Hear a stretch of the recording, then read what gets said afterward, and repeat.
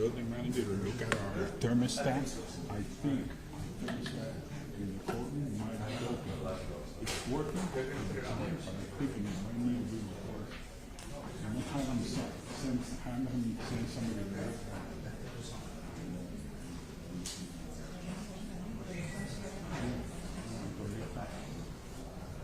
We're good? Wait, I don't have a mic.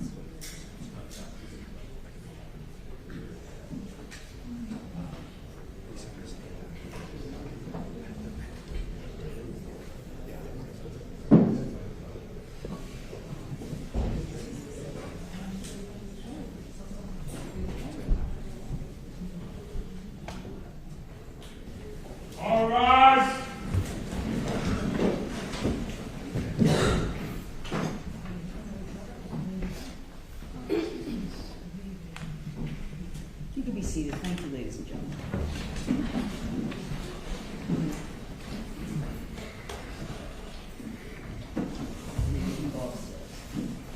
I'll text you. But don't walk in. Oh, we're outside the door. Very good. Okay.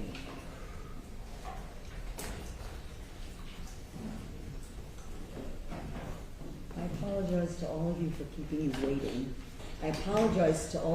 keeping you waiting. I had some matters placed on my calendar that I didn't expect to see today. So it took a little longer than it should have. And hopefully, you were able to state what you needed to accomplish with regard to the extraction from the body worn, and you've all had a chance to look at the body worn. Anyway, State of Florida versus George Pino. Parties, please announce. Good morning, Your Honor. Laura Adams, Jonathan Borst, on behalf of the State of Florida. Good morning, Your Honor. Mark Shapiro on behalf of George Pino, along with my partners, Howard Strednick, Jamal Gomez, and Mr. Pino at the end of the table, Ed Armelino. He's stepped out of the courtroom for a moment, but he's present as well. All right, very good. Thank you so much. Is your microphone on, Judge? How does that sound? Much better. Is that better? Much Can you better. hear me now? Okay, anyway. Thank you very much. I'm just getting to that No, point it's of my... not you, that was me. Okay. We had some technical difficulties this morning being able to view the state's redactions. I'm going to look at it right now. Okay, let's go ahead, take a moment, because Kate's coming in, she's gonna get set up, so we have a few moments.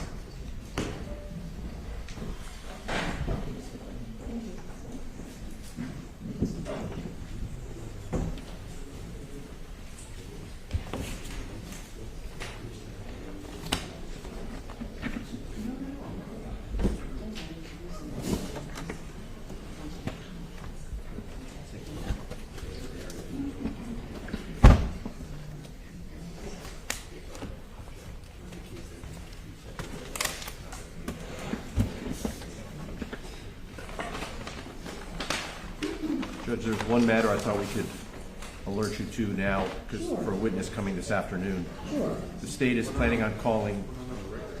I'm Whoops. just, well, I can alert you, and it doesn't need to be on the record. I'm just going to give you a case called Hernandez versus CGI Windows, so you can look at it as to the admissibility of a pleading from the civil case. The content of a pleading is a motion to dismiss that I believe the state wants to introduce what the lawyer wrote as the introduction to a motion to dismiss.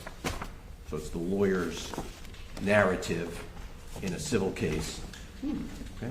And so this What's is this case citation, please? 347 Southern 3rd, 113, 3rd District, 2022, and I brought an extra copy. That witness is not expected until afternoon. Okay, great. Can I approach? Sure, thank you.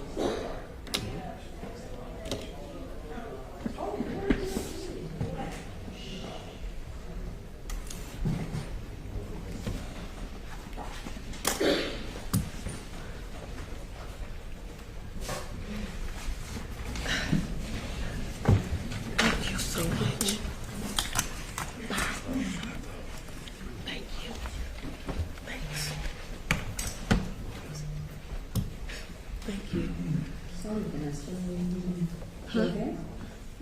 Take a minute. It's okay. Relax. You're gonna rewind and stuff. Take a breath.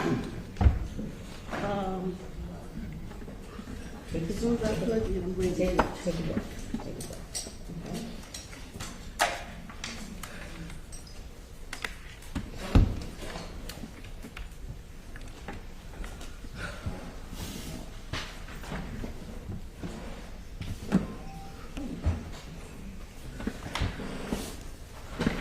I'm Randy.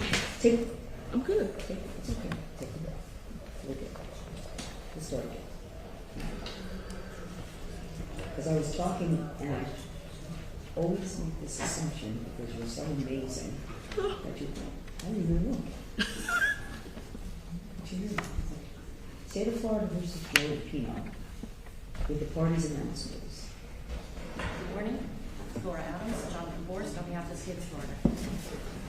Good morning, Your Honor. On behalf of George Pino, who's present, Howard Srebnick, Edward R. Molino, Mark Shapiro, Janelle Gomez. Good morning. Good morning. Good morning, Judge. Kay, would you please swear Mr. Pino in for the day? Thank you. Yes, Judge. Mr. Pino, can you stand and raise your right hand? Do you swear to tell the truth, the whole truth, and nothing but the truth? I do. Thank you. So,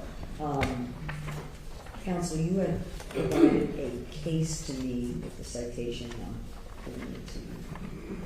Just, 347 7 3rd 113. Pull that thing out.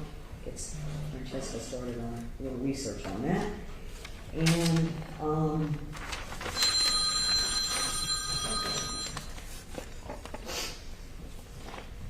we have the jury ready. We have the witness, and I'm just confirming that defense hasn't had a chance to look at the video yet, or are you still looking at it? I've seen about a third of it, Judge. Okay, but also I think it would require audio for you, right? Yes, I'm gonna take it in the back room and listen. That's all Why right. don't you go ahead and do that? Okay.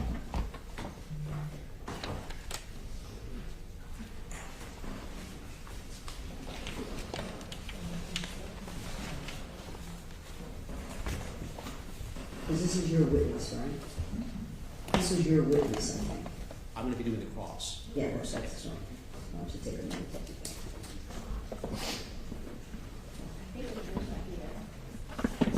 Come back over here. Thank you. Okay. And if I could see the counsel, just on a housekeeping matter for our work for tomorrow morning, just need to get a little information from you. Yes, on which I have. with court reporter to cite law. Actually, Judge, can we just address it in open court? Well, there's a couple things I want to ask you at side. Understood. Okay?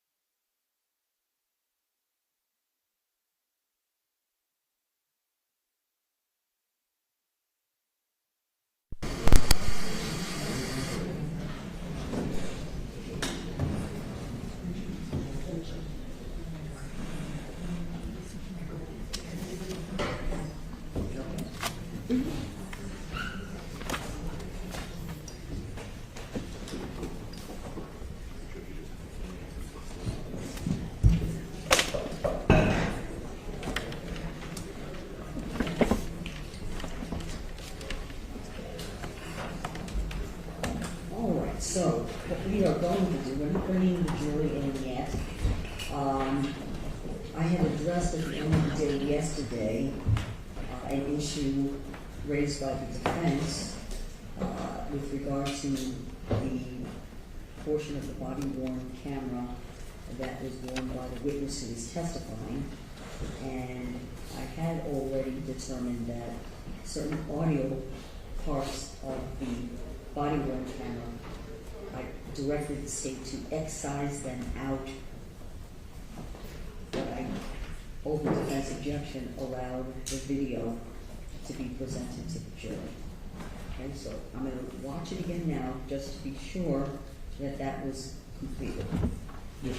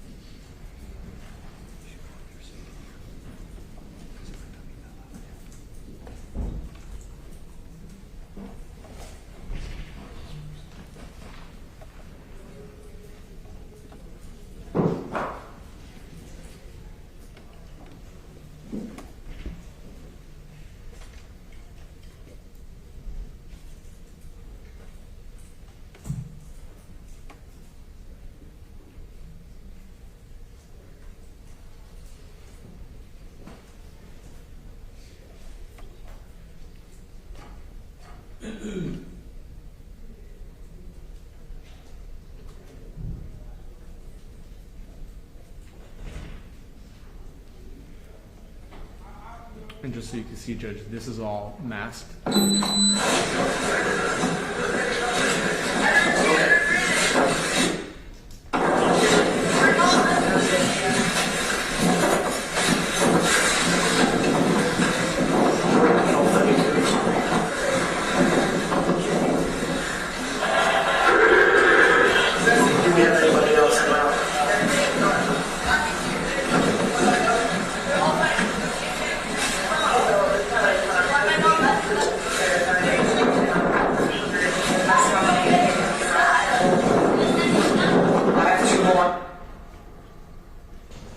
And this is masked.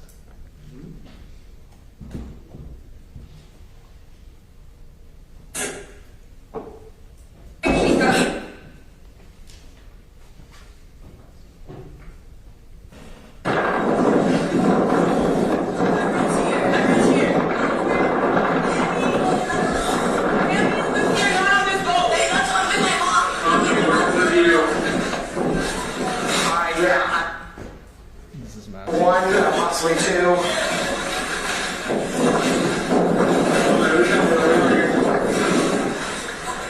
South of the ICW, almost by Pumpkin Key. It's a big black boat outside off to the back of it right now.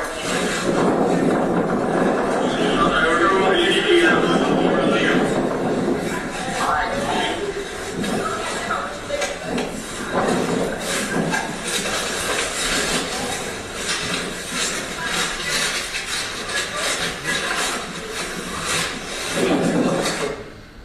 This part's masked.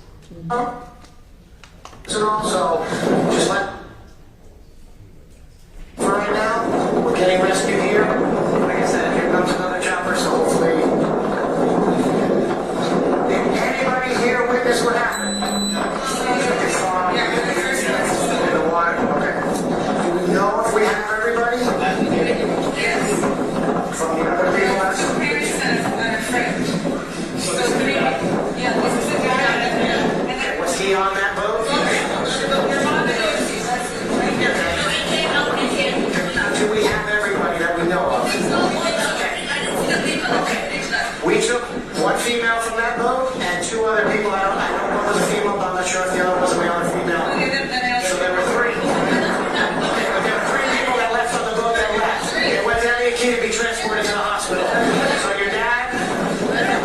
So we are. Everybody's accounted for that, right? Everybody's accounted for. Okay, and the three girls went on the other police boat to Emily King. Okay, that's everybody. That's everybody.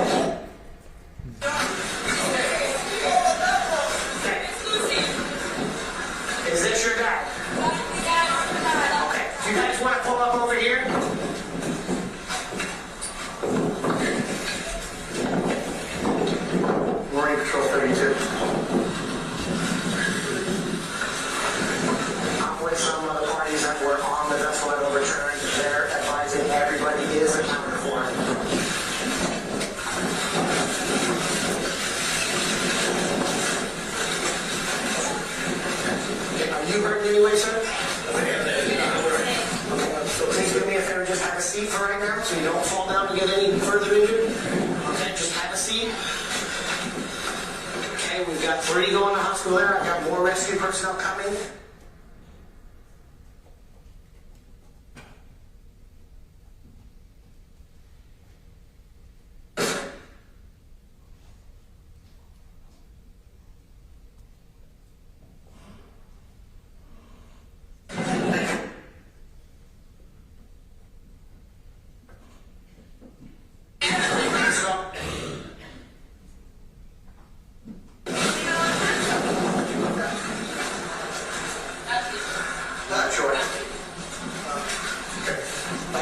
Please just sit down so you don't fall down. I see you got some injuries. Okay? I just don't want you to get further.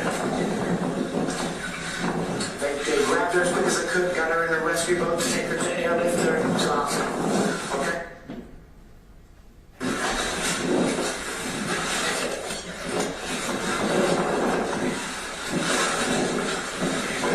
We're in the field.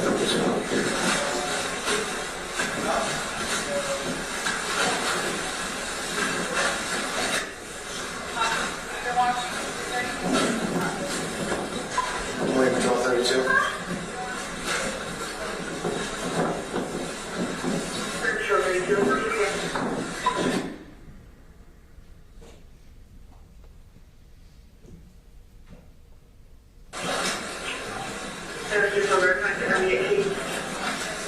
Negative, just south of SCW, just west of Boca Chita Key, at my Ocean Reef. Can you give me the coordinates again?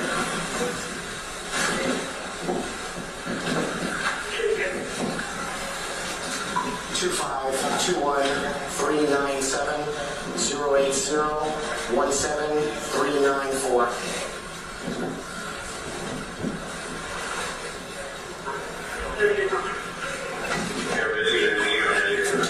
Just be careful.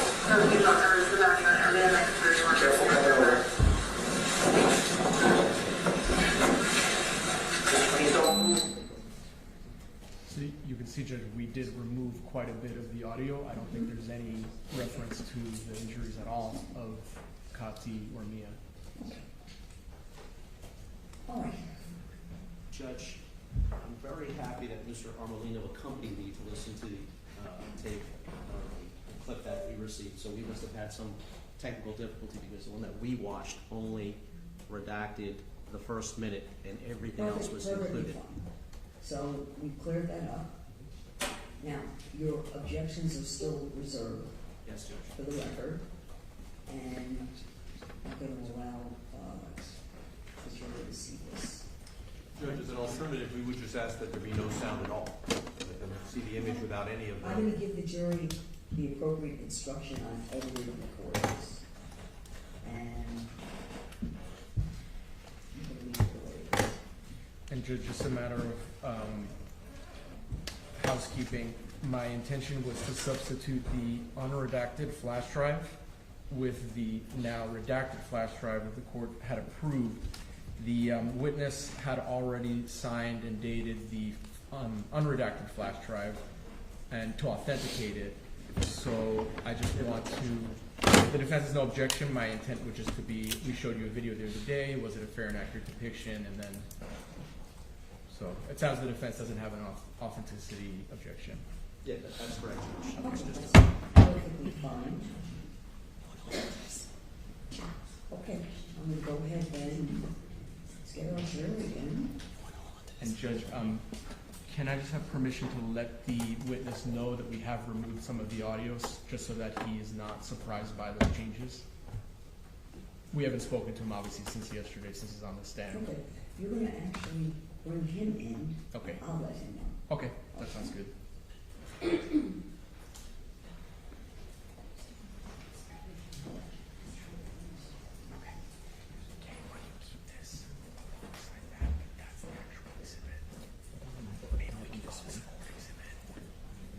Do you want to go ahead and get your witness? Yes, Judge.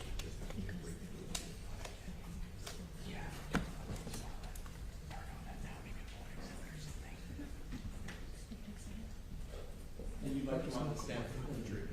You're going right in there.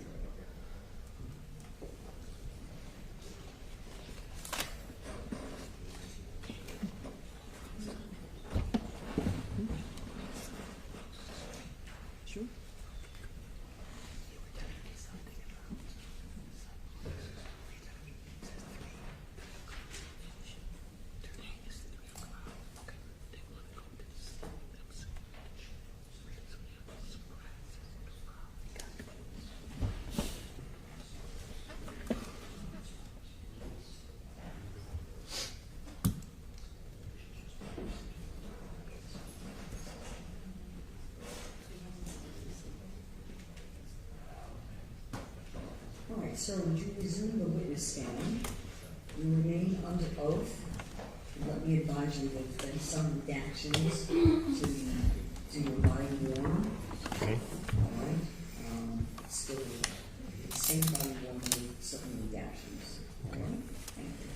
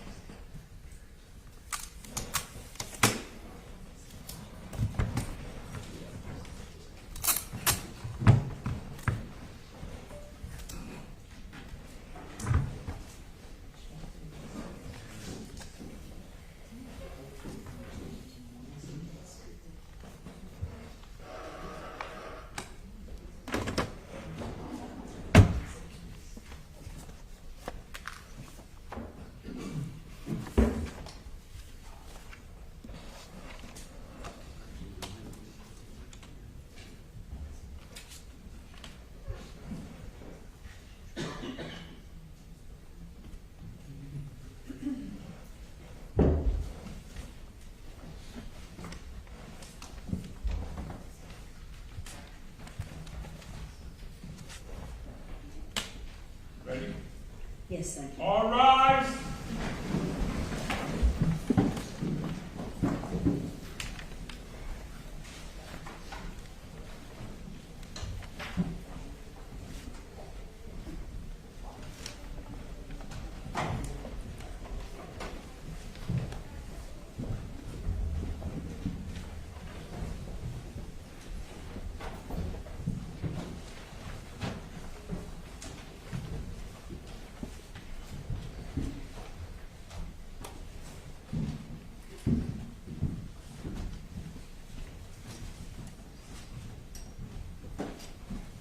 Everyone, please be seated. Thank you.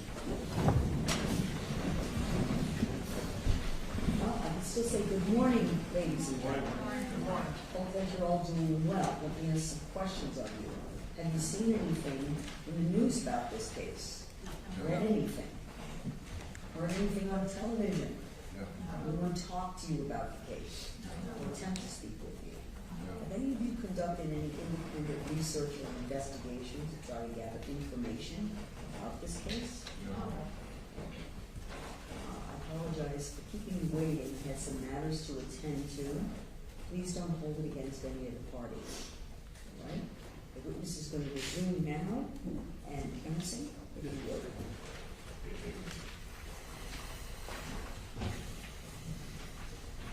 You might want to take it back a question you say so. You might want to take it back a Yes, question. Judge, thank you. Good morning, Mr. Bruto. Good morning. Welcome back. Just to remind the jury, I know it's just been one day. What is your full name? Robert Bruto. And you're still here under oath. Mr. Bruto, some of the questions that I was asking you yesterday, I'm just going to repeat again today. On September 4th, 2022, were you equipped with your body-worn camera? Yes, I was. And did you activate your body-worn camera during your response to this crash? Yes, at some point I activated it. Now, body-worn camera video, is it in military time? It's not in military time, it's in world time. Okay. So it's completely different. There's a formula to figure out the precise time that it is for your area. So do you have to convert from universal time to Eastern Standard Time? Yes, correct. Okay.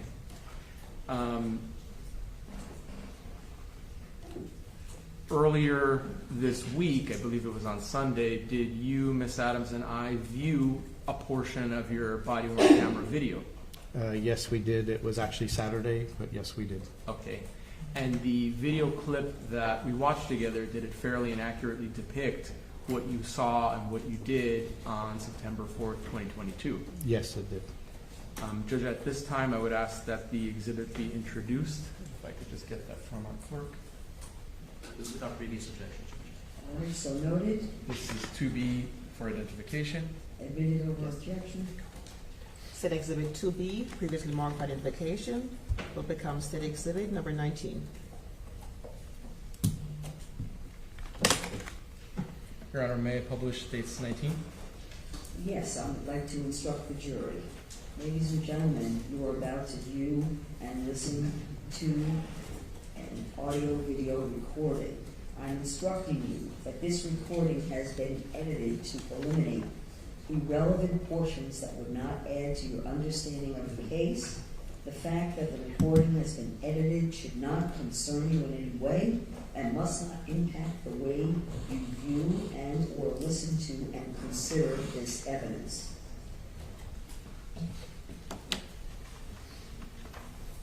Thank you, Judge. Mm-hmm.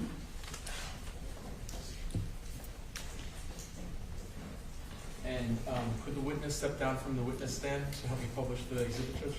Yes, just keep your voice up, sir. Thank you. You want to understand this? I think sitting is fine for me.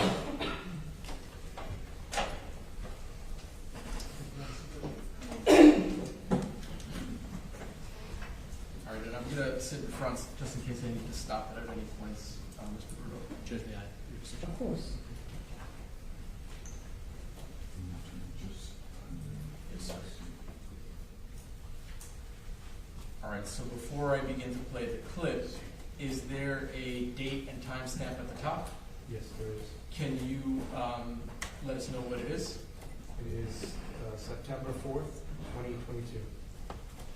And the timestamp 2324, can you convert that to Eastern Standard Time? There's a formula. It's roughly 4 hours you have to subtract. So So it's 20. in military time it's 11, so you minus 4, is that about 7:24 p.m.? About 7:24. I'm sorry, sir, you're going to need to keep your voice much louder. About 7:24 p.m. Okay.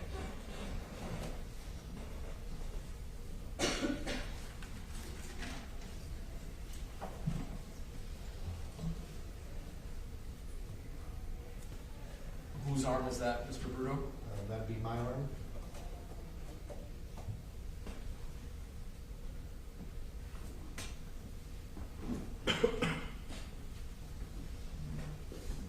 And is this when you arrived at that second boat? Yeah, correct. That's approximately when I start the camera.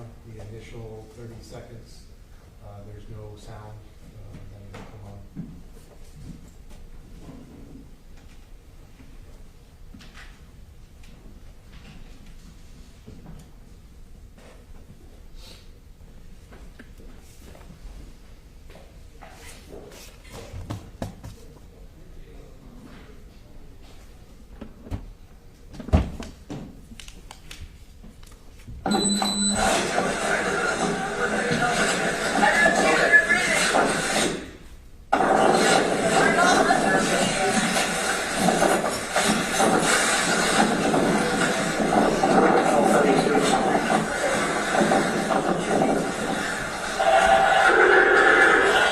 Do we have anybody else in now?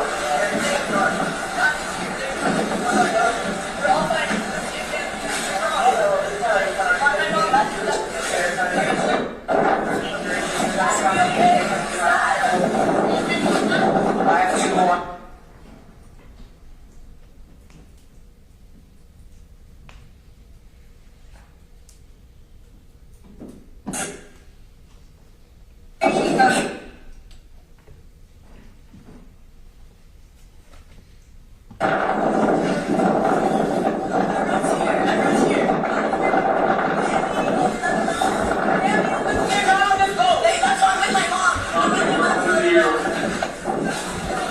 Yeah. 1, possibly 2.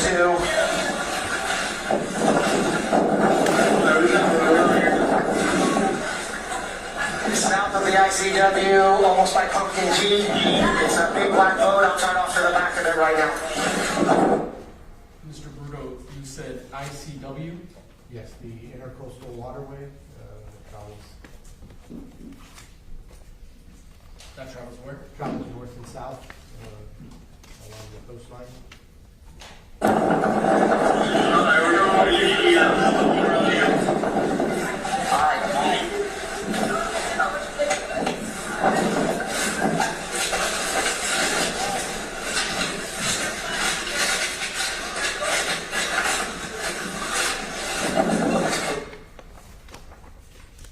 And also, just let, for right now, we're getting rescued here. Like I said, here comes another chopper, so hopefully. Did anybody here witness what happened? Just saw in the water. Okay. Do we know if we have everybody? From the other people that's okay,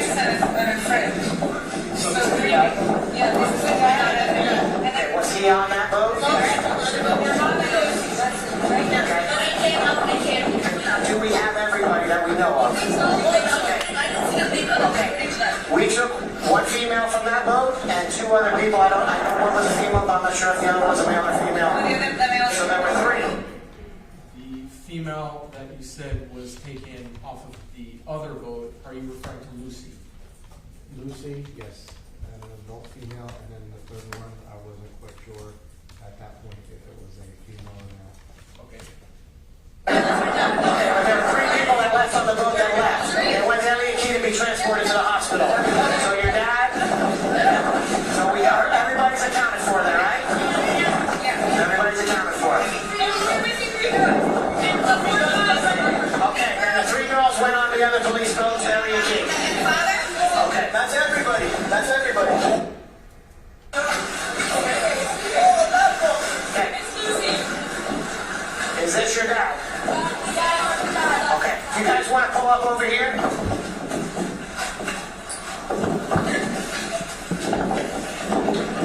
Marine Patrol 32. I'm with some of the parties that were on the vessel that overturned. They're advising everybody is accounted for.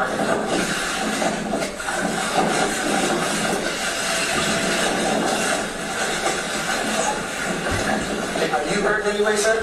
Okay, so please do me a favor, just have a seat for right now so you don't fall down and get any further injured. Okay, just have a seat.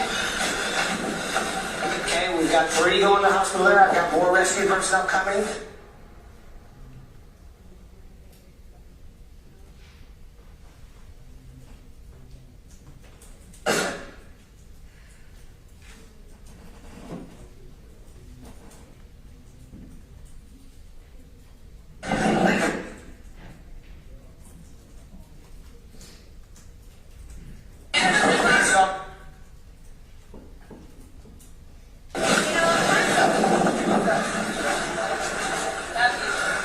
Sure. Okay. Like I said, please just sit down so you don't fall down. I see you got some injuries. Okay? I just don't want you to get further. They grabbed her as quick as they could, got her in a rescue boat to take her to airlift her to the hospital. Okay?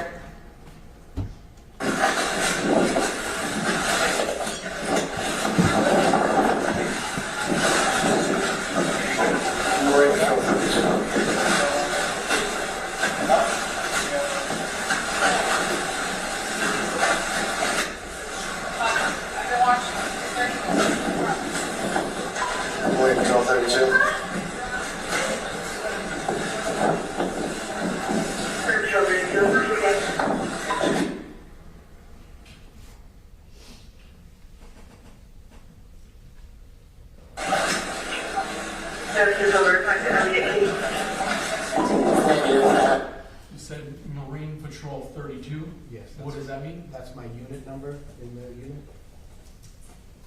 Just south of SCW, just west of Pumpkin Key, down by Ocean Reef. Alright, we need the coordinates again.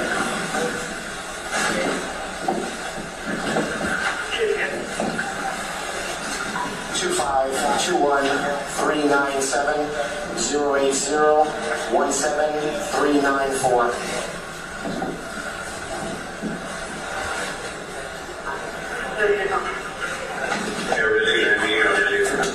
Just be careful. Be careful coming over. Just please don't move. You would have a seizure.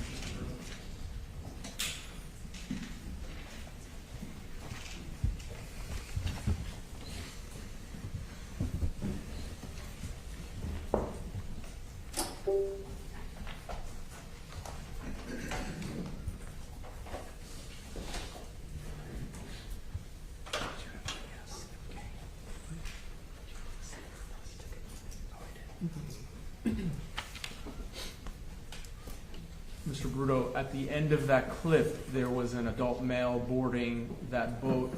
Who was that person? It was Mr. Pino. Do you see him in court here today? Yes, I do. Can you just identify him by an article of clothing, please? Wearing a blue suit, sitting over there. Thank you very much. Stipulated. Right, so identified. So, after the clip that we just watched here in open court ended, what did you continue to do on that boat?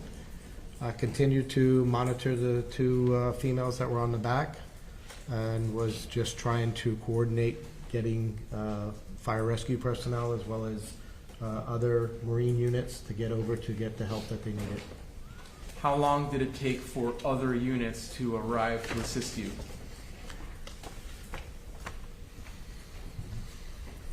I mean, there was an ocean reef rescue boat that showed up approximately 15, 20 minutes after I was there on the scene, and maybe another 15, 20, 30 minutes before more Marine units from the different agencies started showing up. What was your primary goal when you were on that boat with the defendant and the girls from the boat crash? Mainly to get them the medical attention that they needed. Did everyone on that boat eventually receive medical attention? Yes, they did. Where did you go after you departed from that boat? After it departed, I escorted the Good Samaritan black boat through the bay. They weren't familiar with traveling at nighttime. By the time we finished everything, the sun had set and it was dark out. So we escorted them back northbound through the bay until they were comfortable to get back to their home port. And then after that, we responded to Elliott Key. When you went to Elliott Key, who was there? There were fire rescue personnel, Marine units, FWC units, Coast Guard units. Everyone who was on the scene pretty much responded there. Were the young girls that were less injured at Elliott Key? Yes, they were. Did you see them there? Yes, I did. Were they being attended to? Yes, they were. How about George Pino, the defendant? Was he being attended to? Yes, when I saw him, he did have a bandage wrap around his head, and he was speaking with an FWC officer a good distance away from where I was at.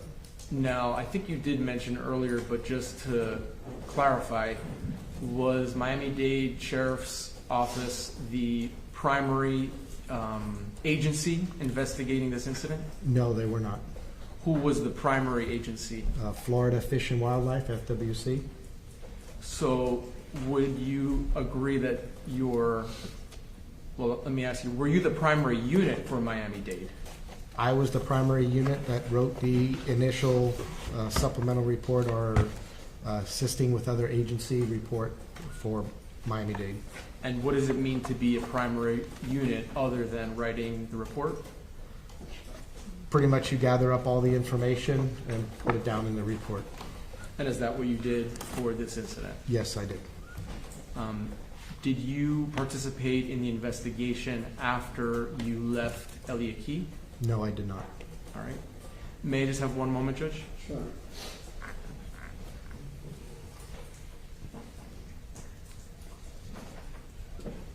Thank you, Mr. Bruto. I don't have any more questions for you now. The defense may have a few, and then I may have a few after. But thank you for coming back. Okay.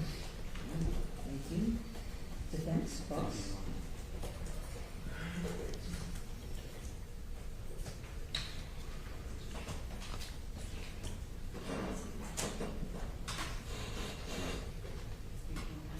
Judge, may we come sideline?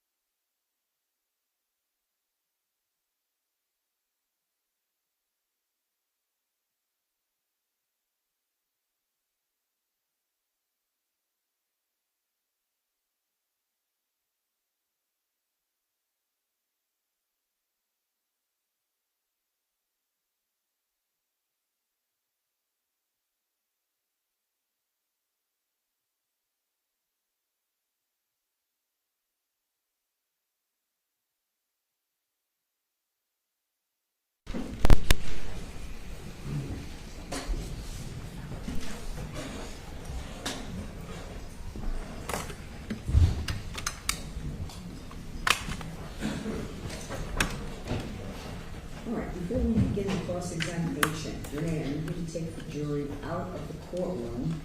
Please leave your notepads at your seats. Do not have any conversations with each other. I need 10 minutes, Renee, that's it. We're going to bring them back in 10 minutes. All rise, follow me, leave your notebooks behind.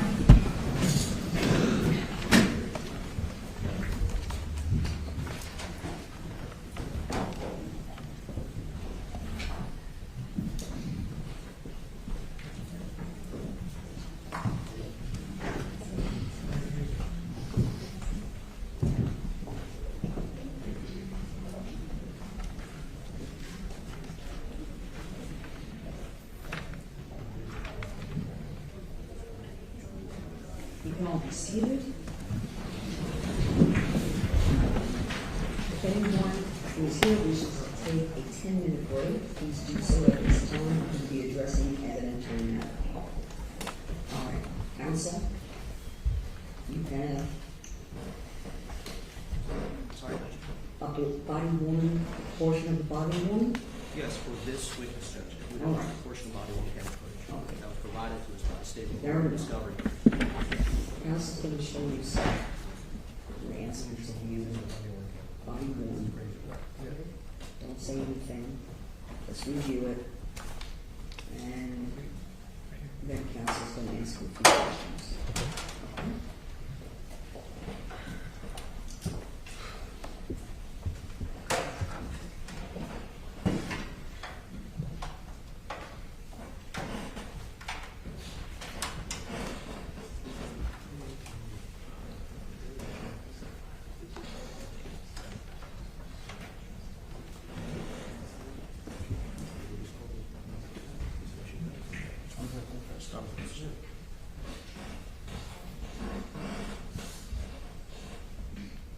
Good afternoon, Mr. President. Is this your dad?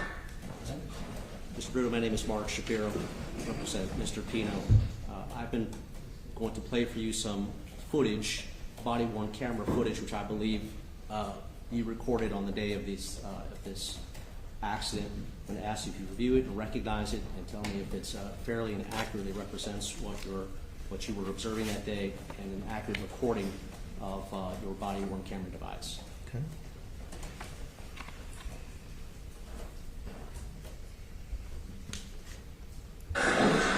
Is this your dad? Okay, you guys want to pull up over here?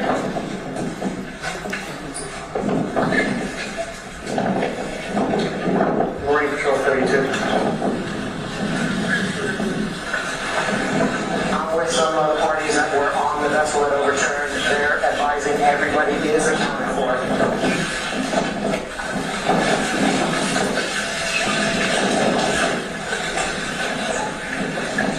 You hurt in any way, sir? Okay, so please do me a favor, just have a seat for right now so you don't fall down and get any further injured. Okay, just have a seat. Mr. Bruto, what you just viewed, does that fairly and accurately represent what your body-worn camera recorded on the day of this incident? Yes, it is. Play the next one, please. It's also, Mr. Bruto, similar, if not, it's actually exact or virtually exact video that you just viewed a few moments ago while under direct examination. Is that correct? Yes. Oh, 1 second. What was the timestamp on the first one? And for the record, Your Honor. The first one is 04.02 to 04.43. The footage that Mr. Bruto just viewed and authenticated is timestamped 4:02 4:02 to 4:43. to 4:43.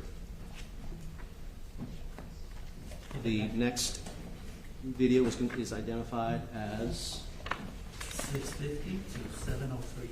6:50 to 7:03. Mr. Bruto, I'm going to ask you the same questions with regard to authentication after viewing it.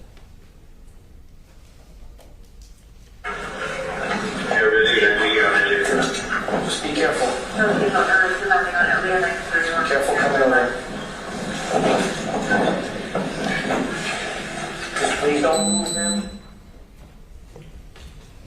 Brutto, is the videotape that you just viewed, which is date or timestamp 6:50 through 7:33.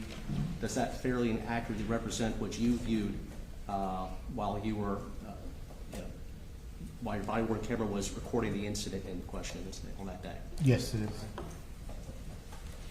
The next video clip, Mr. Brutto, that I'm going to ask you to review is timestamped 8:37 through 9:14.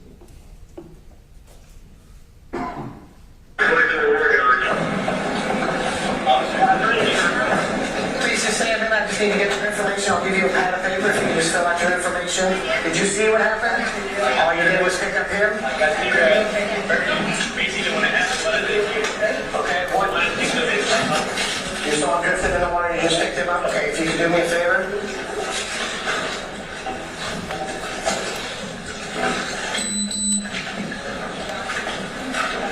Just write your name, address, a contact number, your FLs, please. Mr. Brutto, did the videotape depicted at 8:37 through 9:14 fairly and accurately represent what your body-worn camera footage picked up on the day in question? Yes, it does. The next video I'd like you to view is timestamped 27:39 through 28:26.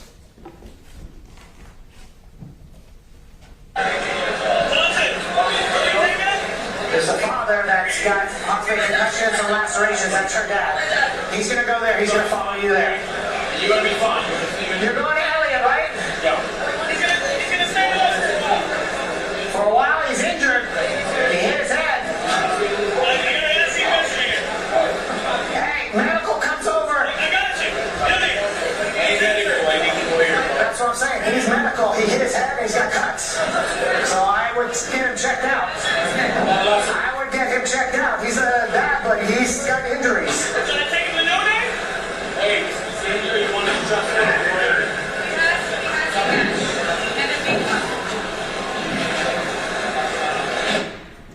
Mr. Brutto, is the video that you just viewed, which is timestamped 27:39 through 28:26, does that video fairly and accurately represent what your body-worn camera footage picked up that day?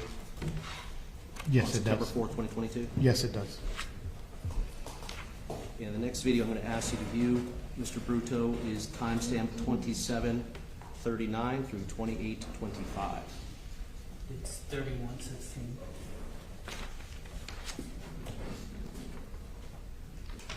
I'm sorry, 31:16. Yeah. 27:39 through, It's 31:16 through 31:58. corrections, 31:16 through 31:58.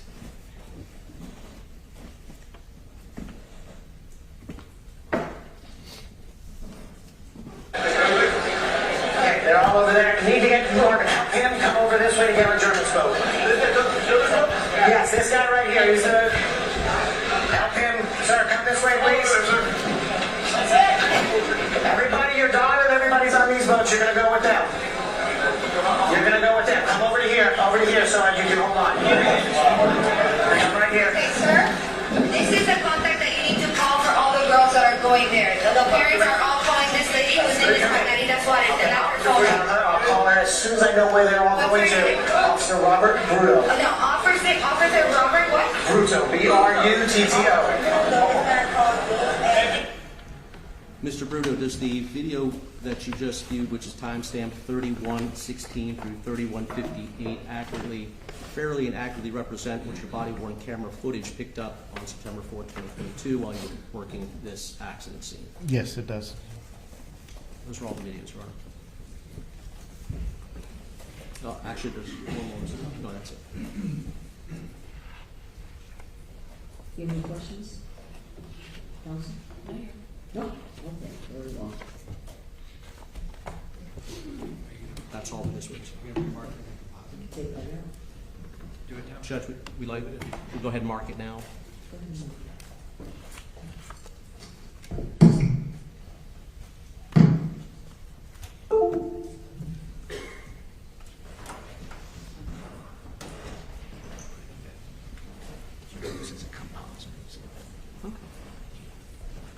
it's gotta be one. 'cause All right, is there any reason why we can't proceed with the witness gotta at this mark it as time? one because it's Not from the state. Okay. And Judge, this would be defense B in evidence.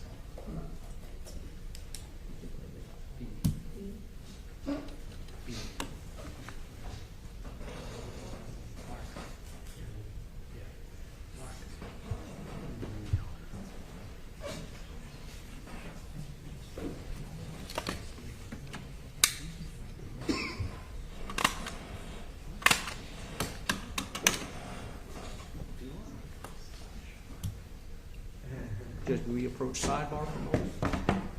Or we can do it here. I just want to inform the court that as we discussed sidebar previously, we have other We'll body worn. use that after. We're gonna go ahead. Understood, with this. understood, Judge.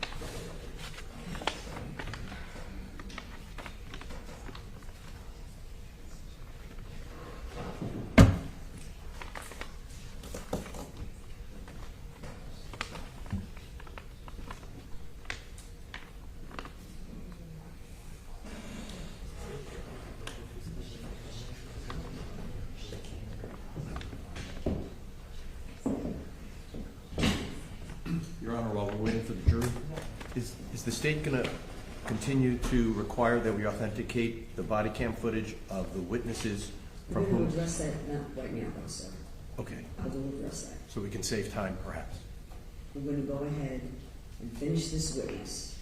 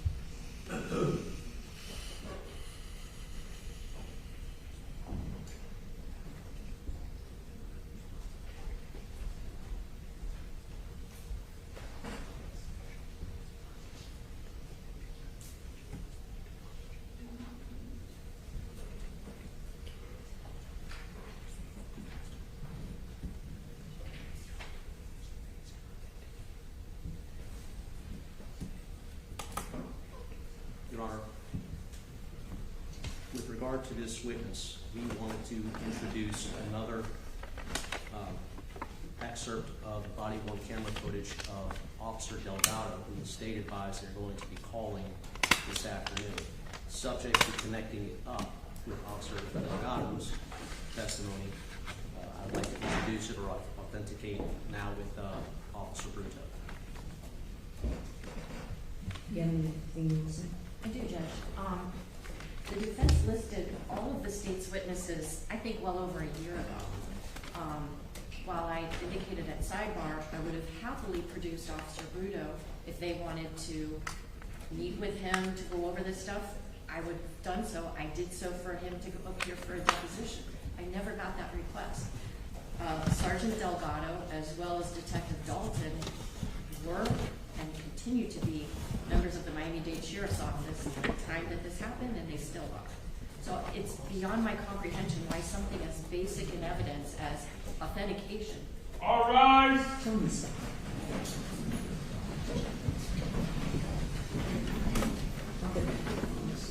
We're going to address this. This witness is going to continue on. You're going to continue with your cross-examination. Start and continue with your cross-examination. When I get to that point, I'll address it again.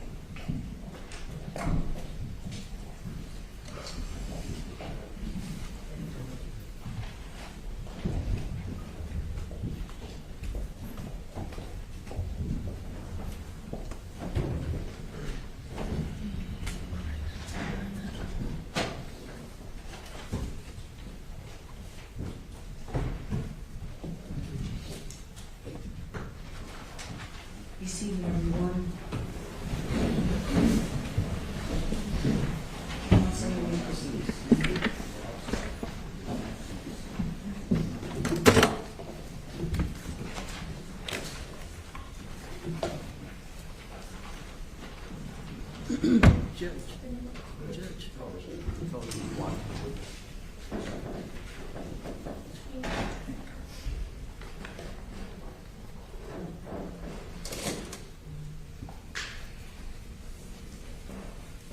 Good afternoon, Mr. Bruto. My name is Mark Shapiro. I represent George Pino in this case. Good afternoon.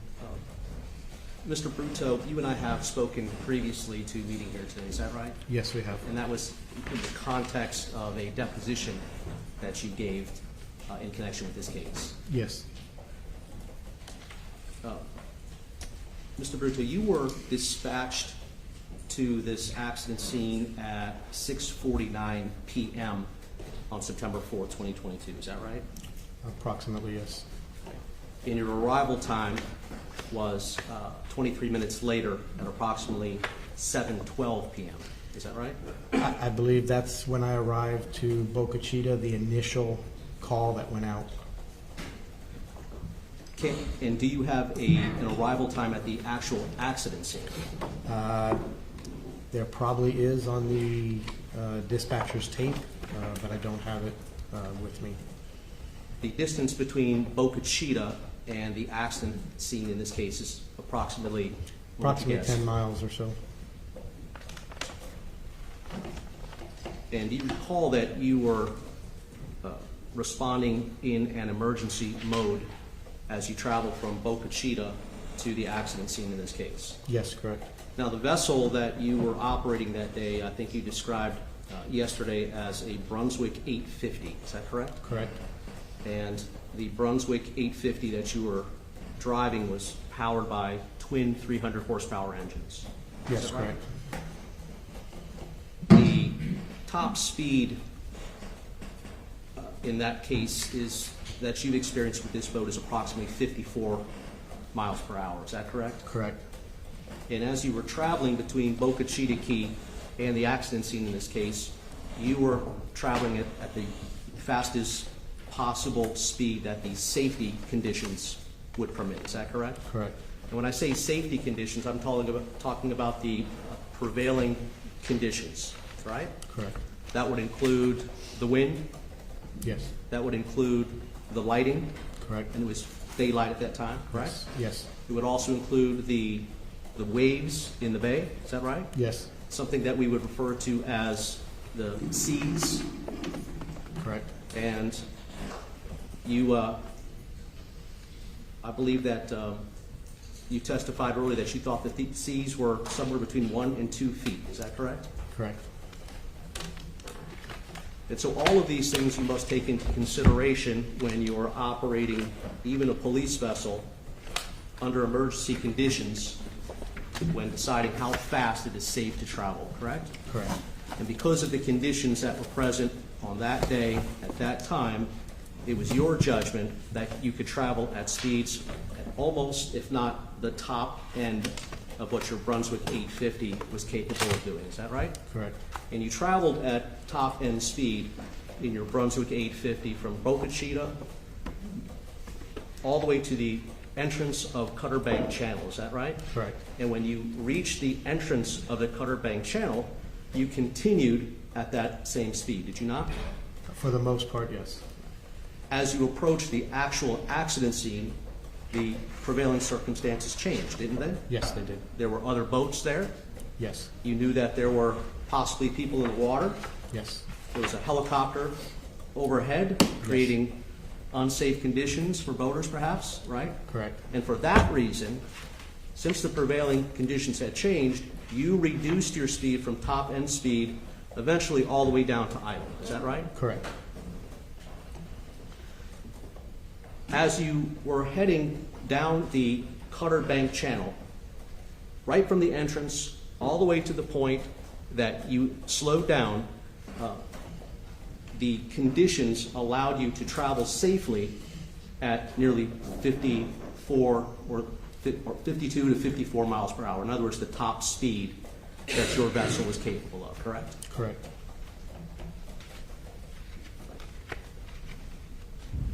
You have traveled, I presume, and correct me if I am wrong, through the Cutter Bank Channel previously from September 4th, 2022. Is that right? Yes, that's So in correct. other words, prior to the accident in this case, you have frequently gone south through the Cutter Bank Channel, correct? Correct. As well as north through the Cutter Bank Channel. Correct. You have good familiarity with the Cutter Bank Channel, which is the subject location in this case. Is that right? Yes. And it is a long channel, is it not? Yes, it is. Approximately 1.5 miles long. Approximately. It is a wide channel, as you testified to yesterday, correct? Correct. In other words, two boats could easily pass each other in opposite directions. There's plenty of room in that channel for two boats to do that, is correct? Yes, correct.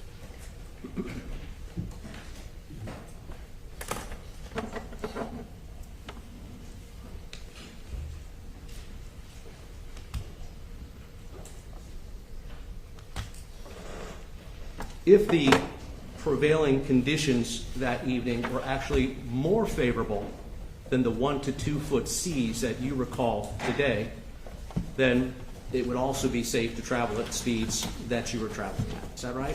Correct. That makes sense, doesn't it? Yes.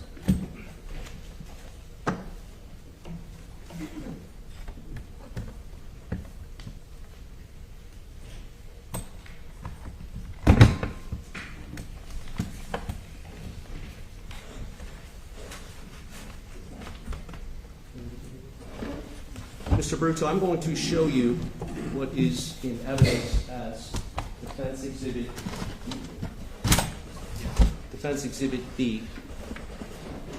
May the witness step down, Your Honor? Just keep your voice up, keep your voice up.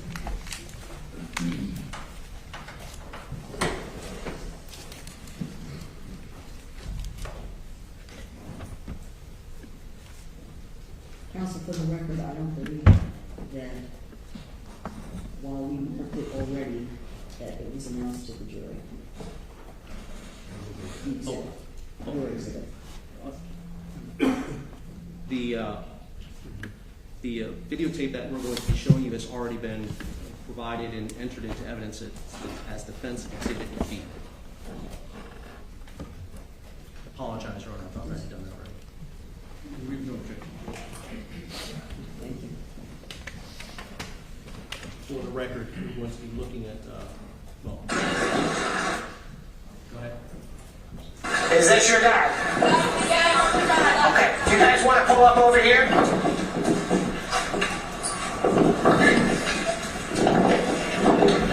Morning Patrol 32. I'm with some of the parties that were on the vessel that overturned. They're advising everybody is accounted for.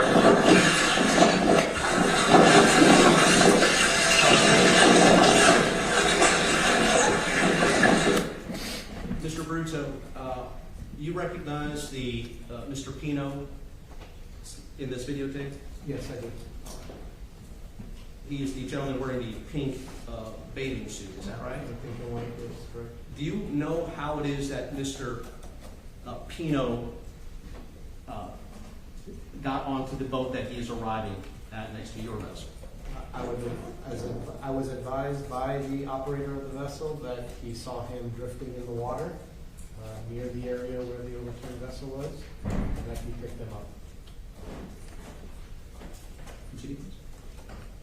Are you hurt in any way, sir? Okay, so please do me a favor, just have a seat for right now, so you don't fall down and get any further injured. Okay, just have a seat. Mr. Bruto, I'm going to show you an additional videotape, and that's to watch as well.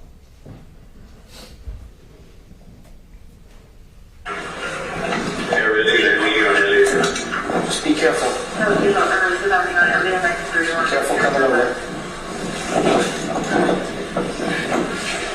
Just please don't move them. Mr. Bruto, that videotape depicts Mr. Pino under his own power climbing from the first boat, which I'll call a Good Samaritan boat, onto your vessel. Is that correct? Yes, that's correct. There did come a time that you learned the name of the owner or the operator of the white vessel that Mr. Pino arrived on. Is that right? Yes, correct. Let's see the next video, please.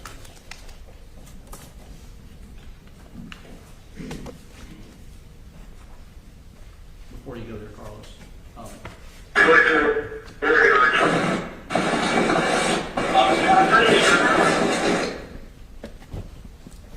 When Mr. Pino made his way from the white vessel onto your vessel, you did not witness him stumbling, is that right? No, he was pretty much sitting down, didn't want him to fall and injure himself any further. You did not notice any difficulty that he had taking himself from the first boat onto your vessel? Not that I observed. He did not appear to be off balance to you? Not that I observed. Next video, please.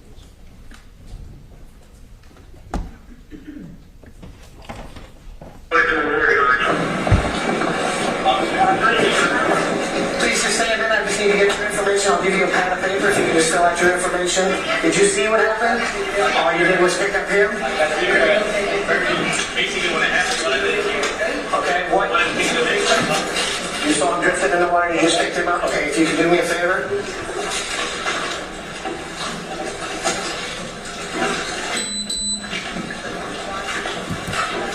Just write your name, address, a contact number, your FLs, please. Mr. Bruto, and just for the record, you just viewed video 8:37 through 9:34. Did you learn the name of the operator of the vessel? Yes, once he wrote it down on the paperwork. Mr. David Rodriguez, is that correct? I believe so.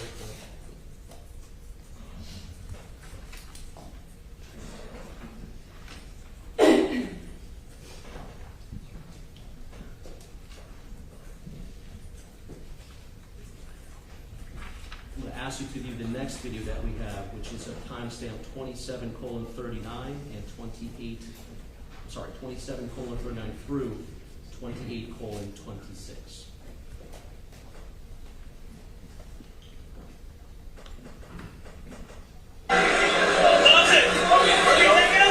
There's a father that's got possibly concussions and lacerations. That's her dad. He's going to go there. He's going to follow you there. You're going to be fine. You're going to Elliot, right? Yeah. He's going to stay with us for a while. For a while, he's injured. He hit his head. Hey, medical comes over. I got you. Really? That's what I'm saying. He's medical. He hit his head and he's got cuts. So I would get him checked out. I would get him checked out. He's a dad, but he's got injuries. Should I take him to donate? Hey, you want to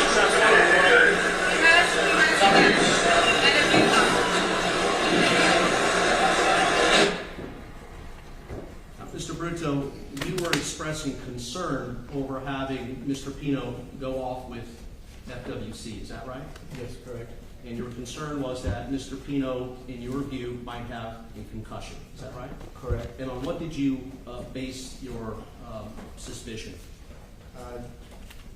Reference the vessel being overturned, the two other injured parties and the extent of their injuries. He did also have a cut on the side of his head, so he could have hit himself somewhere, and he could have had a possible concussion as well. So I wanted the medical concerns be addressed first before they started any other investigations to make sure he was stable. Because safety comes first. Is that Safety right? comes first. He could have had internal injuries or anything, so we were just trying to address the medical first. So in the video that you just watched, which is 27:39 through 28:26, you please let the jury know, and for the record, what time did this occur? From the timestamp up top, subtracting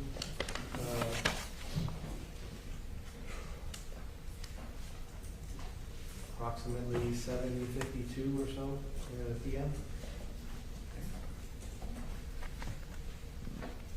So as of 7:52 p.m., you were concerned about your observations about Mr. Pino.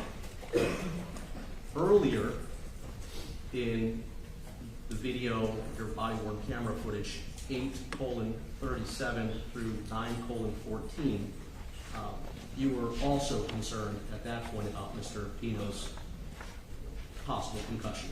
Is that right? Correct. When was it that you first suspected or became concerned that Mr. Pino might have suffered a concussion in this accident? Just due to the fact when he first pulled up, he had the cut on the side of his head, a pretty good sized gash, bleeding, and the amount of damage to the vessel being it was overturned, and the injuries to the other females.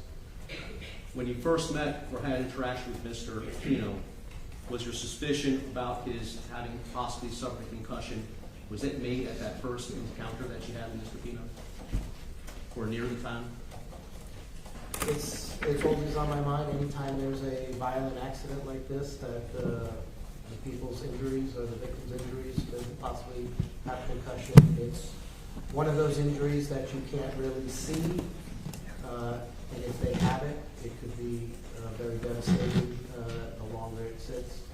So if that's in a major accident, that's the main concern, or one of the main concerns for all medical personnel or treatment that we're given.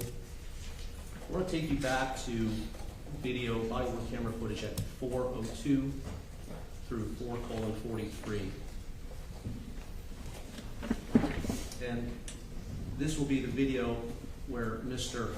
Pino is being driven up in by Mr. Rodriguez's vessel. Go ahead.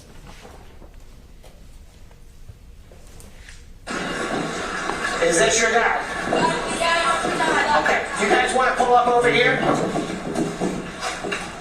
And just for the record, Mr. Bruto, can you tell us what the timestamp is on body-worn camera footage, timestamp 4:02 through 4:43? Approximately 7:28 p.m. So sometime after 7:28 p.m. Is when you started, is when you suspected that Mr. Pino might have suffered a concussion in the accident in this case. Correct.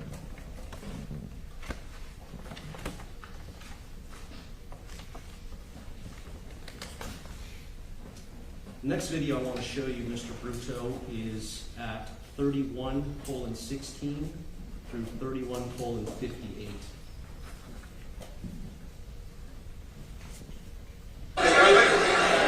They're all over there. You need to get Norman. Help him come over this way to get on German's boat. Yes, this guy right here. He's gonna help him. Sir, come this way, please. Everybody, your daughter and everybody's on these boats. You're gonna go with them.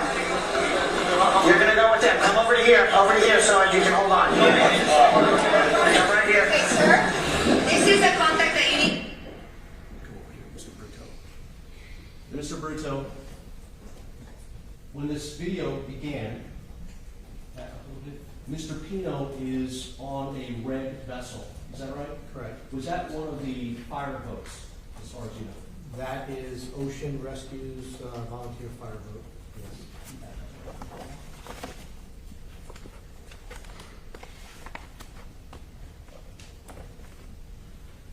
And who is it, or who was it that was asking Mr. Pino to come from the Ocean Reef fire vessel onto this other vessel that he climbed onto? That was myself.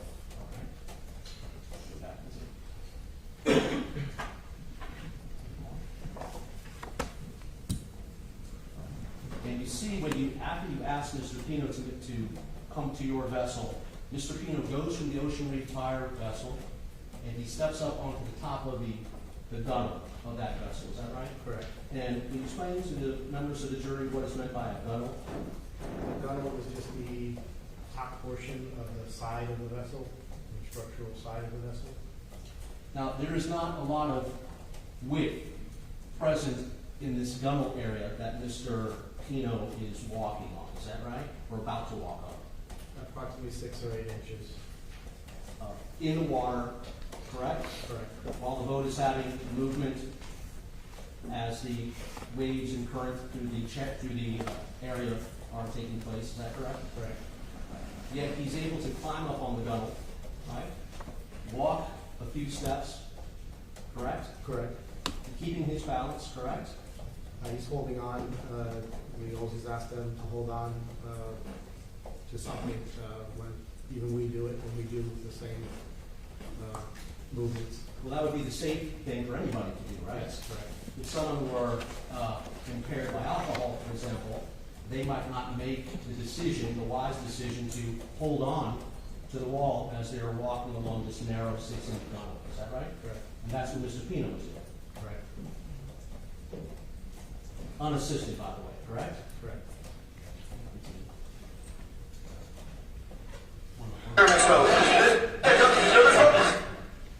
And this is at approximately 7:56 p.m. Is that correct? Correct.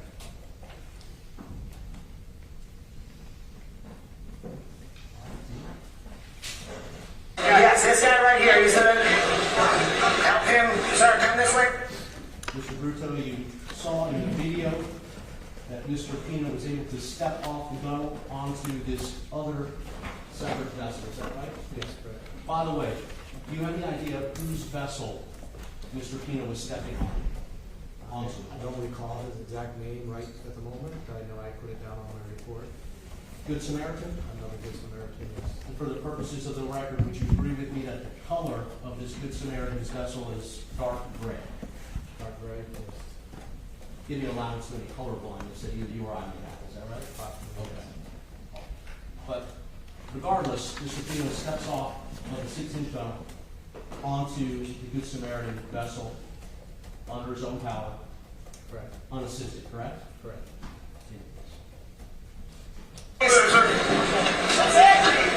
Everybody, you're dotted, everybody's on these boats, you're gonna go with them. You're gonna... Mr. Pino then steps up onto the deck area of the Good Samaritan vessel, correct? Correct. Again, unassisted. Correct. Continue.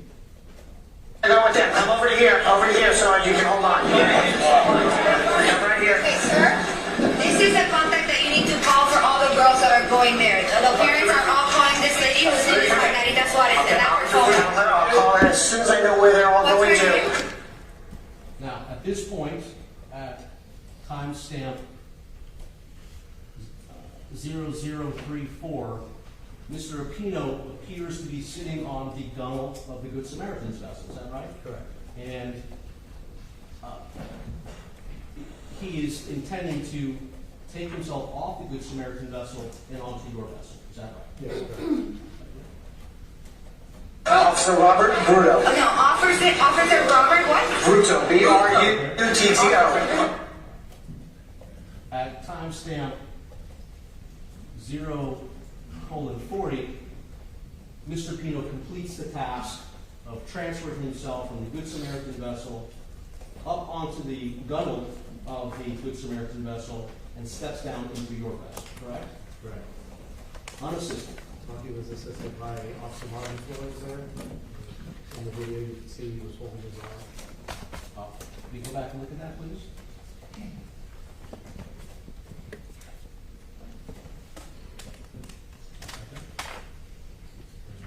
Robert Bruto. No, Officer Robert what? Bruto. B-R-U-T-T-O.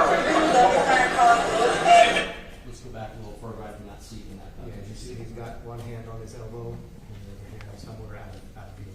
No significant assistance from Officer Delgado, is that right? Officer I'm sorry, Officer Flores, is that right? Yeah. He didn't have to put his arms under Mr. Pino to get him out to your road safety. All right. Now, any person in Mr. Pino's circumstance that evening, had Officer Flores been there, he would provide the same sort of assistance, right? Correct, yes. Whether the person had been in an accident or not, right? Correct. In fact, if it had been one of the uninjured passengers of Mr. Pino's vessel attempting to come from the Good Samaritan vessel onto your vessel, and Officer Flores were there, he would provide the same assistance to that. Yes, correct.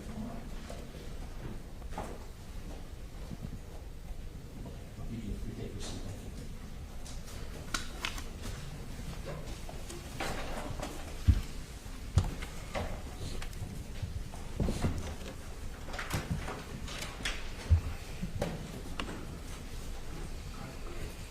you. Mr. Bruto, what is the closest physically that you came in contact with Mr. Pino that evening, if you can recall? Approximately 3 feet or so. And in those 3 feet, you didn't have any, you observed no signs of impairment at all, did you? Not that I could observe, no. No odor of alcoholic beverage, correct? Correct. No bloodshot eyes, correct? Correct. Did you hear Mr. Pino say anything in your presence? He was talking a little bit, but not that anything that concerned me. His speech did not, what you did hear him say, his speech did not sound slurred to you, is that right? Correct. And at any time seeing Mr. Pino, once he was on your vessel, did you see Mr. Pino have a problem with balance? No, the majority of the time I had him sitting down. And that was for Mr. Pino's safety? Correct. Because you knew that he had a head injury? Possible head injury, yes. A moment.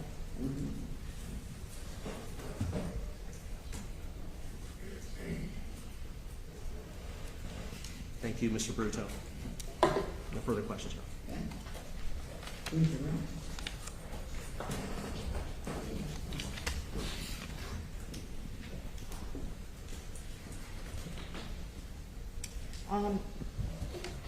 Mr. Bruto, let me ask you, there were a number of teenage girls that were on that vessel that had the platform, right? Correct, yes. Did you observe signs of alcohol impairment on any of them? No.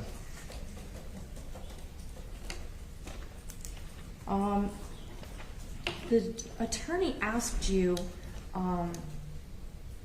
about why you were asking another officer, hey, he's a medical, he's got a head injury, you know, get him seen.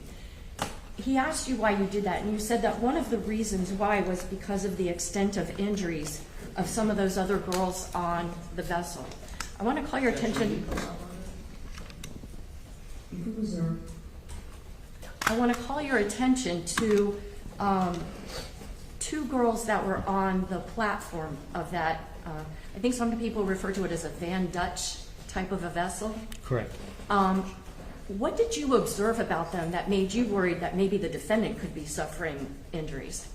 I know when I initially checked out Katiana, she had what appeared to be small fiberglass fragments in the back of her head, indicating the head injury. She hit the side of the fiberglass vessel she was traveling in.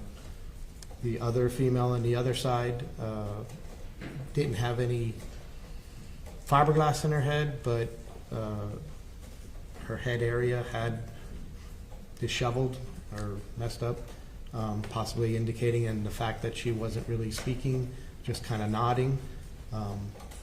Possible head injury on her as well, hitting the vessel.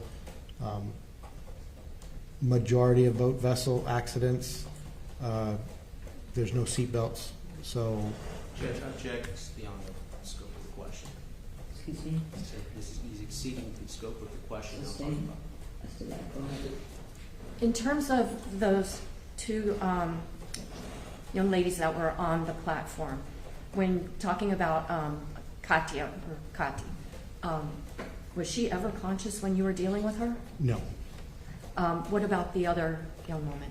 Other than just nodding her head when we would ask questions, that's about it. She didn't really speak at all.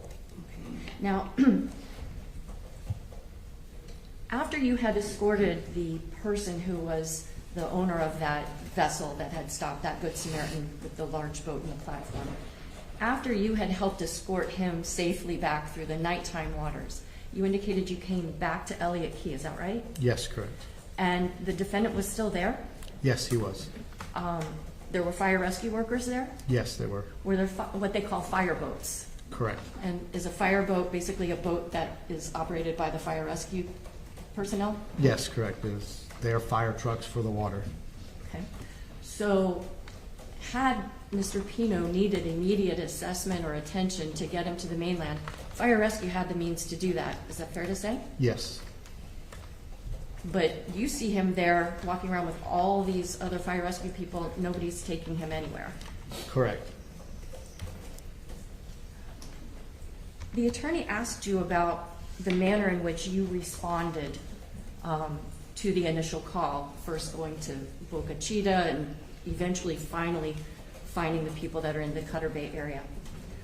First off, when you were responding to that call, does a police boat have like lights on it like a police car would? Yes, they do. The emergency lights as well as a siren. Were your emergency lights activated as you were heading up to Boca Chita? Yes, they were. Did you have teenagers who had been drinking on your police boat with you? No, we did not. Did you have with you, though, 2 other officers that could serve as lookouts to help make sure you're safe as you're traversing up to Boca Chita? Yes, I did. Did you ever operate that vessel without looking where you're going for 9 seconds? No, I did not. Did you hit a channel marker on your way to respond to that emergency? No, I did not. Did you have 2 beers while you were on your shift that day? No, I did not.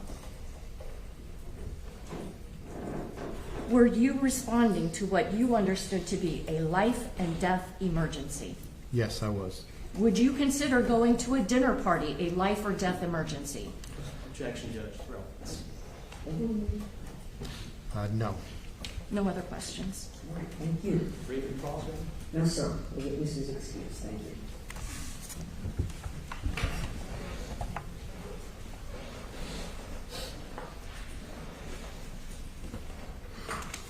All right. Ladies and gentlemen, we're going to take our lunch break at this time. Yes, we are. That's what we're going to do. Please put your notepads inside your envelopes. Do not discuss the case. We're going to take a 1-hour lunch break. Be back up in the jury room. Please do it by 1:15. Again, do not discuss this. Quiet in the courtroom. Ladies and gentlemen, please do not discuss this case with the judge or with anyone else. For your juror, that is well displayed. I'm advising everyone in the courtroom there will be no contact or communication with any of the jurors. Wear them even if you leave the courthouse.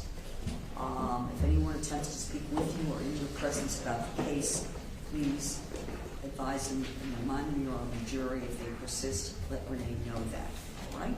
Very well. Again, you'll be opening the jury pool at make it a 1:15. Please go upstairs. Thank you. All rise, follow me. Bring your envelopes.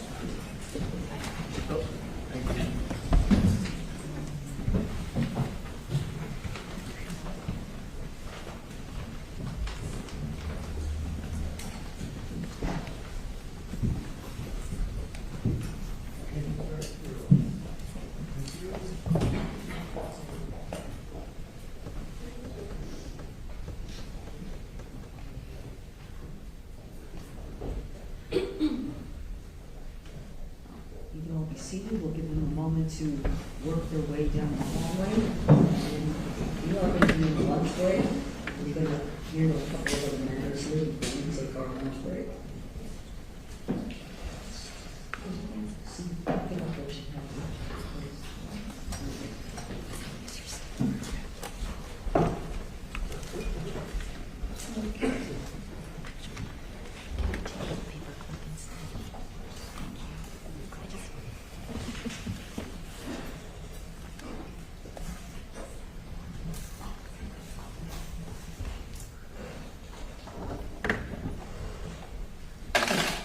Let's talk about what we have for the afternoon.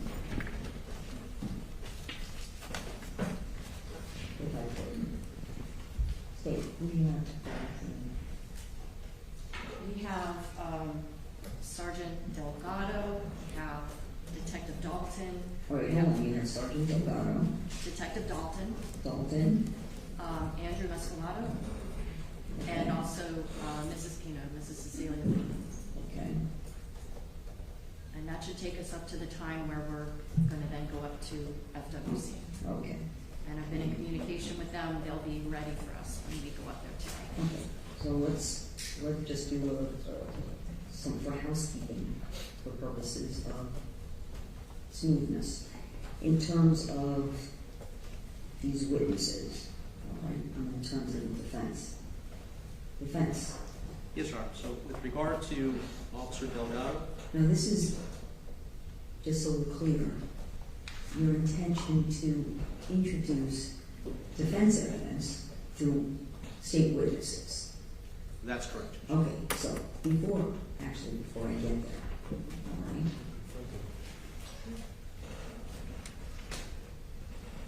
As in terms of Sergeant Delgado,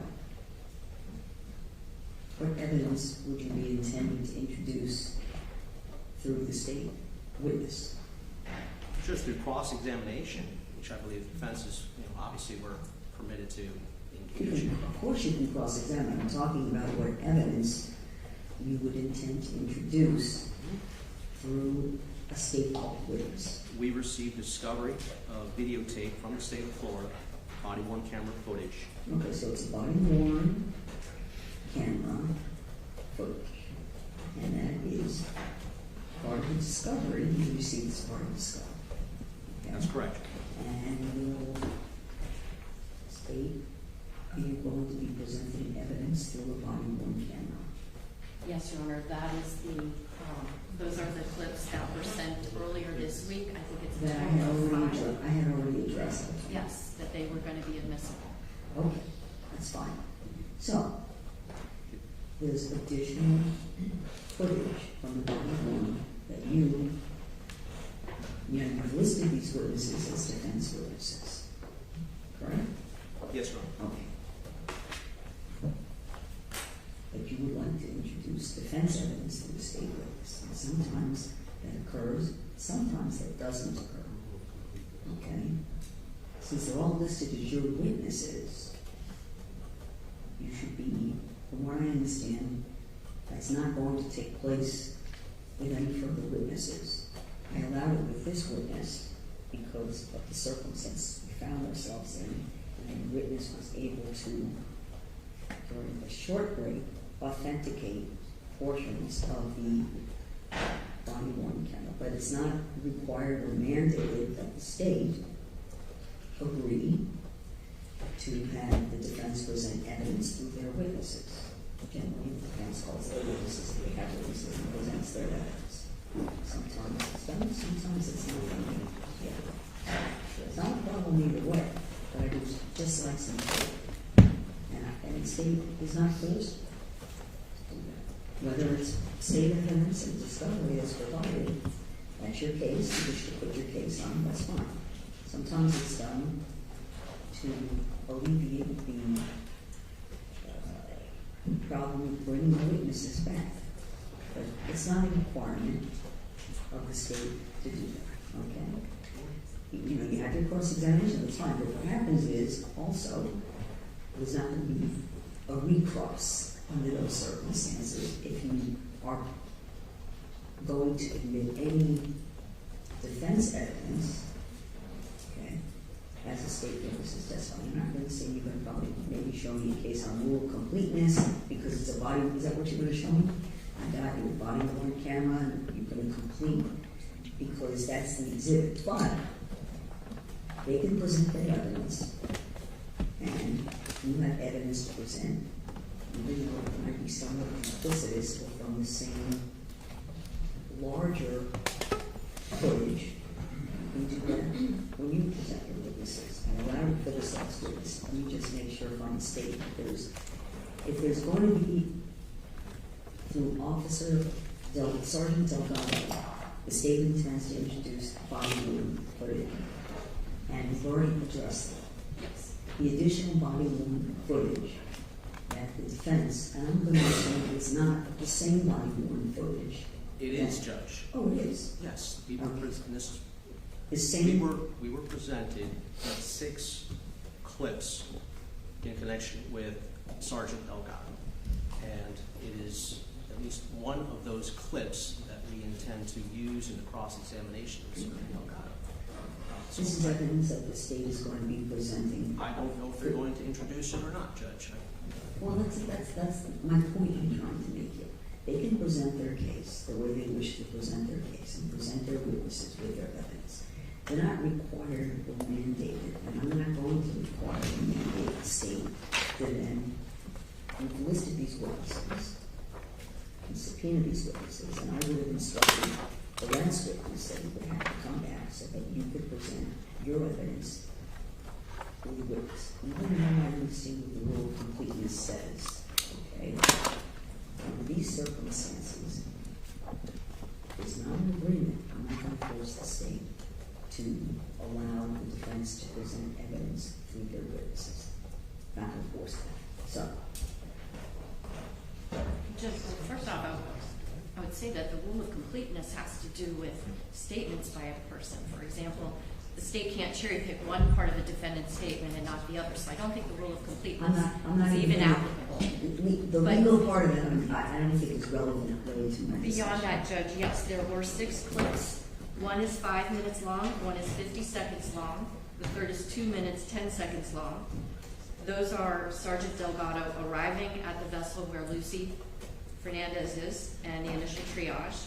Then there is the transfer of Lucy from the police boat onto the helicopter. Then there is his arrival at the vessel that had both Patti and Mia. And then there are 3 clips that involve the defendant. One is 30 seconds, one is only 7 seconds, and the third one is 1 minute and 18 seconds. That's what we litigated previously. I have all 6 of those clips on this this jump drive. And I'm ready to introduce them. The witness has already authenticated this jump drive. He's watched all of these clips and can verify that they are clips from his body-worn camera from September 4th of 2022. Now, defense, is it the same that you're going to be cross-examining, or are there additional portions of his body-worn camera that you would like to ask the witness questions? As I said, Your Honor, we are going to be cross-examining this witness either today or sometime in the future, depending on the court's ruling. Well, it might be a direct examination sometime in the future. That's correct. Right? Which depends on the court's ruling in this case, of course. Okay.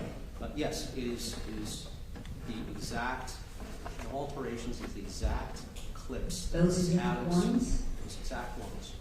Not necessarily all of them, but we're not utilizing anything in addition to what the state has provided to us.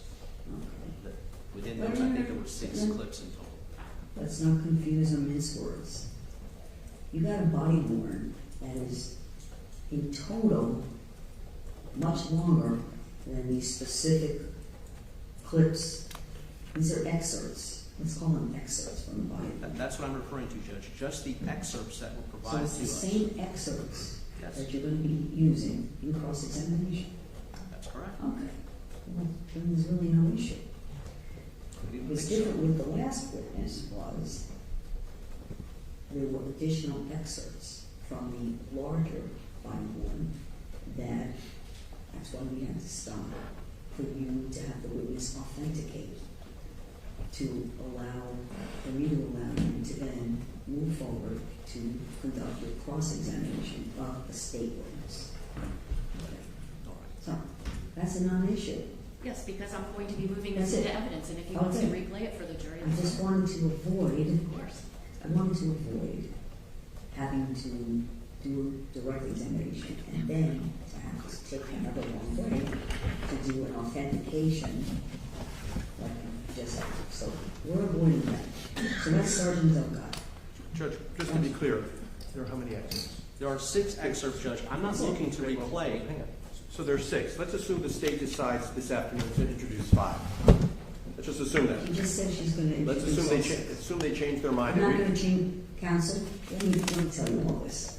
We're not going to do this. Okay? We're just trying to save time. I'm getting the commitment right now because this really impacts the jury and everyone else. So if I'm getting representation as an officer of the court from the state, that they intend to introduce the 6 excerpts. Right? Yes, Okay, absolutely. that's it. So there's no further discussion. There's not going to be a change in that. That's all. Okay. So that takes care of the Delgado. Then we have Detective Dalton. Is there anything in terms of physical evidence that is going to be introduced through Detective Dalton that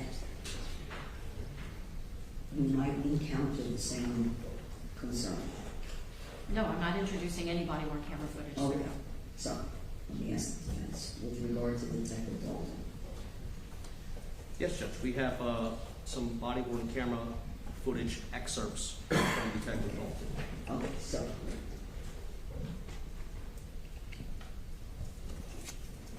Same situation. no, it's a little bit different situation because the state's not introducing any past portions of the body worn camera. Okay, through the witness. So that's a witness you have under subpoena, right? Okay, and so when, if you wish to present witnesses in your case in chief, then you will present Dalton, like Detective Dalton, in your case in chief. Understood. Okay, so we'll handle that. Then back with regard to, now I understand it's the discovery that was provided by the state, and you wish to call that person in your case in chief. Fine, we'll introduce, because it would have been authenticated, introduce it to the witness, and then they're going to be cross-examined. Okay. What about Mescala? That's the attorney, right? Right, that's the attorney who represented the Pinos in civil litigation. Right, okay, right, okay, so, are there any, what are we doing in terms of documents? The interrogatories that That was already introduced, wasn't they're it? already in evidence, and I just wanted to ask him, and I believe I would be entitled to ask him questions about the facts that he was given to file a motion in that civil litigation. However, I don't think it's going to really make or break the case, and I know the defense doesn't want me to do it, so I'm just going to ask him questions about the preparation of those 2 interrogatories.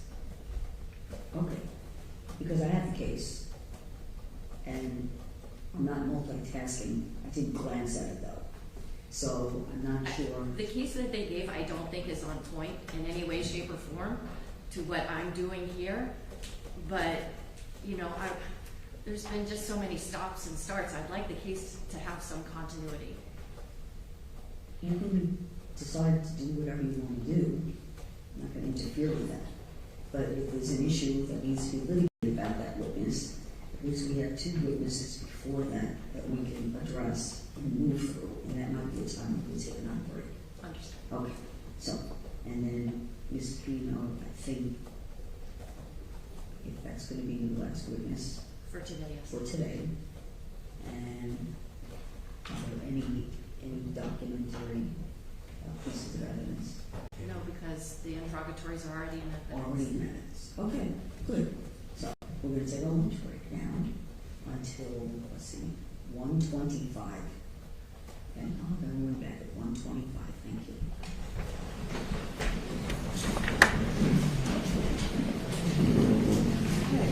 See, I should have bring lunch. But whenever we're gonna have to start bringing lunch. Next time I'm here, I'm bringing lunch.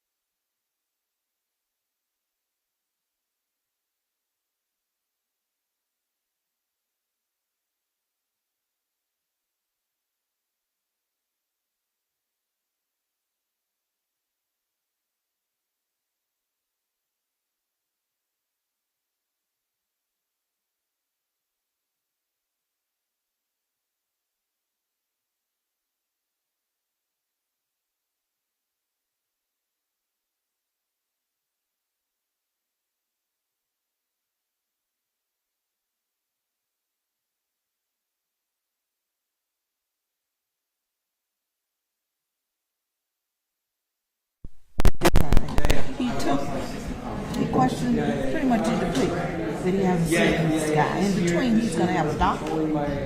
He's going to have a couple other witnesses. Hey, honey. You know, I got to go over here. Let me go over here and get some stuff. Because I asked them this morning, did they have anything? You get a break tomorrow morning. And I was told no. Yes. Oh, you get a break tomorrow morning. Oh, wait. Okay. Talk to you later. You don't need to be there. Janet will take care of it, and Gus will take care of it. You don't need to. Yeah. And she's gonna be done in no time. So yeah. And she's gonna do it first, and she's gonna knock it out in 10 minutes, 20 minutes. How big is it? Oh, you did. Okay. That's why I said 10 minutes, and you're gonna be done. Oh, I didn't even. Oh yeah. But why didn't they ask James? James not in trial.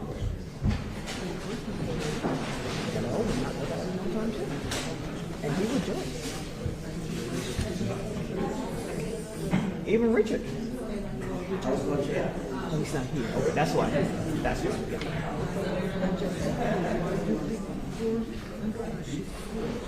But you know she don't mind. I know she don't mind. She don't mind. I know.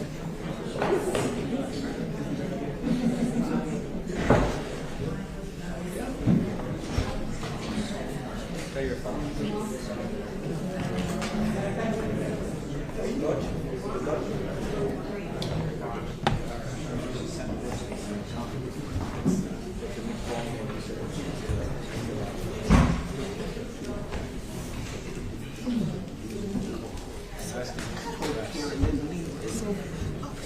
Just put that in the garbage over there. Oh my goodness.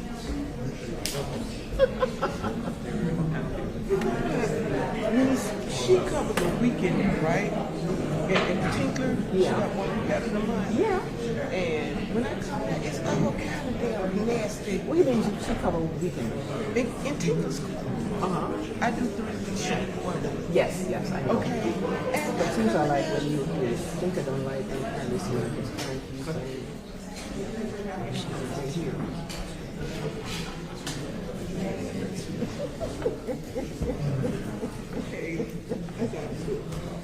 So, okay, when this trial is over, and then she can come. I don't think she had to go in between this the calendar. No, I know. Gail. Okay. So, I know everything's fast. Same thing with Gail, no. Gail already know. Yeah. That's why I said this is good. She don't have to follow calendars. She couldn't do calendars. Right, yeah.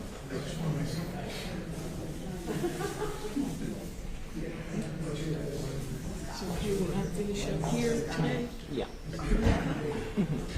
I'm going to exchange my outfit. Yeah, before you leave. Yeah, absolutely. Because the traffic is not bad. Because school is on. Exactly.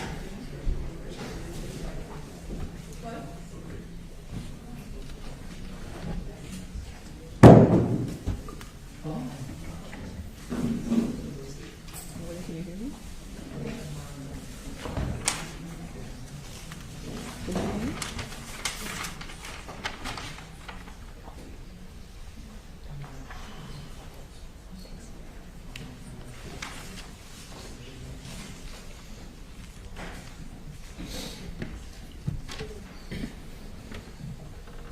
Vanessa, just be careful.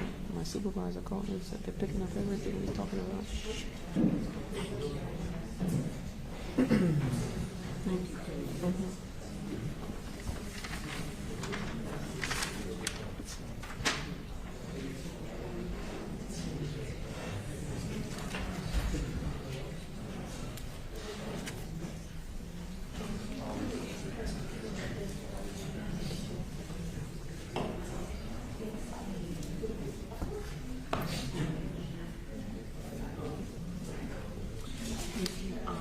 Just so that you know, Yeah. I thought I was the court reporter on this. But you're not? Okay.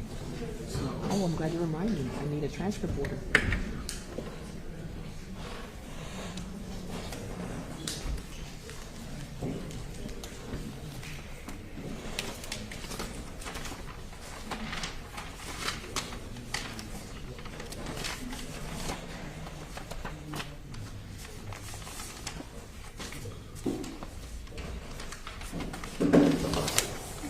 But what was that for? From Kurt.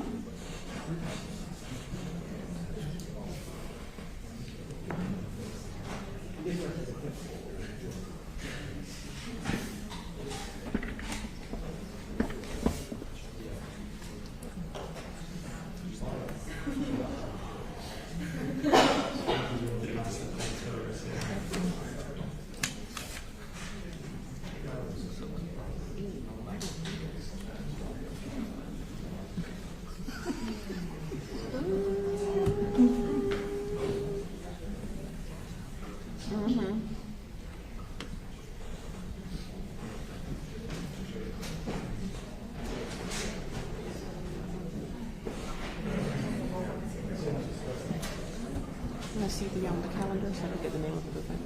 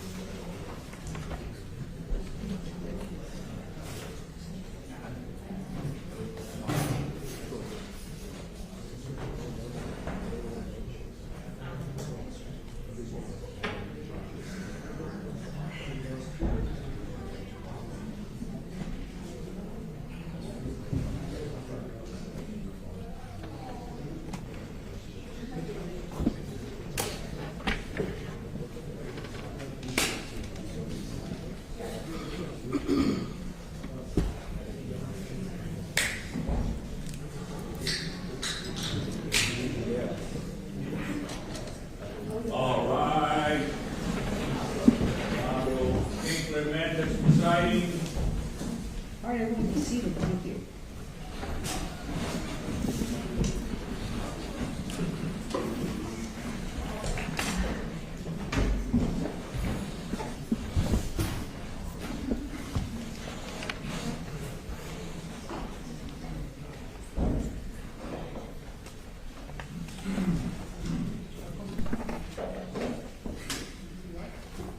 Believe so. Ready for me to bring the jury in?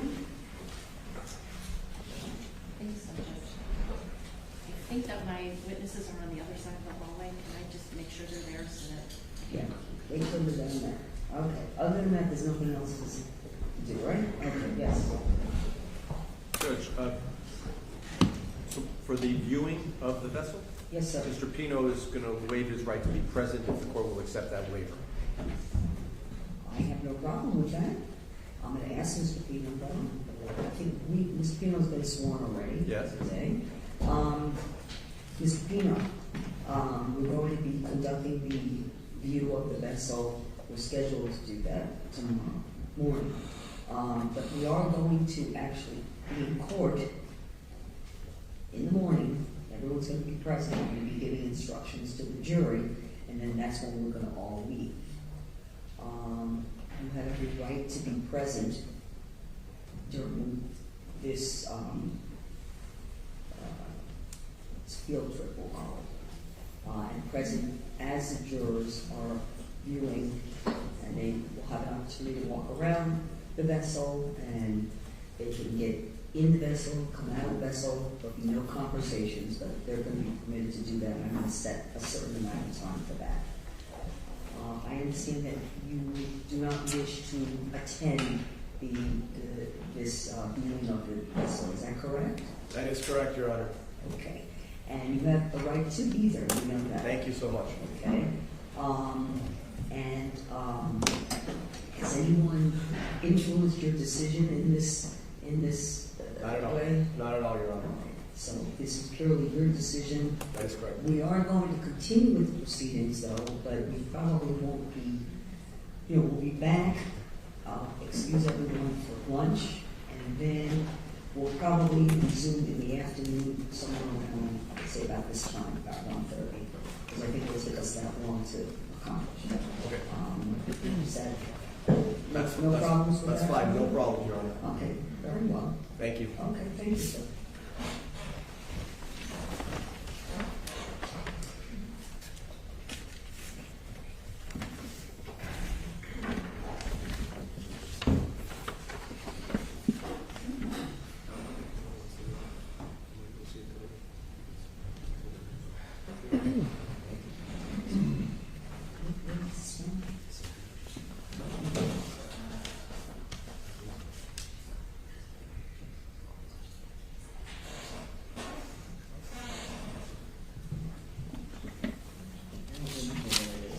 Oh, that was a transfer.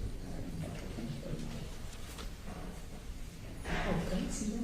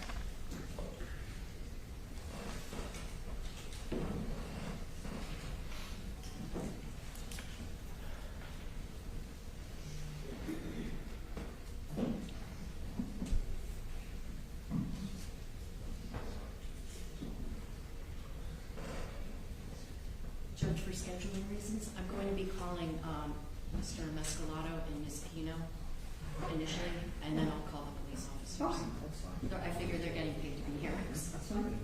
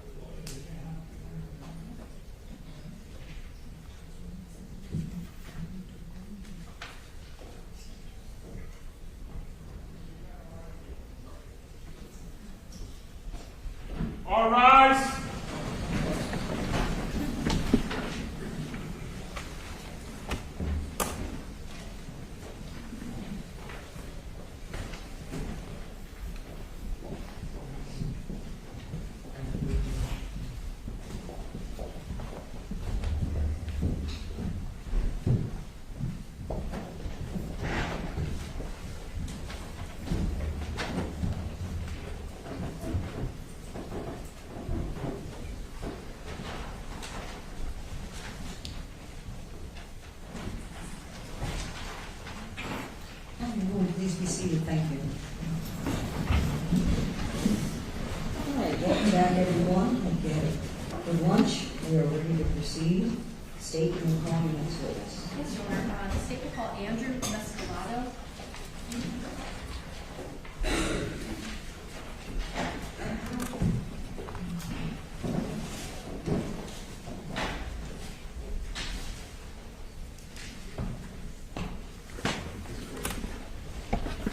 Sir, please step forward, face the court, raise your right hand, be sworn.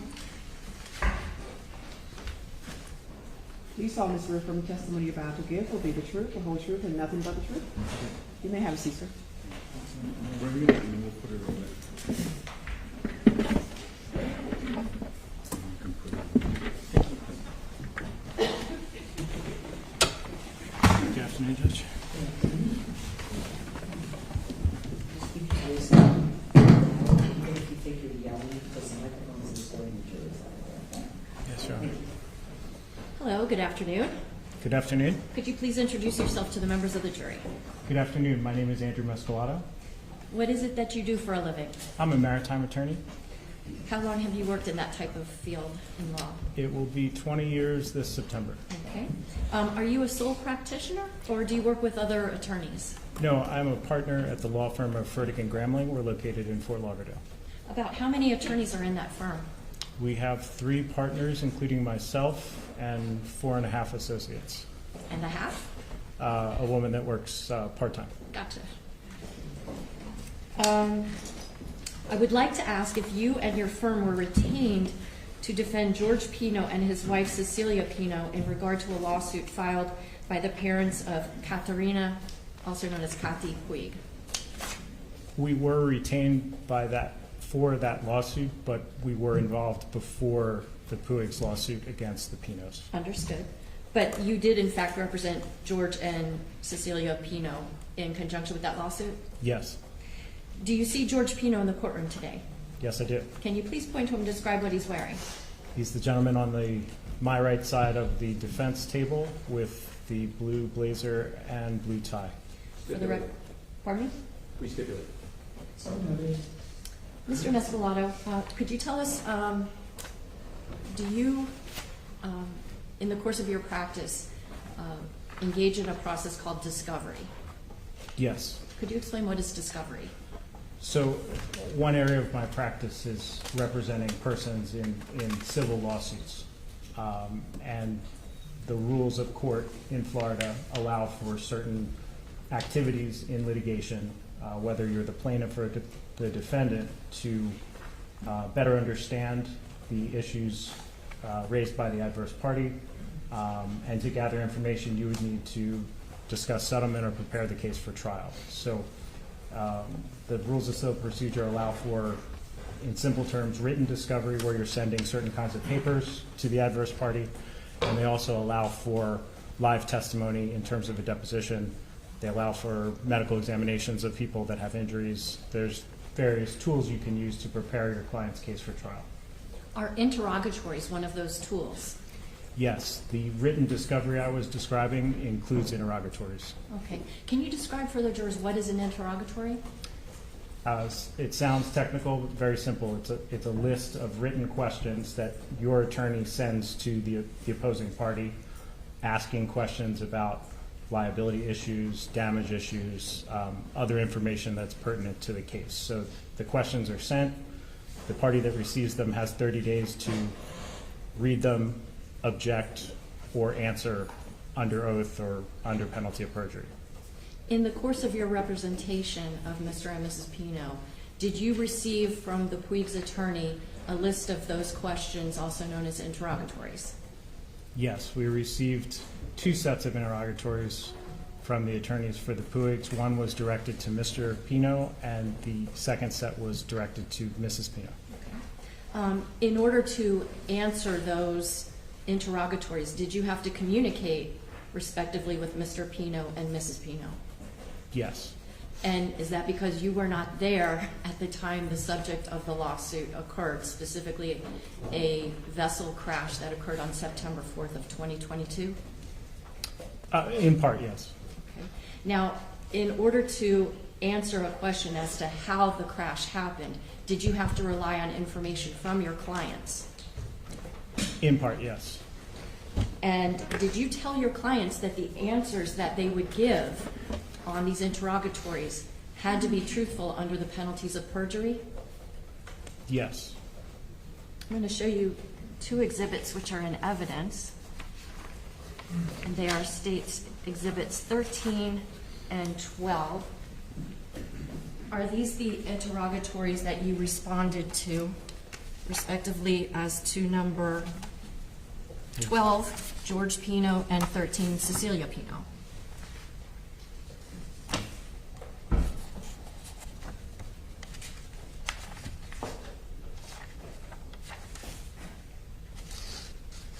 Yes, these look to be the interrogatories.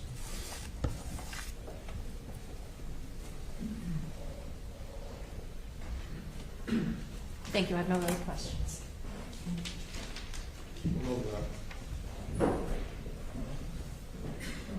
No questions, Your Honor. Thank you so much, sir. Thank you, Your Honor.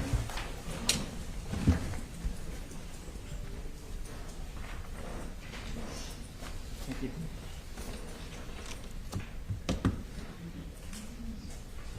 State your next witness, please. Your Honor, the State will call Cecilia Pino.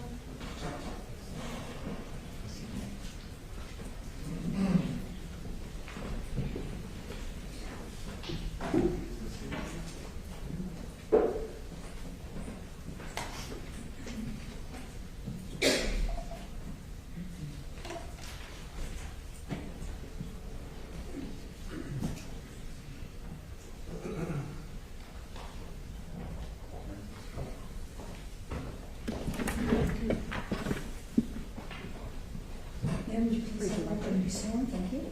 Do you solemnly swear from the testimony you're about to give will be the truth, the whole truth, and nothing but the truth? I do. You may have a seat, Ms. Pino.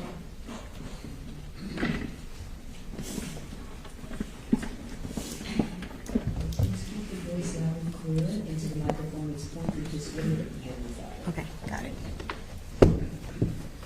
Good afternoon. Good afternoon. Could you please introduce yourself to the members of the jury? Yes. My name is Cecilia Pino, and I am the wife. Sorry. My name is Cecilia Pino, and I'm the wife of George Pino. Okay. Do you live in Miami? I do. How long have you lived in Miami? My whole life. You're how old? I am 51. Sorry, have to ask. Do you work?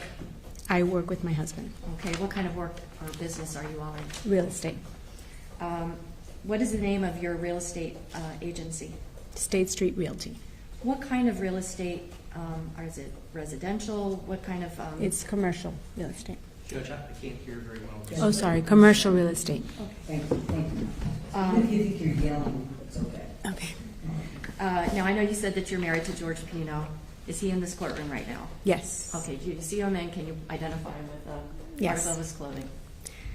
Blue tie, blue shirt, and a suit. Okay. Stipulate. And your husband, he's the CEO of that real estate agency? Yes. And you are in charge of the community relations, something along those lines?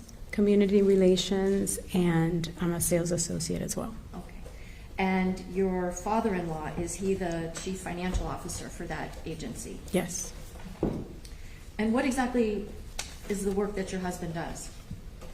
He sells real estate. He leases and sells real estate. What kind of real estate? Commercial real estate. Okay.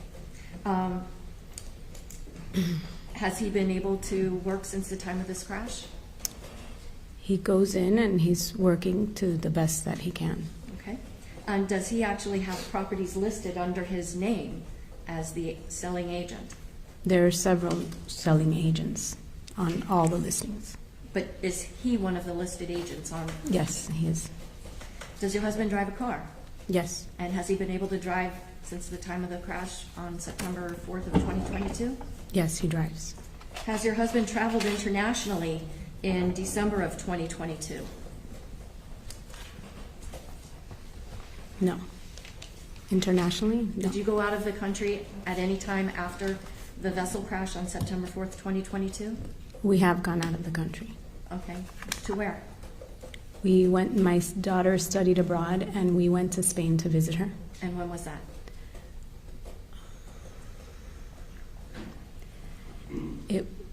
I believe it was March of 24. Did you travel in December of 2022? We did. Where? To Seaside, Florida. To where? Seaside, Florida. Where's that? The Panhandle of Florida. We're near Pensacola. And what was the purpose of that trip? We went on a vacation. Okay. I want to call your attention to the Labor Day weekend of 2022. Was there a birthday party celebration for your younger daughter? Yes. And she was going to be turning 18, is that right? Yes. How many girls were invited to attend the festivities over that weekend? There were, including my daughter, 12 girls. Okay. Where were they supposed to stay for that weekend? We rented a house that we all stayed in. Okay. Was this house like a mansion? No. Can you describe to the best of your ability what it looked like? It was a typical normal house. It had about three bedrooms and bathrooms. Okay. Did you guys have inflatable mattresses for some of the girls? I believe we did, yes. Was there a party planned for Sunday night of September the 4th of 2022? Yes.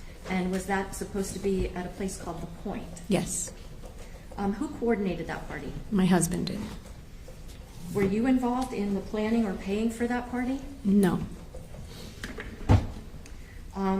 Before that party, did you and your husband take these 12 girls, including your daughter, out onto Biscayne Bay?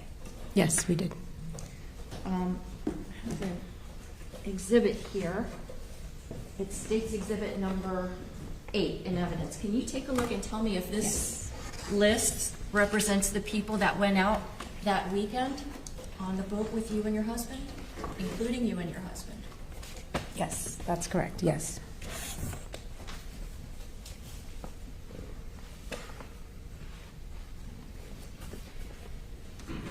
And aside from you and your husband, were any of these people over the age of 21? No.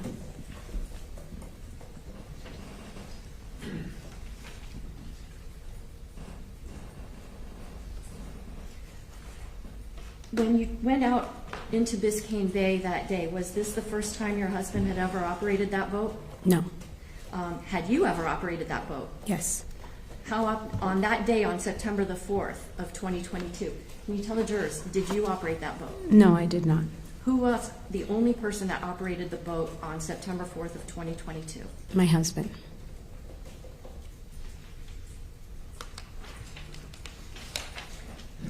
Did you serve as a lookout either on the way out toward Billy's Point or on the way back? I don't remember. Okay. Was there a cooler on your boat that had alcoholic drinks that afternoon? There was. Did you film a video that afternoon of the girls singing and dancing along to the song Uptown Girl? I don't remember the song, but I did film the girls dancing and singing. Okay.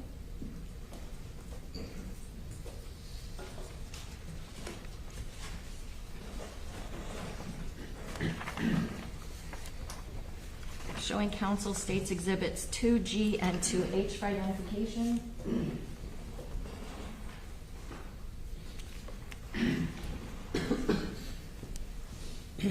Mrs. Pino, I'm showing you states 2G and 2H for identification.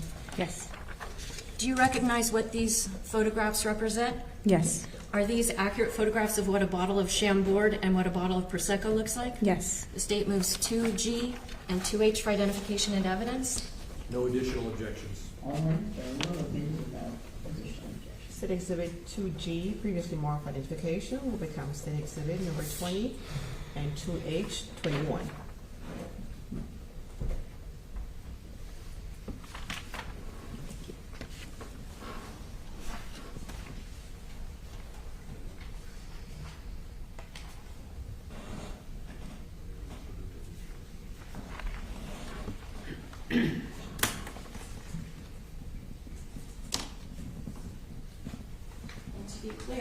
State's exhibit number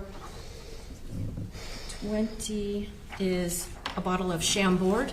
Correct. What is Chambord? It's a liqueur. What kind of flavor does it have? Like a berry flavor, I think. Okay. And then State's exhibit number 21, a bottle of Prosecco. Correct.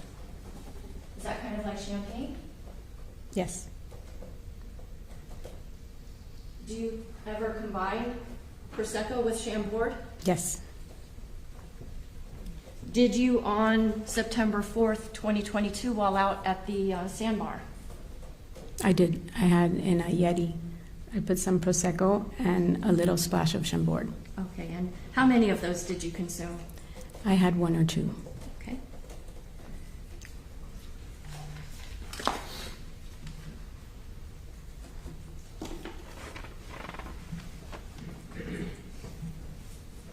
I'm now showing you State's exhibit number 10 in evidence. Do you recognize the girls in this photograph? I do. Are these the girls that were on your boat, with the exception of Mia, who took the photograph? Are these all the girls that were on your boat? Yes. They were all about 17, right? Mm-hmm. Yes.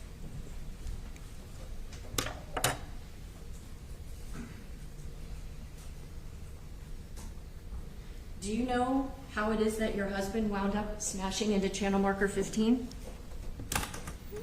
The accident, how it occurred? How did he wind up crashing into it? I do not know. Why not? I was looking at my phone trying to send a text to the moms, a video of the girls dancing. I was trying to send it to the moms, and I remember looking at the blue line and being upset and frustrated that it wasn't going through the text, and I was looking at my phone. I'm showing you now State's exhibit number 1. Who is this? Lucy.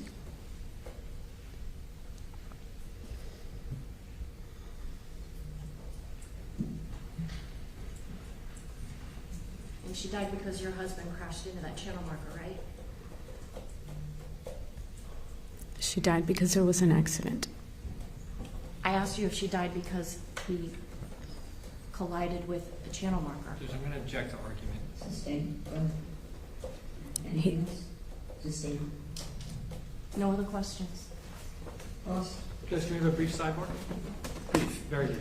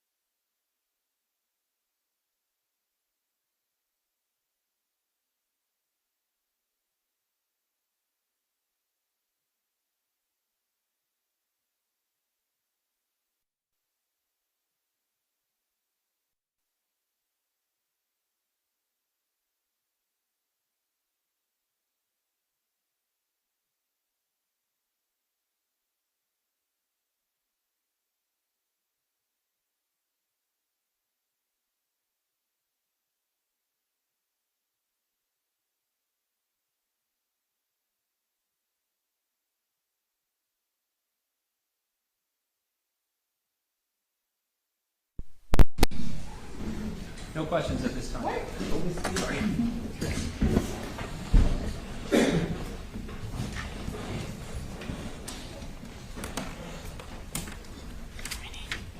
Okay, so there's no cross-examination, and the witness will be under subpoena.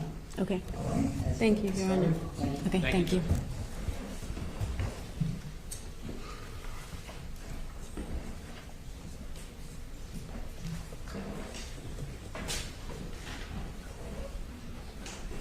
State, you may call the next witness.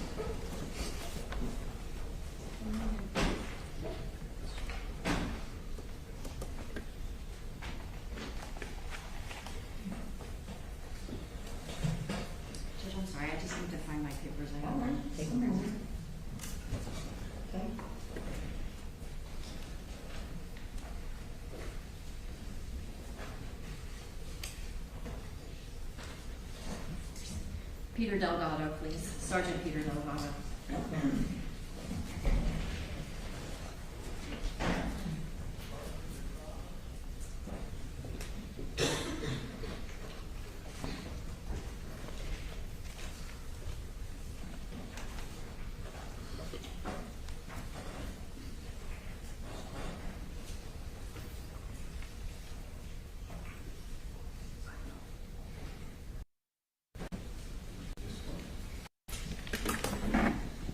So please step forward, raise your right hand, and be sworn.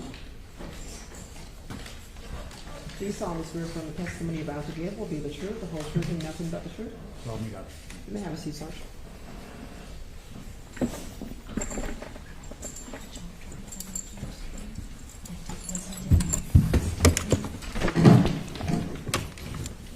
Sergeant, keep your voice loud, please, and if you think you're yelling, it's okay. Microphone's this way, the jury's that way. Yes, ma'am. Thank you.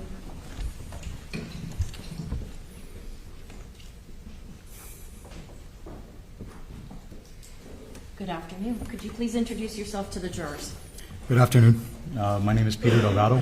I am a sergeant with the Miami-Dade Sheriff's Office, pardon my voice. Yes, ma'am. Okay. How long have you worked for the Miami-Dade Sheriff's Office? I've worked for the Sheriff's Office for 10 years now. All 10 of those years, has it been called the Sheriff's Office? No, ma'am. Can you explain to the jurors what the change was? Yes, ma'am. We recently had a transition from the Miami-Dade Police Department to the Miami-Dade Sheriff's Office.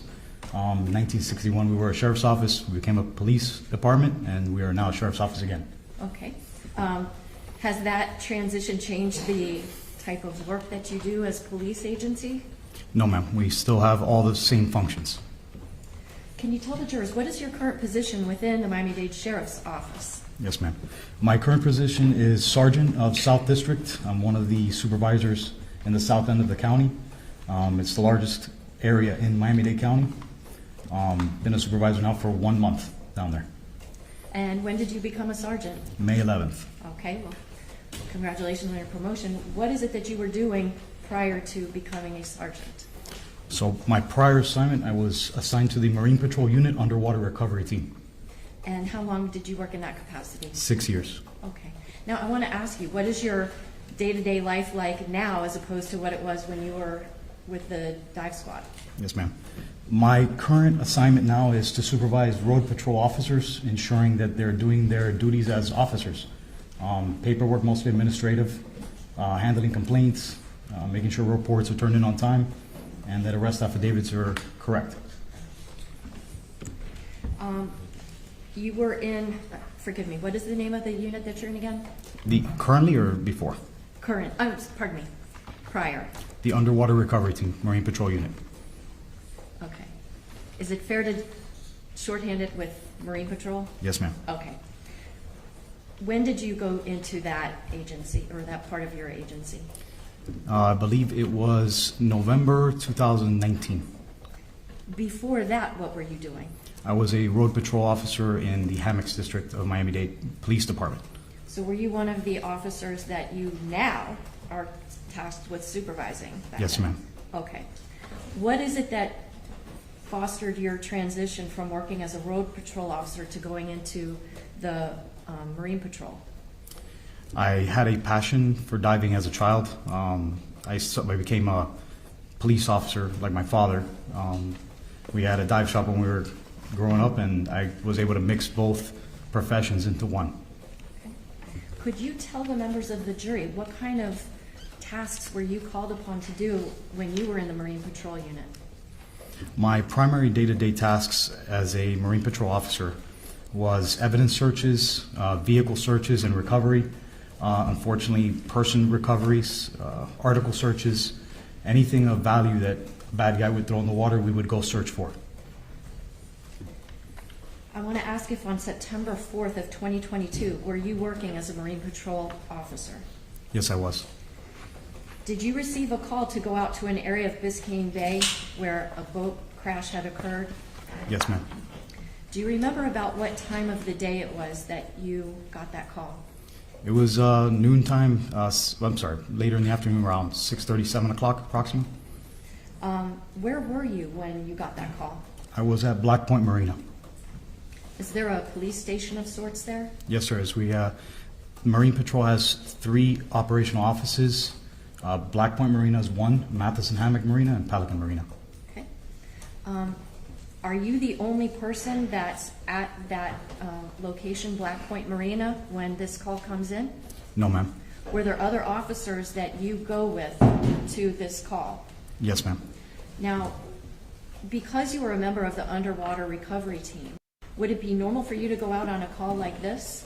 Yes, due to the fact that, we are boat operators as well. Got it. So who, if anyone, do you get on a police patrol boat with once you get that call? I got on the vessel with, at the time, Officer Bobby Bruto and I believe Thomas Kennedy. What was the staffing like for that weekend? That weekend, it was because it was a holiday weekend. We usually have all personnel working, so it was a little bit more beefed up than usual. Even if it took a while to ultimately get to the scene where help was needed, did you ultimately make contact with a person that you later learned was named Luciana or Lucy Fernandez? Yes, ma'am. Can you describe for the jury where was that location? It was on the scene of a boat crash, marker 15 at Cutter Bank.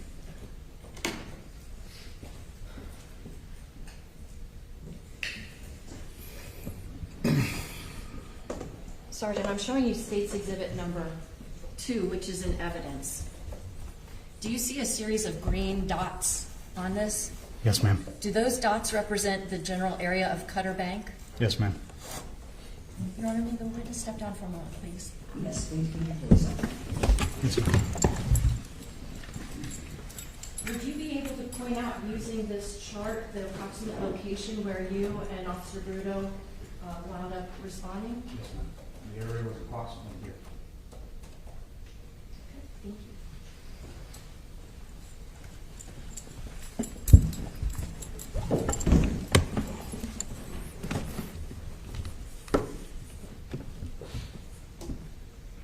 Can you describe for the jurors what's happening when you get to that location? What do you see? Upon arrival via vessel, we observed the medical helicopter, Miami-Dade Fire helicopter, dropping down a paramedic, I guess with some sort of harness. I don't know exactly what the terminology would be for it. And several vessels with people on board. Okay. Are you familiar with the police term to arrive on a 3? Yes, ma'am. Can you explain to the jurors what does it mean to arrive on a 3? Yes, ma'am. To arrive on a 3, a code 3 in Miami-Dade County is a high priority emergency, which means arrive with lights and sirens. Was the police boat that you were on equipped with emergency lights? Yes, ma'am. Do you guys use sirens too on boats? We do have sirens. Can you describe, once you arrive there, do you see a person that is having CPR performed on her? Yes, ma'am. It was a very chaotic scene. A lot of people everywhere. Once we got up to the boat, that the bystanders that were attempting to help were on, and we identified that they were actually doing CPR on Lucy Fernandez. We went boat to boat and began to board the vessel to render aid. Once you get onto the vessel where Lucy's at and CPR is being performed on her, are you all able to put her on a backboard? Once we board the vessel, yes, we did. What is the importance of having a backboard for something like that? The importance, especially out on the water on a trauma victim, is for stabilization of the patient.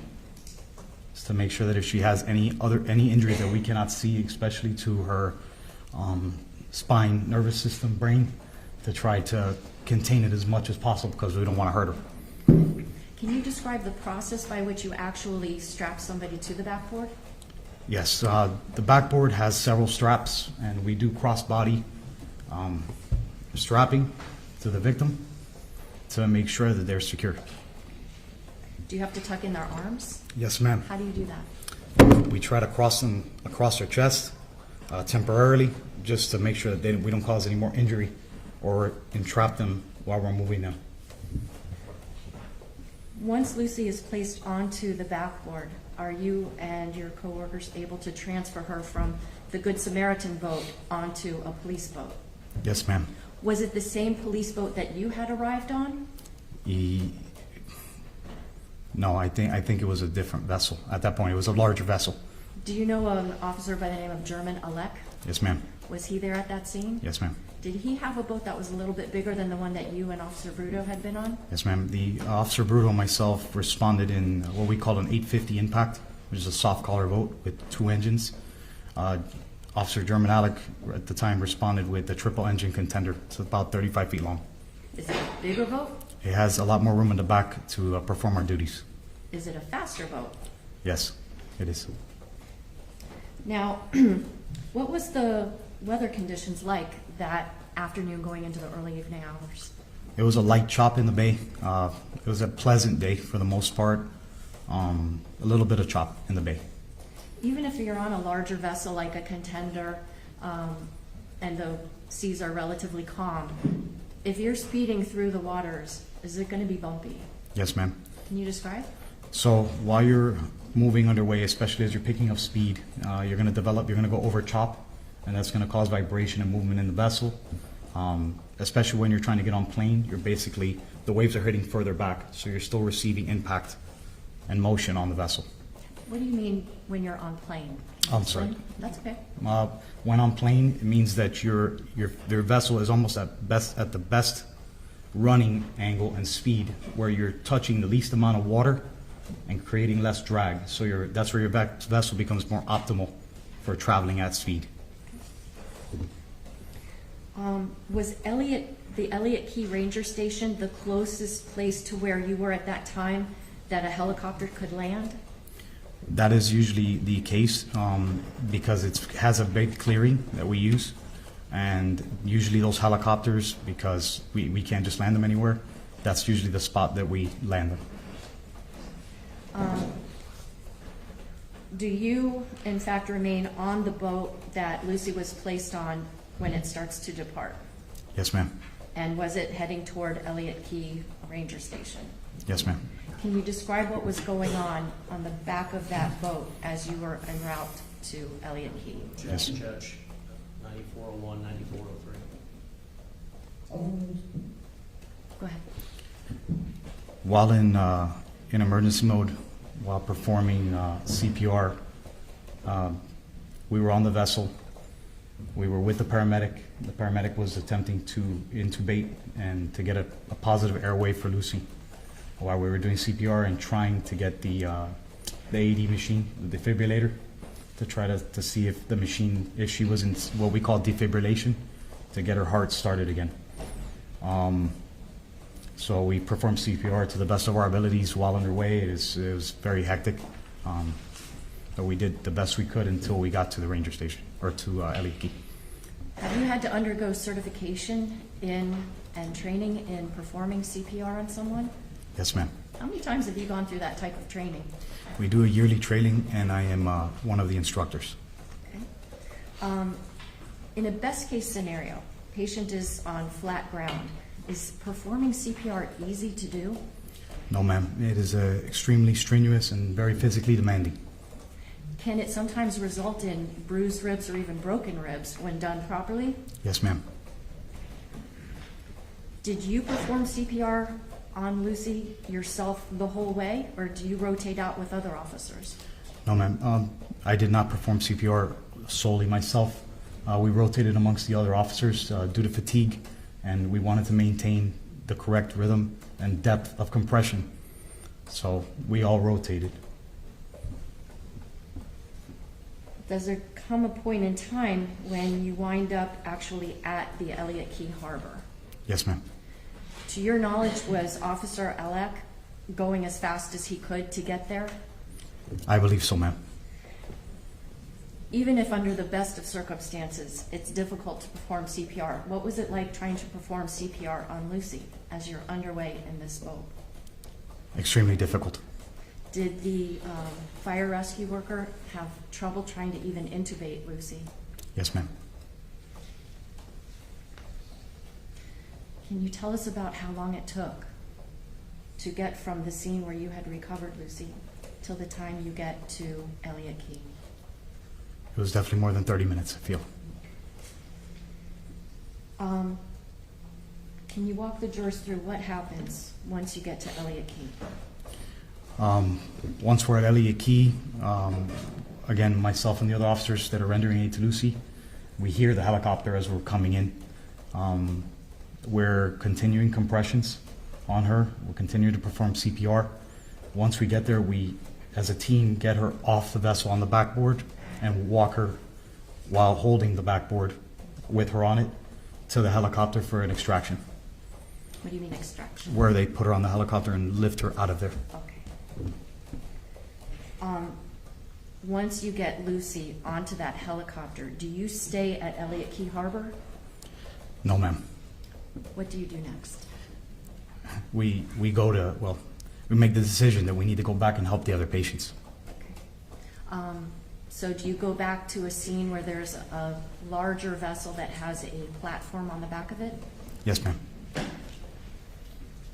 What was your primary focus once you get to that second vessel? Triage. What do you mean by that? For what that means is that I'm gonna start to evaluate different patients for injuries and treat from the worst. The worst takes priority. So we try to help the people that are in most need with what resources we have. Okay. At some point while you're dealing with that boat that has a platform, does another vessel come along with a person that you later learned is named George Pino? Yes. Did you ever make contact with George Pino that afternoon? Yes, ma'am. Do you see George Pino in this courtroom? Yes, ma'am. Can you please point to him and describe an article of clothing he's wearing so our record will be clear? George Pino, blue tie, blue suit with a pin. Stipulate.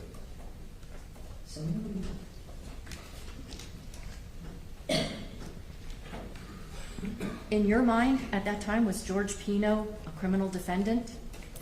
Not at that time. In your mind, was he someone that needed to be triaged and assessed? Yes, ma'am. Did you ever handcuff him? No, ma'am. Pull a gun on him? No, ma'am. Yell at him? No, ma'am. Threaten him? Not one. Did he ever lose consciousness in your presence? Not while in my presence.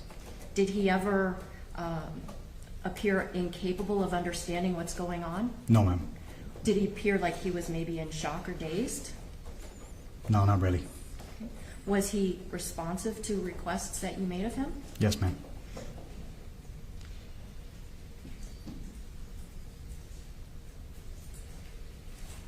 At some point, do you wind up leaving that secondary vessel and terminating your work for that crash that day? At the end of the shift, yes. Okay. I want to ask if you were asked to come back to the Cutter Bank area the very next day. I was. Can you explain to the members of the jury what was the purpose of you going back out there? Yes, ma'am. So as part of being a Marine Patrol diver, part of our responsibility is to assist other agencies with evidence searches or whatever it is they need. We responded to conduct an evidence search of the crash site. I want to ask you a little bit more about your position specifically as a police diver. For how long have you been a police diver? At the time, approximately 3 years. Did you have to, even if you already knew how to scuba dive, did you have to take specific training in police diving that would be different from like recreational diving? Yes, ma'am. I have extensive training. My current title is Master Scuba Diver Trainer and Specialty Instructor. Can you describe what the difference is between recreational diving and diving for police business? The difference is that when we, as for recreational diving, you would be looking at fish or it would be joyful. Or when we do police diving, it's for a single purpose, and that is recovering evidence, things of evidentiary value. Can that even be at nighttime? Yes, ma'am. Can it be in murky waters? Yes, ma'am. Can it be in waters where you hardly have any visibility? Sometimes zero. And can it mean sometimes retrieving dead bodies? Yes, ma'am. In this particular case, when you went out to Cutter Bank to assist with the police diving. Who was the agency that was leading that effort? FWC, Florida Fish and Wildlife. If any evidence was recovered from the bottom of the bay, who would be responsible for ultimately impounding it and preserving it as evidence? It would be FWC. Okay, but you're there just to assist? Yes, ma'am. How many times over the course of your career by that time had you done police dives, do you think? Police functions, hundreds at that point. Okay. Now, was this near the Cutter Bank channel? Yes, ma'am. I want to ask you if you can tell the jurors a little bit about what the channel markers for that channel look like. There are a set of, there's basically, it's a channel that runs approximately north and south. There's two sets of channel. There's markers on the right side of the channel, markers on the left side of the channel, or east and west.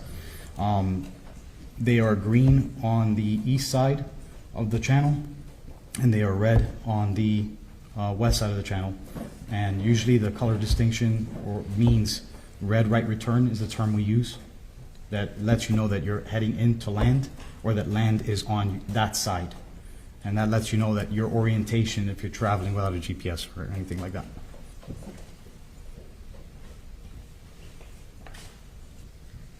Showing counsel states 2E and 2E for identification.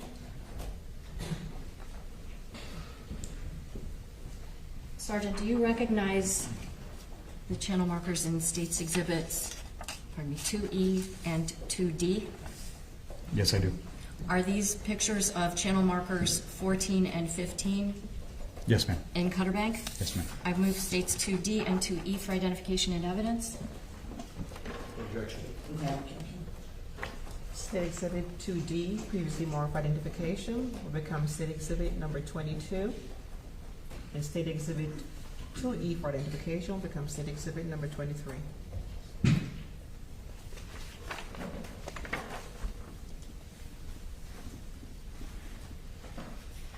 So, Sergeant, I'm going to first ask you about State's Exhibit number 23. I see a red triangle with the number 14 on it. Yes.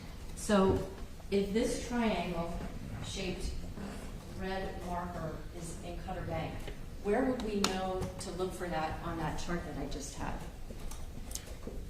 That marker would be if you're traveling southbound down that, it should be on your right-hand side or port side. Just to make it a little easier for the jury, I'm going to show you now State's Exhibit number 1C. Pardon me, let me show this to the defense counsel. Do you recognize the location depicted in State's 1C? Yes, ma'am. And is that an image of where Cutter Bank is? That is a very accurate depiction, yes. Okay. You want to make the witness have permission to step down for a moment? Yes, ma'am. So if a person is traversing, could you please just one moment?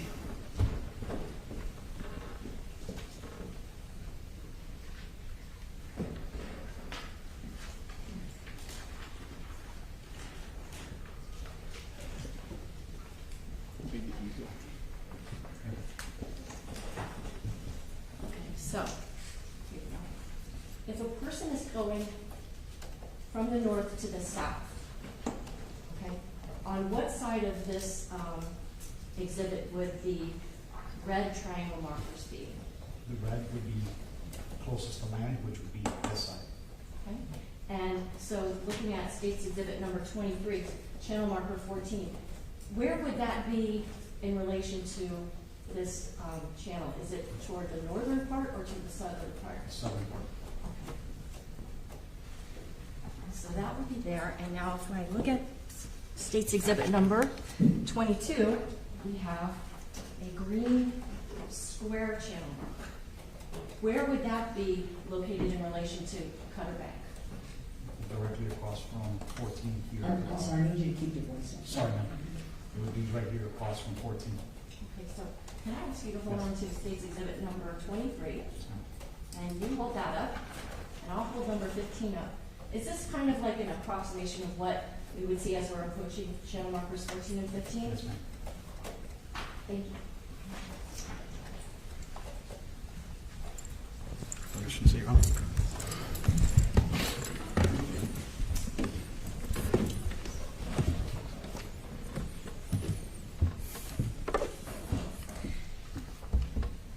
those channel markers made out of? Are they plastic?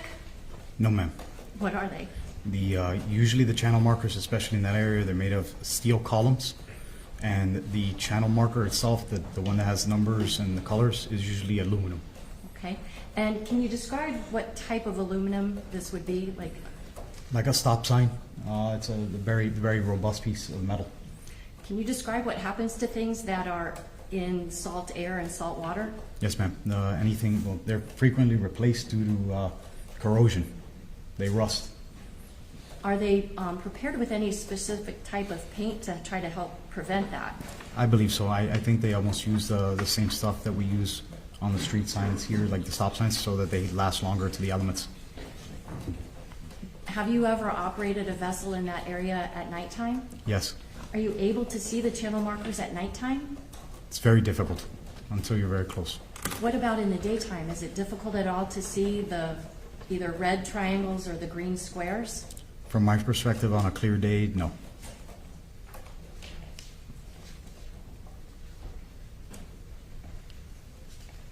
During that police dive that took place near Cutter Bank, was there a capsized vessel there? Yes, ma'am. Can you describe what it looked like? A boat upside down with heavy damage. What kind of a boat was this? I don't remember the exact make and model of it. I know it was a twin-engine vessel. Did it have a canopy? I believe it did. I'm sure it did. It was just, I think, underwater or destroyed. Okay. Did you locate anything in the vicinity of that capsized vessel during your police dive? Yes, ma'am. During the evidence search, I was tasked to look for small articles. I ended up myself locating several cell phones and I believe a set of earrings. Lastly, Sergeant, I want to ask you, on the day that you responded to the scene where Lucy was and then went to that secondary location, were you wearing a body-worn camera? I was, ma'am. Okay, and also known as BWC. Yes, ma'am. Mm-hmm. Okay. Did that BWC capture what was going on around you as you were either at the boat where Lucy was initially or your transportation of her from that location to Elliott Key Harbor? My body-worn camera, I activated it the entire time I was there. Were clips of that body-worn camera footage prepared for the jurors? Yes, ma'am. So we don't have to sit here for hours watching you traverse, say, from Black Point Marina up to Boca Chita? Correct. Okay. Did you have an opportunity prior to this trial to look at each of those clips that were isolated for you? Yes, ma'am, I did. And were those clips true and exact copies of what your original complete body-worn camera footage was? Yes, ma'am. And after viewing those clips, did you actually affix your initials to the jump drive that they were placed onto? I did, ma'am. For the record, I'm showing counsel states 2F for identification.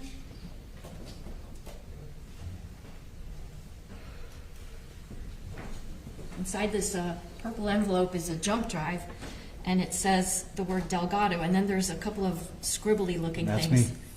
Did you put your initials on that? Yes, ma'am. And is that to signify that you've seen what's on this jump drive and it is a true and accurate depiction of your body-worn camera footage? Yes, ma'am, it is.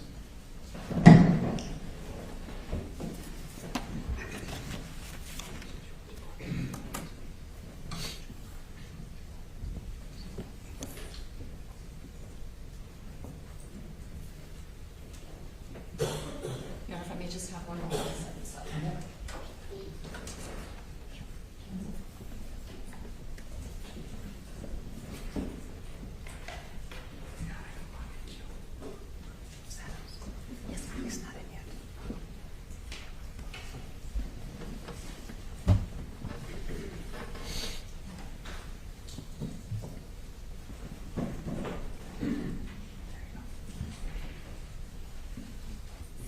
Sergeant, I'd like to ask, when you saw these clips, are they individually labeled? Yes. Your Honor, at this time I move states 2F for identification and evidence.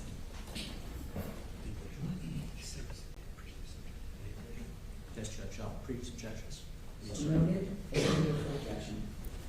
State Exhibit 2F, previously marked identification, will become State Exhibit number 24. I'm sorry, what number is it? 24, Judge. You're welcome.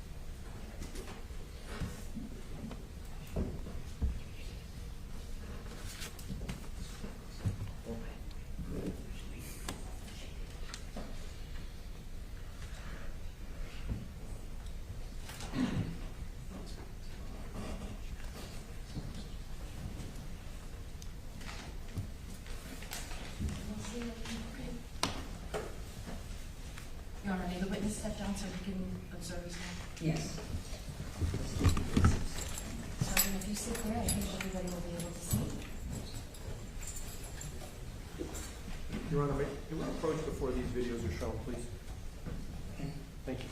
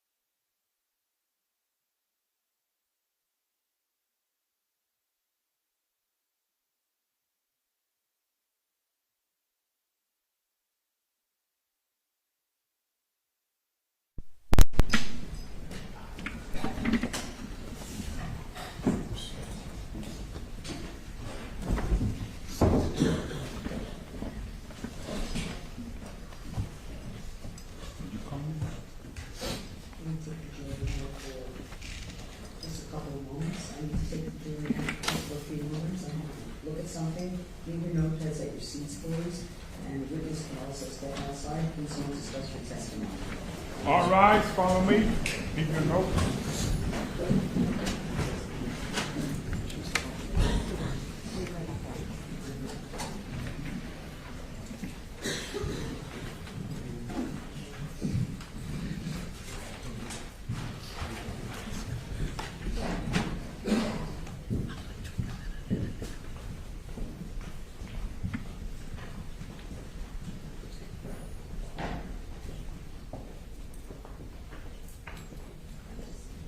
Oh,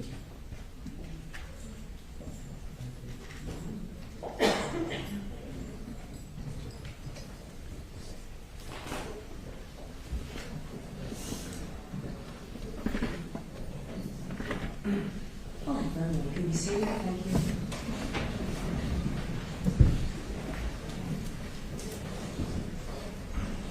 Watching the post. Can you see? Yeah, I'm good. Just for the record, this is going to be states number 1 through 6. 24. Thank you. This is states 24. There's clips that are labeled 1, arrival and triage, 2, transfer Lucy, 3, arrival at JP boat. The next one is Pino 1, then Pino 2, then Pino 3. I'll just play them in series if that's all right. Yeah.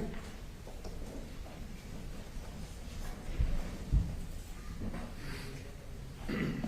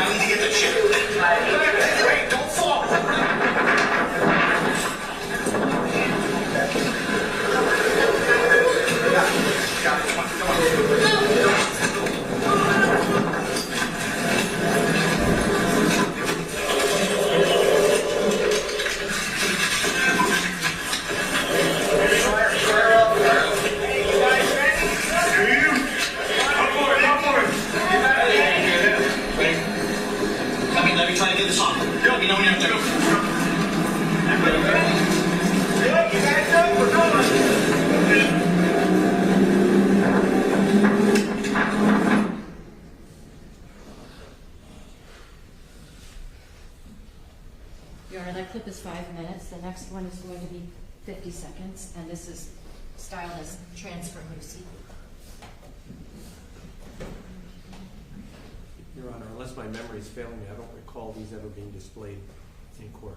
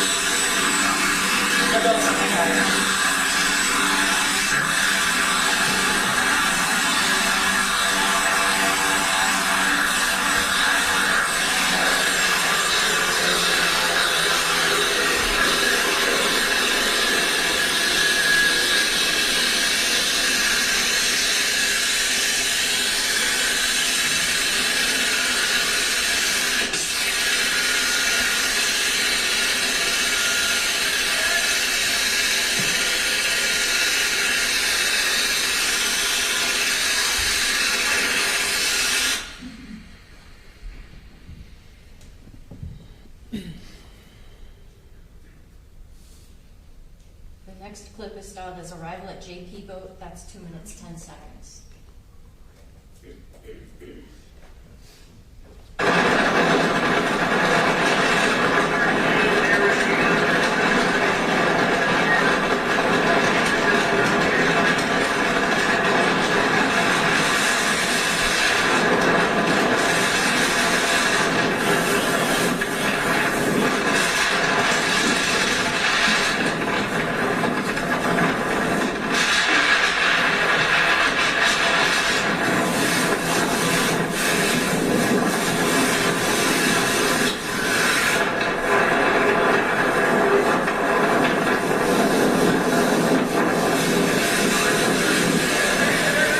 One vessel. 3 million water.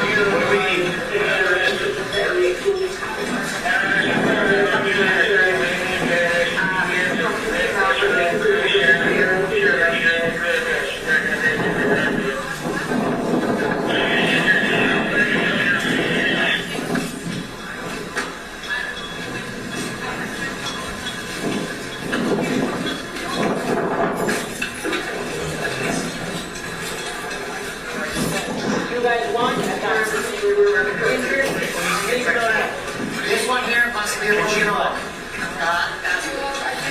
Okay, but you can walk, right? Who else needs to go? Yeah, I don't have any feeling. Okay. Who else?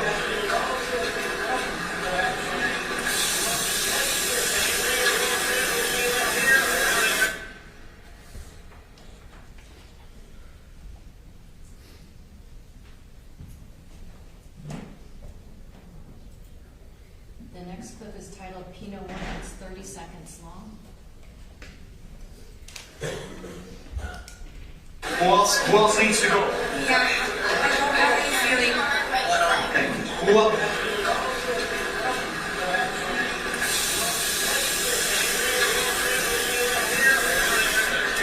Guys, what do you need?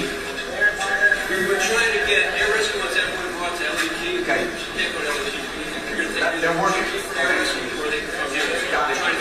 Got it. You guys need a back for this. She's in serious condition also, so we're going to be... Yeah.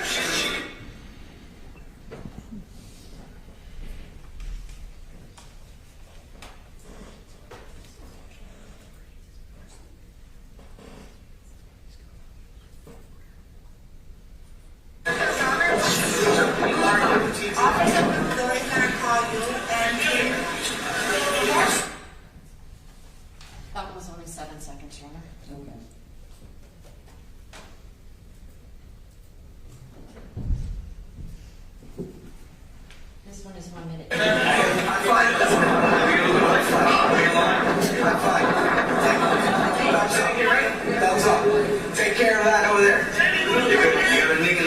Yeah, I think I heard it. I think I did hear it. I got it back here. Lean back. Right. Do not close your eyes. Hey, are you guys going around yet? Have any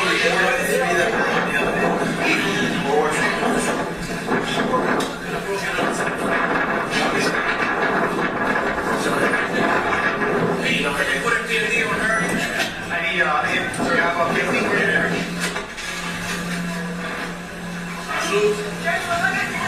Yeah, Sassy, I'll talk to you now. I love you. Oh my God, please here. Look this way. This is how to talk to the lady.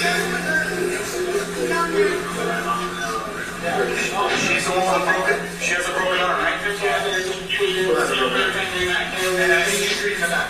All right. Is it bleeding? You're right. All right. It happens. Relax.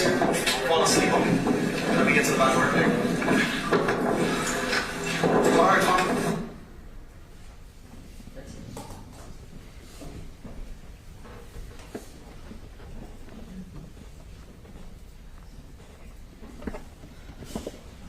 All right, I'm ready to address.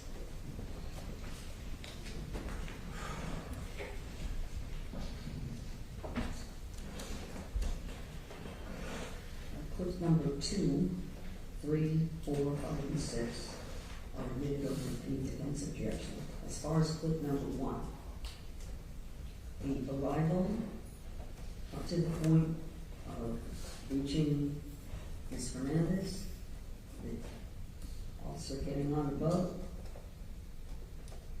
initial, getting her on the backboard, moving her over to the other boat. Once she's over near the boat, that's that. Nothing after that. There is still defense objection, I believe. I'll let you make your own objection. But nothing after, once she is transferred to the larger police vessel. No. He described it in his testimony. That's sufficient.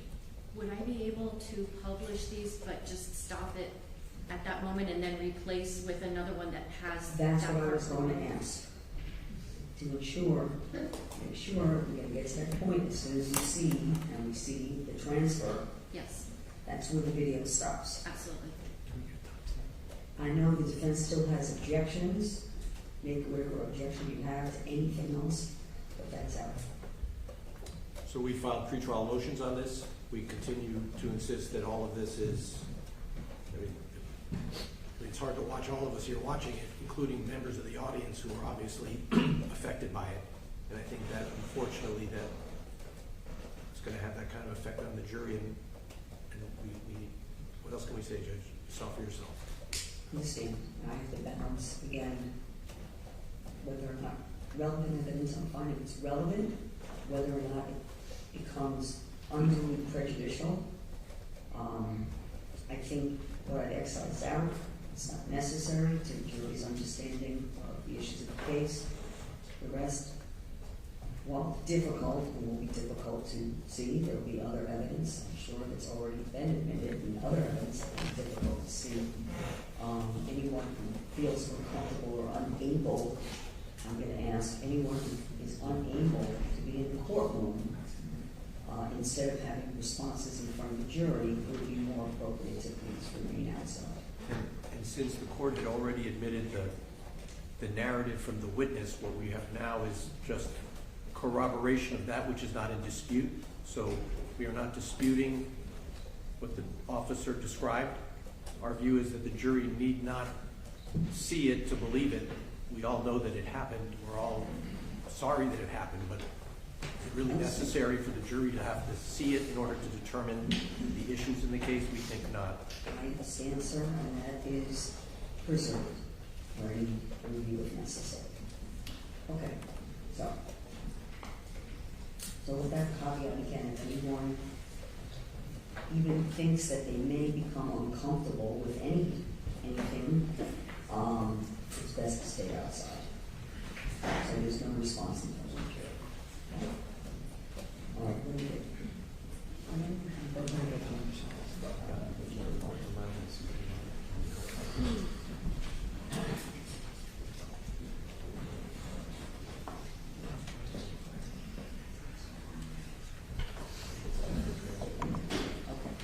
And if anyone's going to be outside, Renee's bringing the jury, when he brings them back and forth, just be very certain not to display any kinds of, and this, again, is a general comment to everyone, please not to display any kind of emotions with the jury. So that the instructions are clear, because the record doesn't have what you've seen. The moment when at clip number 1 stops. Do you want the witness first before I bring the jury? Yes. So that as to clip number 1, the jury will not be observing the administration of CPR? Is that? Well, once there's transfer to the larger vessel, which is then brought to the helicopter. That's in clip 1. That's when it stopped. That's when it's going to be stopped, upon the transfer onto the other boat. May I ask if I can just very quickly go to the very end of that, just so that I can give the exact counter number where that is. Then I recall another clip at the helicopter where there's CPR being performed there as well. All right. Is the court allowing that? Was at the back end of the helicopter transfer, right? At the end of the second clip, you could see inside the helicopter that there's CPR being performed. In the background, I think. In the background. Let me double check. Okay. I'm sorry, I couldn't hear the rolling. That can stay. Over objection. Thank you. Judge, you want him to take the seat now? Come on. Judge, can I just have one moment just to look at the mark where I... Okay. So, very happy. Right in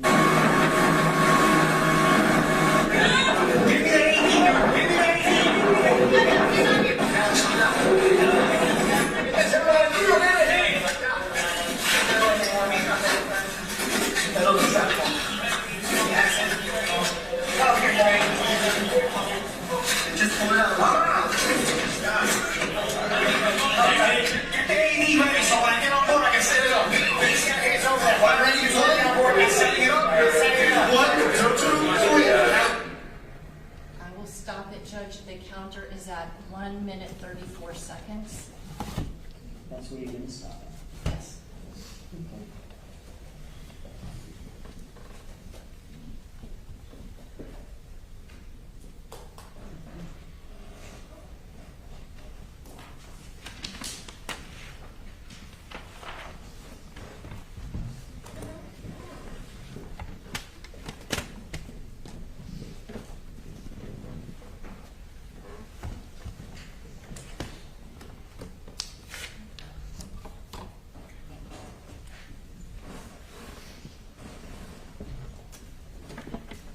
Your Honor, should I ask the witness to come back and be seated?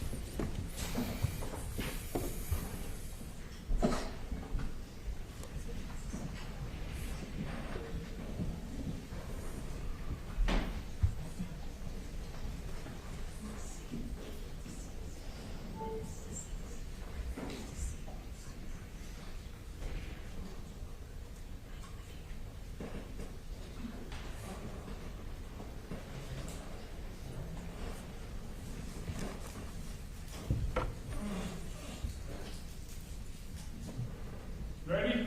Yes. All rise.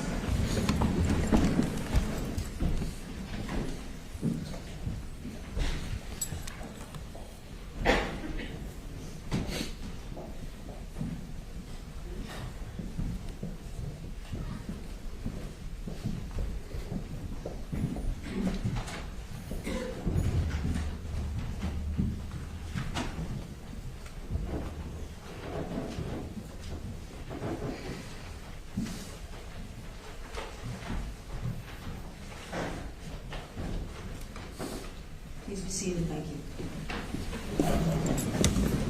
Your Honor, I will now publish State's Exhibit number 24.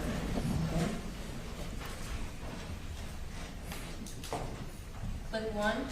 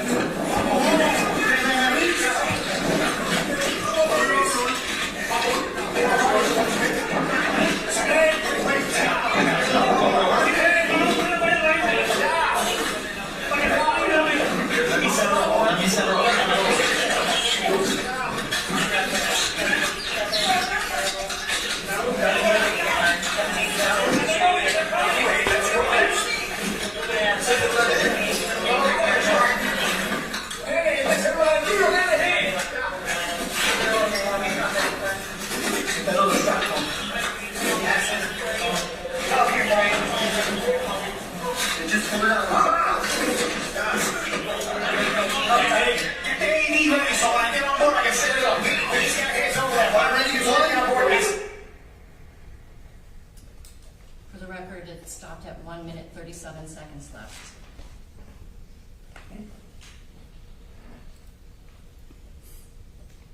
Publishing clip number 2.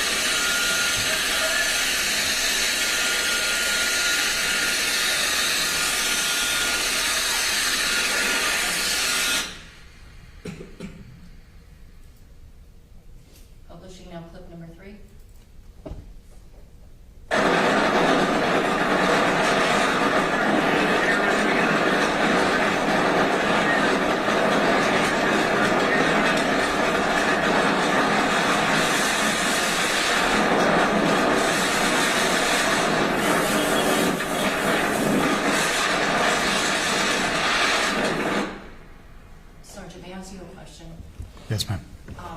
Would you, Your Honor, may he have permission to Sure. record? The first two clips that we saw pertain to you arriving on the vessel, pertain to you arriving on the vessel that Lucy was on and then transferring her to the helicopter. Is that fair to say? Yes. This third clip, where are we seeing you now? This was already, it's already, the sun's setting in this under. Hold on, let me play a little bit of it.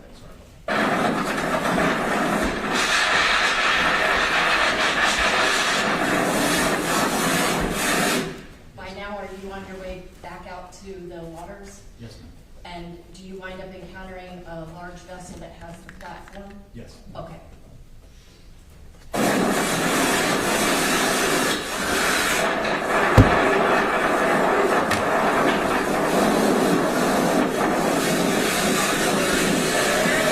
That's the one vessel. They might have a bar.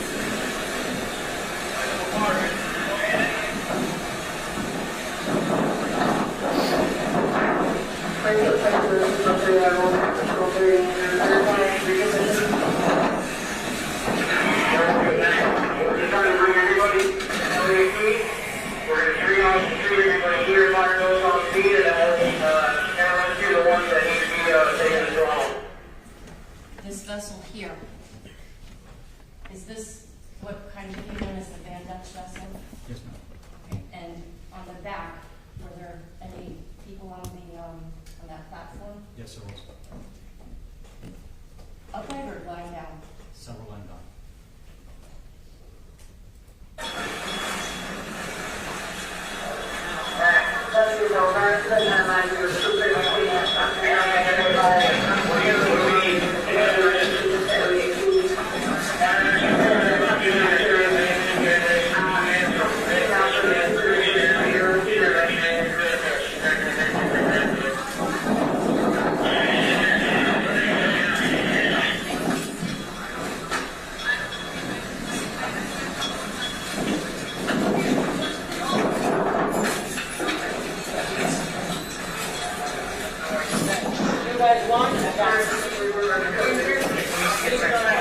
This one here must be a little lock. Okay, you can walk, right? Who else needs to go? Yeah, I don't have any feeling. Okay. Who else? The person that's standing here with like the pinkish bathing suit, who was that person? That was a defendant. I can't hear you. Sorry, that was the defendant, George Pino.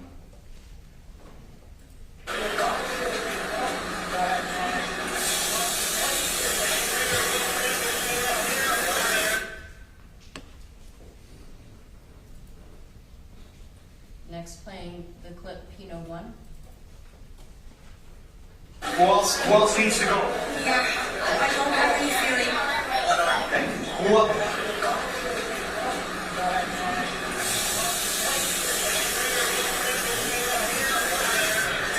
Guys, what do you need? We're trying to get air rescue ones everyone brought to LAP. Okay. You can't go to LAP. You're going to take They're working. air rescue before they come in. Got it. Got it. You guys need a back for She's in serious condition also. So we're going to need... Yeah.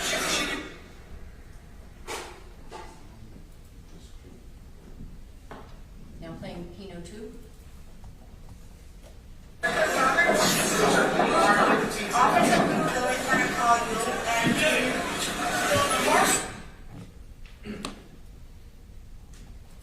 And now playing Pino 3. I'm fine.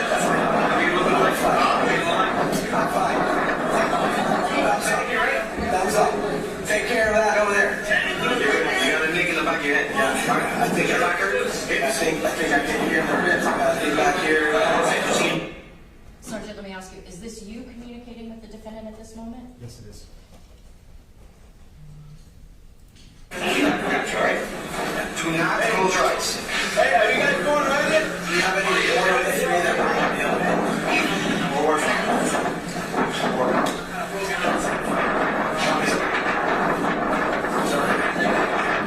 they put a PFD on her. I need him. Sorry, how about PFD?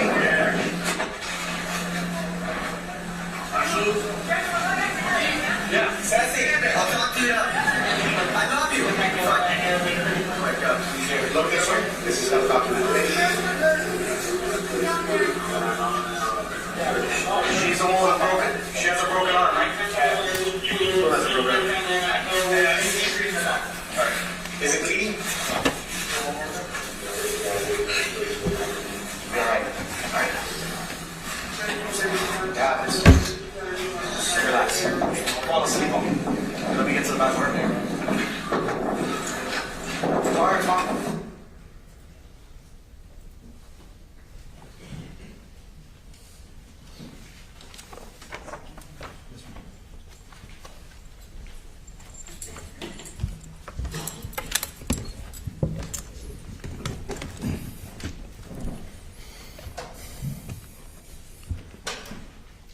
Sergeant Delgado, are you familiar with the term PFD? Yes. What is a PFD? It's a positive flotation device. It's a device that we use on the water. It's when you're boating, if you fall overboard, it keeps you afloat, face up. So also known as a life jacket? Life jacket as well. And you made sure to put one on George Pino before moving? Yes, ma'am. No other questions? False? Yes.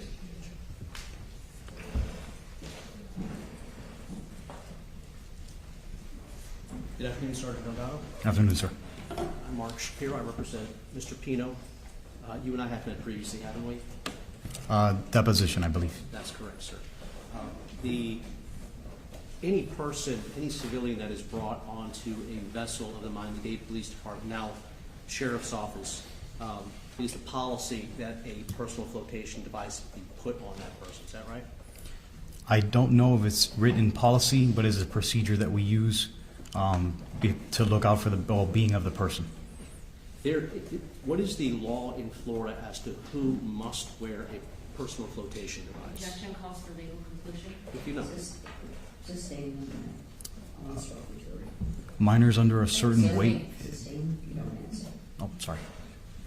Sergeant Delgado, persons who are 6 years of age or less must wear a personal flotation device if they're on a moving vessel. Is that correct? Correct. So if you're over 6 years old, there is no requirement that you wear a personal flotation device, right? No, sir. And I presume that in your time at the Marine Patrol, you would often patrol the sandbar areas around Elliott Key. Is that correct? That is correct. And on any given weekend during the summer at the sandbar near Elliott Key, there are a number of boaters out there. Is that correct? Yes, sir. The vast majority of those boaters are not wearing Relevance. personal flotation devices. Are they? Excuse me. Go ahead. The vast majority of those boaters are not wearing personal flotation devices, are they? The vast majority, no. Now, somebody will get a ticket if their 6-year-old or less is not wearing a personal flotation device, right? That is correct. But again, adults have the option, there's no requirement that they wear one. Correct. But for safety reasons, the county wants any civilian brought upon any of their vessels to have a personal flotation device put on. Is that right? That is correct. And that is for liability purposes, isn't it? I believe so. Because the county doesn't want to get sued. I believe so.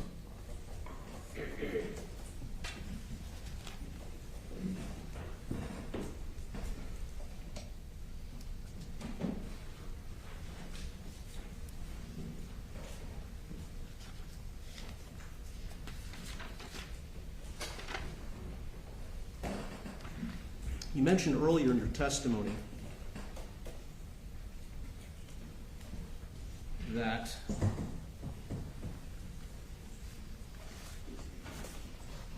you were referring to the channel markers at Cutter Bank. Do you remember that? When I was asked, yes. Yes. You were specifically asked about channel markers number 14 and 15. Is that right? Correct. And you testified that they are opposite one another. Do you recall your testimony? Yes, sir. In fact, they are not opposite one another, are they? I believe they were. Isn't it true that channel marker 14, the red triangle channel marker, is well to the north, at least a couple hundred feet to the north of channel marker 15, which is to its south? I don't recall that part.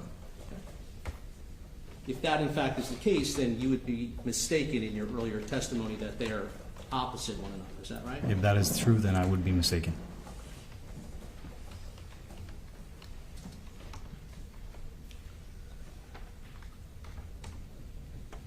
And typically, channel markers are set up opposite one another so that when a boater is going through a channel, they can see that there's additional markers. Everywhere there's a marker opposite one another, they know that either they have reached the end of the channel or there are more ahead. Is that right? That's correct. And if it is in fact true that channel marker 14 is not opposite channel marker 15, that could produce a confusing situation for a boater going through the channel at Cutter Bank. Is that correct? I honestly wouldn't say so. Not a confusing. It's usually a red and a green marker. No doubt there is a red and a green marker, but if they're not opposite one another, as you believe that they are, it could cause confusion. If you're counting numbers.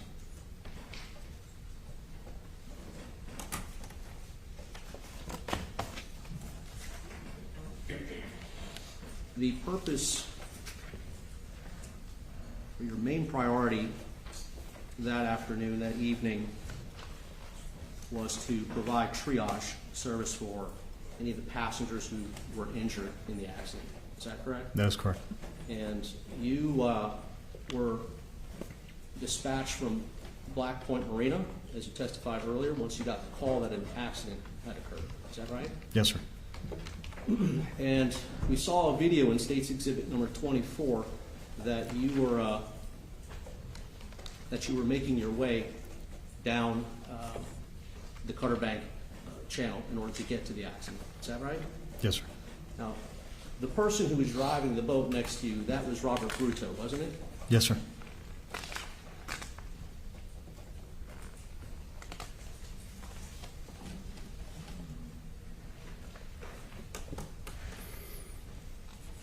And you made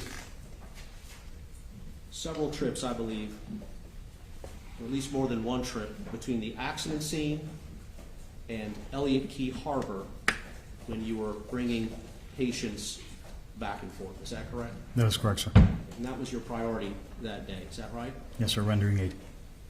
And there came a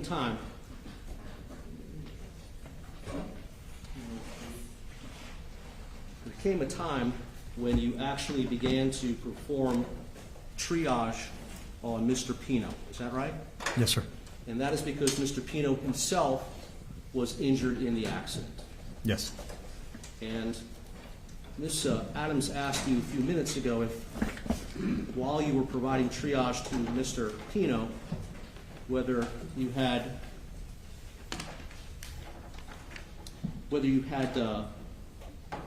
placed Mr. Pino in handcuffs. Do you recall her asking you that question? Yes, sir.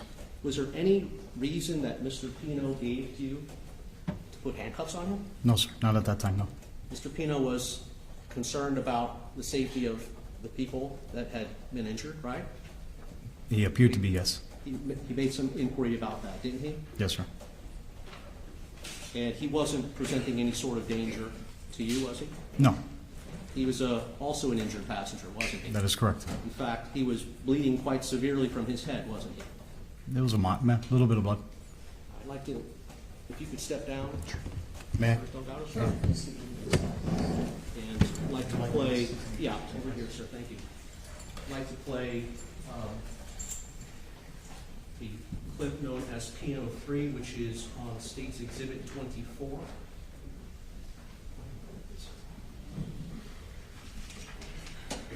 I'm fine. That's fine. I'm fine. You ready? Thumbs up. Take care. Now you heard Mr. Pino say, I'm fine, thumbs up, take care, right? Yes, sir. And even appeared to throw a kiss at somebody, didn't he? On video, yes. All right, do you know who he was speaking to? No, sir. He was, play again, continue on. Back over there. You got a nick in the back of your head. Yeah. I think I think I can hear the ribs. I think back here. Lean back, right? Do not close your eyes. Hey, are you guys going on it? Do you have any one of the three that were Back up a bit. Recall Mr. Pino saying to his daughter, Ceci, I love you, after saying, I'm all right, I'm all right. I just wasn't paying attention to what he was saying at the time. Understood. Because I was checking his injuries. Okay. Continue. Excuse me. Thank you, right? Thumbs up. Take care. Excuse me. I, Is there an objection, Counsel? there's an objection because this is not in evidence. The state's evidence is number 24. That's what I said. It's not the same item, though. It's Pino 3, State's Exhibit 24. I would want to have an issue we had before about authentication. So, take the exhibit, if you would, please. I got it right here, Judge. And we'll just substitute it out, and you can cue it up. If you would, thank you.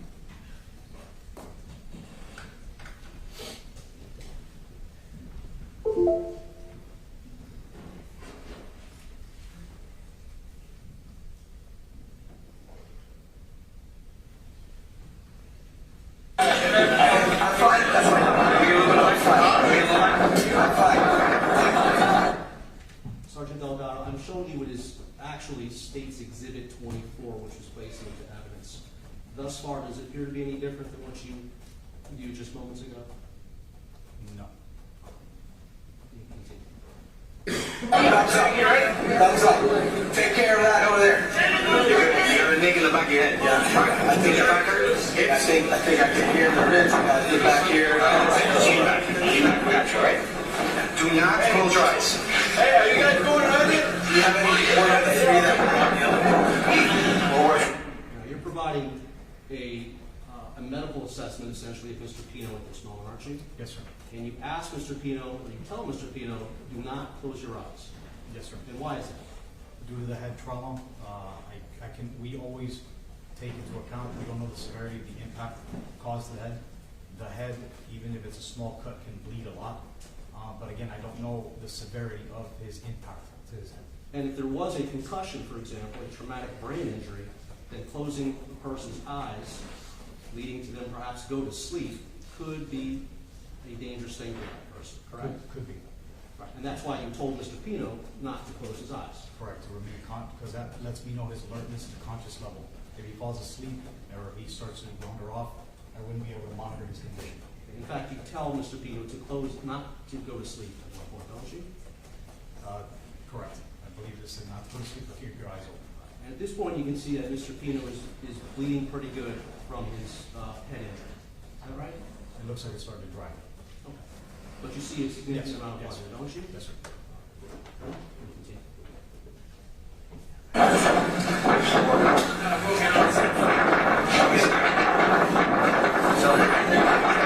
You know her name? Would it be a deal with her? I need him to have a 15 minute.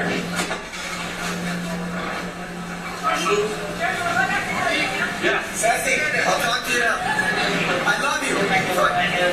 Wait, look this way. This is how I'm talking to She's the one with a broken, she has a broken arm, right? Who has a broken arm? Alright. Is it bleeding? You're right. Alright. It happens. Relax. Fall asleep on me. Let me get to the back work here. Alright, Mom. So you heard at the end there, Sergeant Delgado, at the end of this video, that you advised Mr. Pino not to fall asleep on it, correct? And for the same reasons that you just testified a moment ago. That's correct, sir. Now, also, you may return to your seat. Also, Sergeant Delgado, were you performing triage on your own at that moment, or were you getting assistance from other officers? There was several officers on scene. There were flashlights, there was lighting on Mr. Pino as you were performing triage, wasn't there? Correct. You had an opportunity to see clearly Mr. Pino's face, is that correct? Yes, I did. You had an opportunity clearly to see Mr. Pino's eyes, did you not? Yes, sir. And you were within 2 or 3 feet of Mr. Pino, at any given time while you were performing triage. Is that right? Yes, sir. At any time, did you notice or make any observations about Mr. Pino that he might have been impaired in any way? At that time, I wasn't looking for that, sir. Okay. At no time did you No. see anything that would indicate to you that Mr. Pino might have been impaired. Is that Correct, right? sir.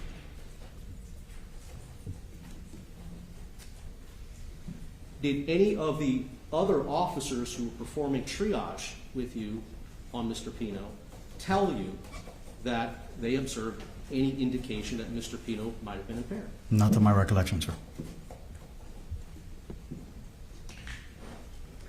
Had yourself or any of these other officers that were present there determined or made observations of impairment on Mr. Pino, you would have advised the investigating officer in the case, wouldn't you? Yes, sir. And you did not do that. Did not do what? You did not advise the lead investigating officer because no observations were made by you. Is that Correct.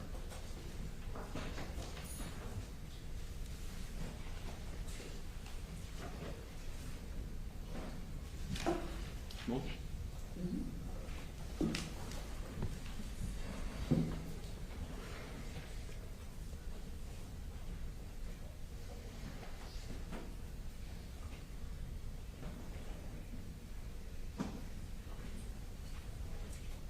Thank you, Sergeant O'Donnell. Nice to see you.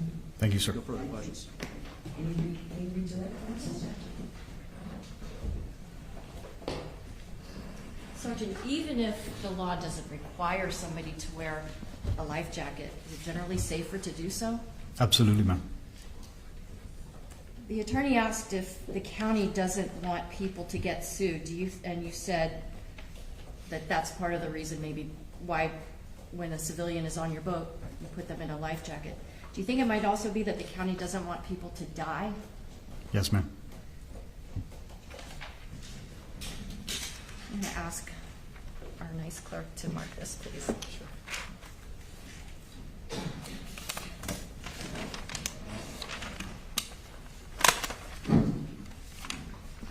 Showing counsel states 2I for identification.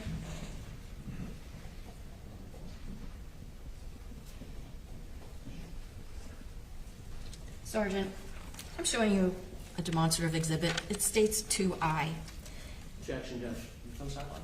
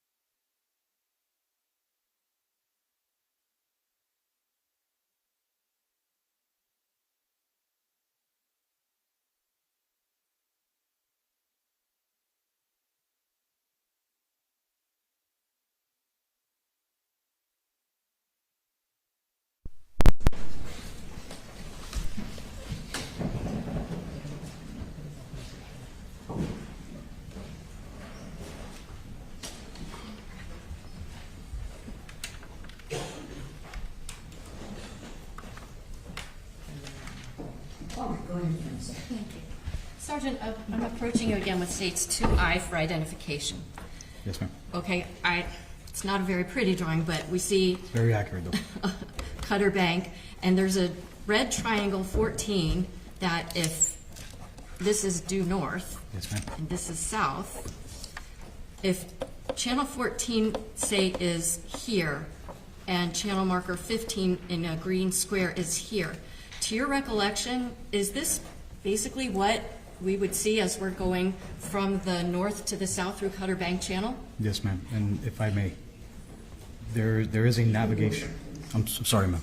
There is a navigational reason for that. It's for an old maritime sailor explained to me once. So the reason that the Coast Guard designs the markers at a catty-corner angle like that and not makes them run parallel is because at night you know that if you're traveling from a square or green to the red and onto a green, you're staying within the channel and it's safe to navigate. Are these channel markers opposite each other?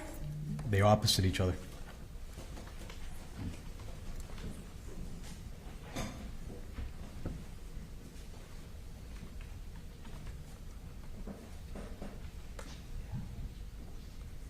No other questions? Any recourse? I have no recourse, Judge. No, there we go. This is excellent, thank you. Thank you, Your Honor.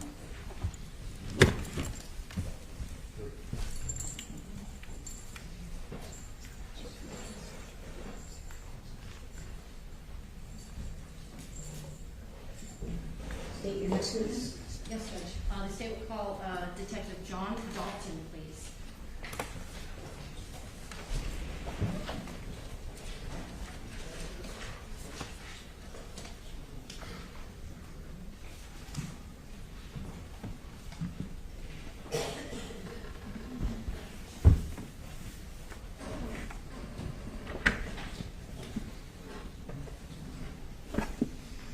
Please step forward, face the clerk, raise your right hand and respond. You solemnly swear that the testimony you're about to give will be the truth, the whole truth, and nothing but the truth? I do. You may have a seat, sir. Speak.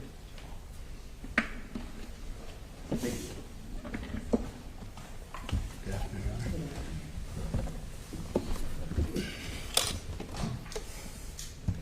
Hello there. How you doing? Could you please introduce yourself to our jury? How you doing? My name is Detective John Dalton. Where do you work? I work for the Miami-Dade Sheriff's Office in the Traffic Homicide Unit. How long have you been with Miami-Dade, well, initially Police Department and now Sheriff's Office? Working on my 31st year. Could you explain to the jurors what was your initial assignment within that agency? Initially, when I started, I was on road patrol. About how long were you a road patrol officer? Approximately 4 years. After that, did you want to switch gears and do a different type of police work? Yes, ma'am. I went into investigations. Can you tell some of the jurors different types of investigations that you've handled? I did Up to when you went to traffic homicide. I did general investigations, shooting, stabbings, burglaries. I did prostitution. I did. Wait a minute. You did prostitution?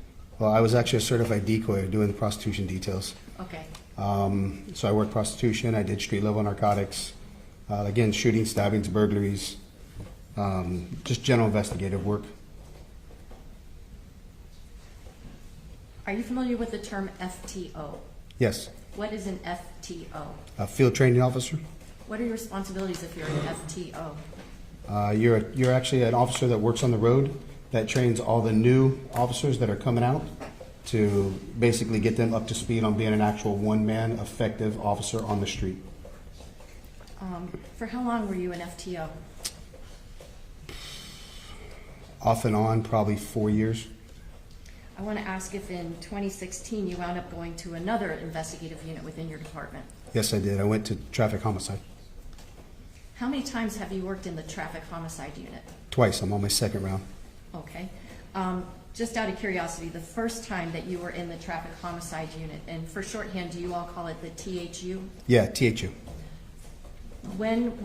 How long were you in the THU the first time? From 2016 to 2020. Okay. And then did you go somewhere else within your agency? Yes, I went to Marine Patrol. How long did you stay in Marine Patrol? From 2020 to 2024. And then Where did you go in 2024? I went back to traffic homicide. Okay. Can you tell us a little bit about the training that was required for you to become a member of the traffic homicide unit? So far, it's an ongoing training. We take training classes every year. So far, I've had just shy of 400 hours of training. It's in basic crash investigation, traffic crash reconstruction, at scene, occupant kinematics, which is like what an occupant in a vehicle does during a crash, along with pedestrians, bicycles. There's several courses that we take throughout the years. Do you learn about using math calculations in order to help reconstruct a crash scene? Yes, trigonometry. Also, how about photography? We do photography. We do all of our own photographing of all of our own scenes and everything, so we take a photography class as well.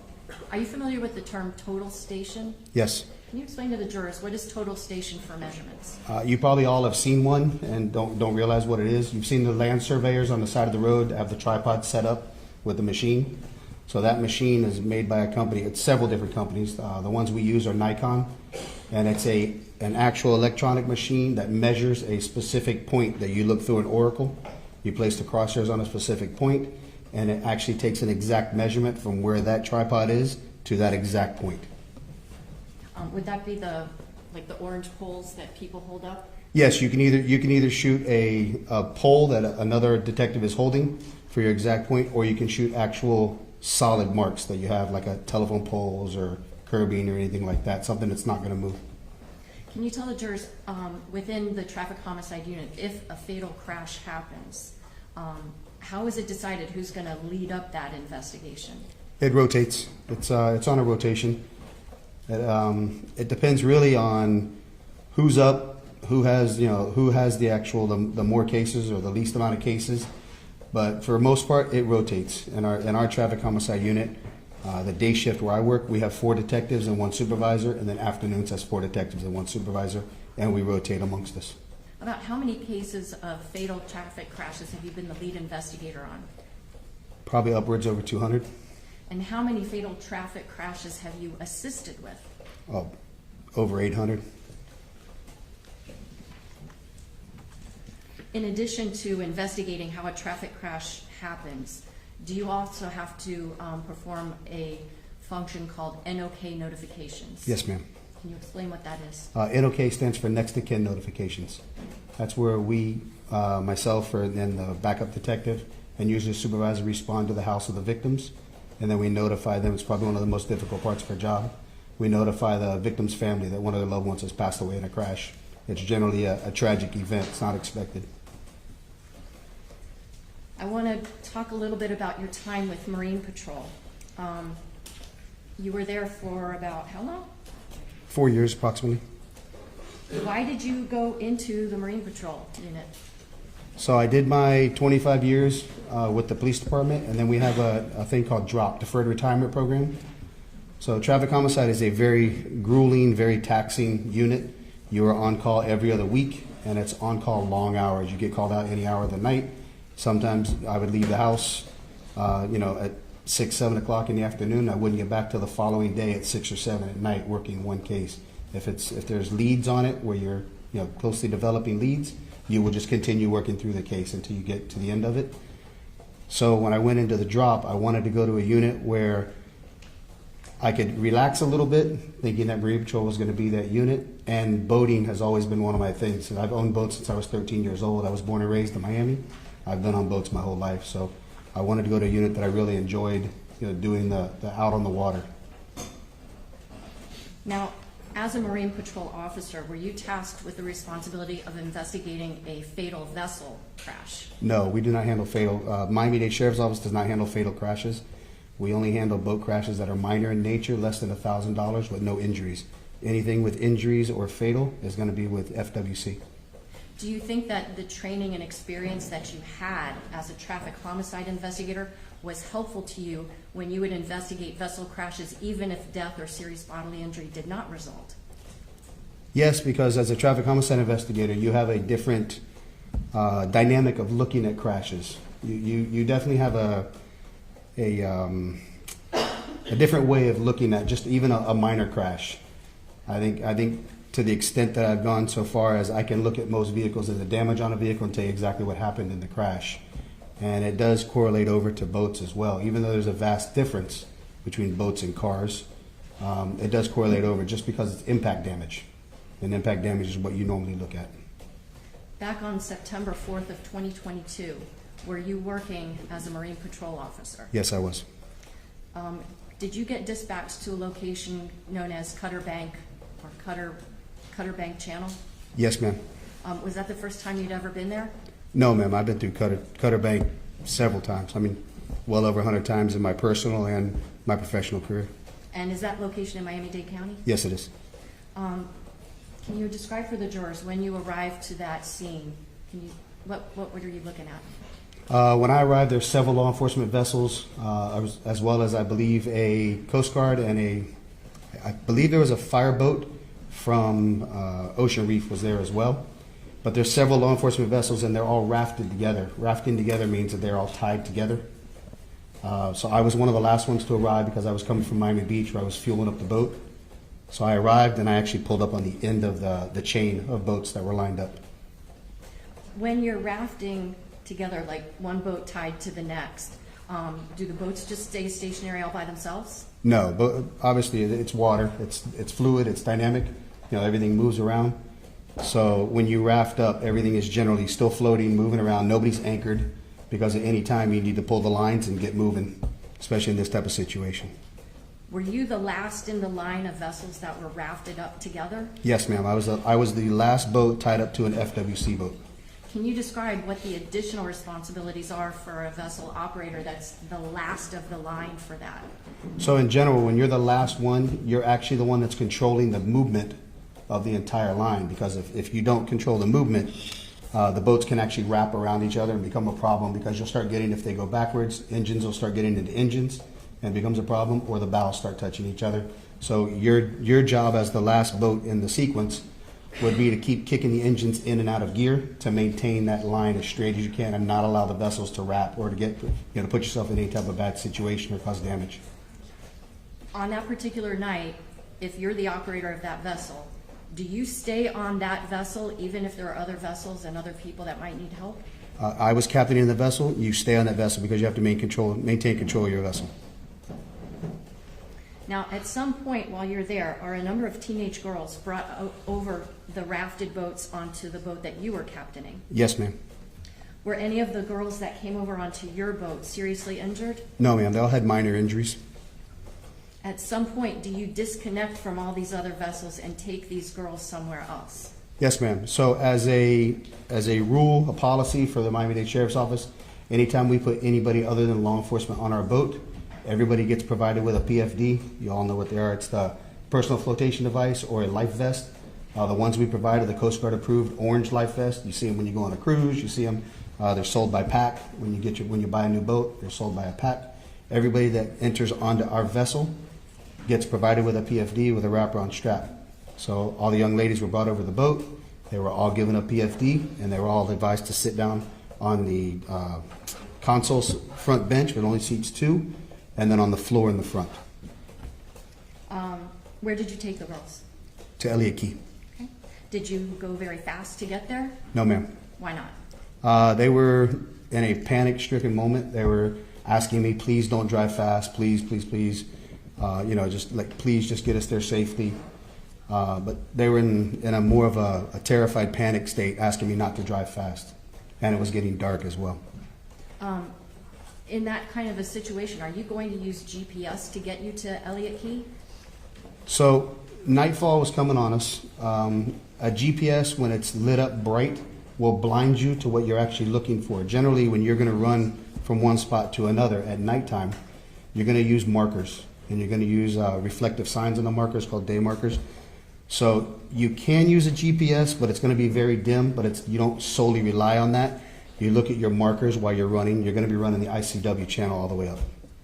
Is it ever safe to navigate solely looking at your GPS device? No. Once you bring the girls over to Elliott Key, are you involved in any further investigation of this case? No, ma'am. Now, you mentioned something about that you went to the Marine Patrol unit because you were kind of, I think, sliding into retirement mode. Yes, ma'am. Did you like working there? In Marine Patrol? Yes. Absolutely. It's a great job. Why did you leave? I ended up having 3 pinched nerves in my neck. So I suffered some physical setbacks from the constant pounding of the boat. The sun beats on you constantly. It's truly a young man's job. Your knees, and as well as it's very taxing, very fatiguing on the body. Being that we work 10-hour shifts, and you're required to be on that boat, 7 to 8 hours a day on the boat. It's a taxing job for the operators and the Marine Patrol officers on the boat. So it's very fatiguing to you. Any sense of how Bobby Bruto lasted so long in Marine Patrol? No clue. You'll have to answer that one for me. Maybe that is this tall? It's possible. The county does take every measure for us. They do give us fatigue pads to stand on, so you're not taking a brutal beating. We do have some boats that have shock-absorbing seats on them to sit down on, but for the most part, you're standing up for most of the time, conducting law enforcement duties. I want to ask you if, over the course of your career handling traffic crashes, has EDR data become really important in those investigations? Absolutely. What's an EDR? It's an event data recorder, which is a black box. I know you all have heard on an airplane, they always talk about recovering the black box. So vehicles have an EDR, which is a black box in the vehicle as well. It records events such as when you're involved in a crash. It goes back and stores 5 to 10 seconds worth of data on that box. And then we're able to use that with a system that we have to download it. And it tells us exactly what the vehicle was doing, the dynamics of the vehicle, driver inputs, everything to that nature, steering, percentage of gas, percentage of brake, everything basically what happens to that vehicle, as well as speed and impact points. And it also covers change in velocity, which is when there's an impact, it moves at the opposite direction. Are you familiar with GPS data that is gathered on vessels? I know what GPS is. In terms of knowing what it is, not in terms of... I know what it is, but I don't know anything about downloading it or analyze. I've never done that. But you use GPS in your job? Yes, ma'am. Why would you say that it is not safe, or that you would not find it prudent to navigate a boat solely using GPS? So as it gets dark, every vessel is required to turn on their lights, navigational lights, red and green on the front, anchor light on the back. There's no set lanes, there's no set highways, there's no curbing on the water. So boats are free to travel in whatever direction they want, obviously except for going through channels. Channels is something that you have to stay between the markers for fear of running aground more than anything, causing damage to your boat. So that's why channels are marked. That's why they're called channels. And it's the safe way to navigate through shallow areas of the waterways. Twofold, for you to be safe, and number two, to not damage any of the waterways out there, to damage the sand flats or the corals or anything like that. A secondary thing is you never know what boats are coming, and GPS doesn't pick up boats. The only way you can pick up a boat is with a radar unit. And a radar unit only picks up a trail on it. So if you were solely to navigate your boat just by that, it would have to be a radar unit and a GPS unit as well. But you have to have your head on a swivel at all times, looking for everybody coming different directions. It's literally pitch black out there with a little tiny red and green light on it and a white light on the back of the boat. And the lights definitely get lost in the city light backgrounds, so you don't see them all the time. What about in the daytime? Would it be safe to navigate a vessel looking only at your GPS screen? Again, same rules apply during the day. There is no lanes. There's nothing designated on which direction you have to go. So vessels are coming from all different directions out there. So you can't solely rely on just your GPS. You got to keep your head on a swivel, we always ride 2 persons to a boat, 2 officers to a boat. One is constantly navigating the boat, and the other one is looking out for other vessels as well. And we're constantly, we do it all the time. We warn each other all the time. And we obviously point out to each other, hey, you see the boat coming from the right, or do you see the boat coming from the left? It's always a 2-man system out there. Are you familiar with the term navigational rules? Yes. Are boaters required to follow them? You're supposed to follow the navigational rules. They don't always get followed, but yes, I'm sorry. Yep, I'm sorry. objection to the question she said. Sidebar if you want. You can rephrase. Sure. Are you familiar with the navigational rules? Yes, ma'am. Is that what voters are supposed to follow? Yes, ma'am. And beyond that, are you familiar with the navigational rule about lookouts? I couldn't quote it to you, but yes, I know there is a navigation rule. Can you explain what the importance of having a lookout is, based on your personal and professional boating experience? Objection, Judge. Act foundation. Ask a few more foundational questions if you can. You just testified that you'll have other officers, at least it's a two-man unit at a minimum, and unit meaning a police boat. Correct. You'll have other officers there to help look for other items. Is that fair to say? That's fair. There's debris floating in the water and stuff like that. So yes, everybody on the boat's keeping a lookout. Okay. And is that to keep you safe? Yes, ma'am. And to keep other people safe? Yes, ma'am. Judge, can we go sidebar, please? Oh, yeah.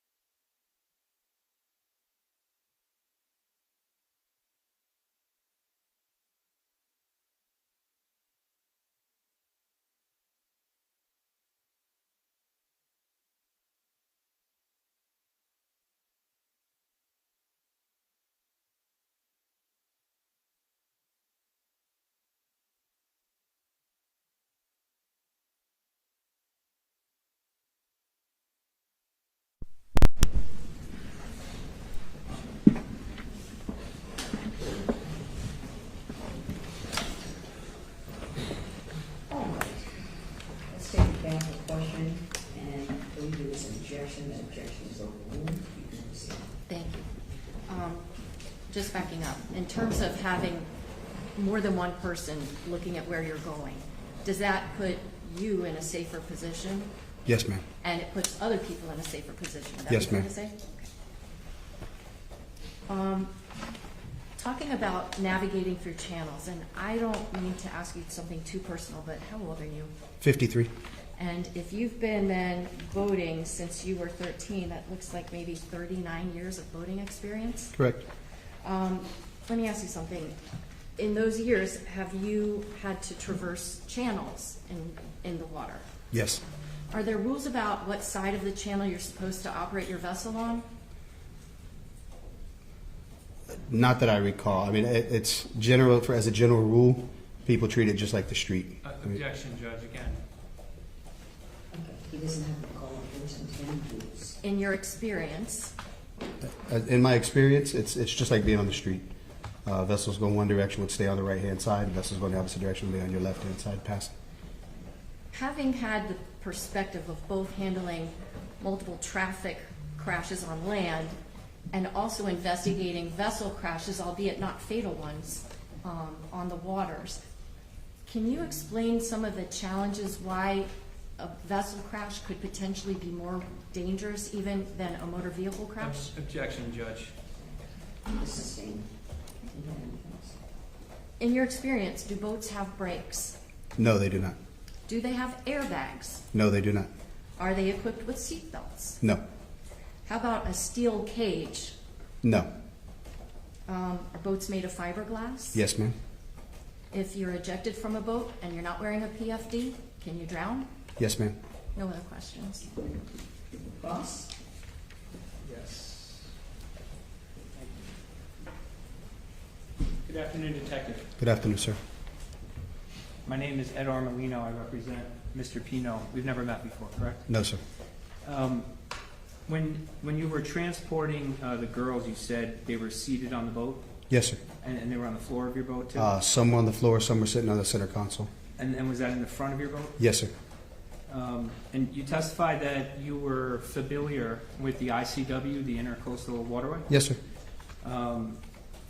Very familiar, would you say? I've traveled it several times. Okay. And when you were transporting the girls on the bow of your boat, was that at night? Yeah, well, the sun was going down. It started to get dark. Okay, and you had no radar on the boat?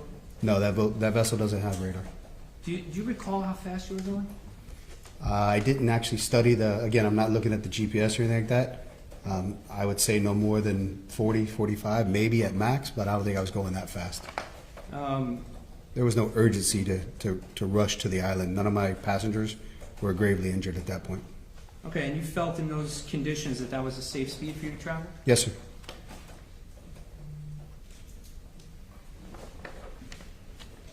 A moment?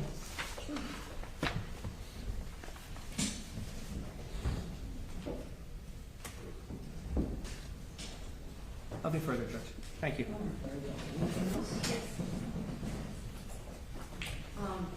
When you were escorting those girls over to Elliott Key, did you have other officers that were serving as a lookout for you? Yes, ma'am.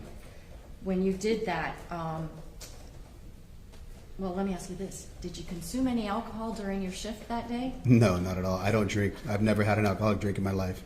And you have how many years of boating experience? 39 approximately. Have you ever crashed into a channel marker? No, ma'am.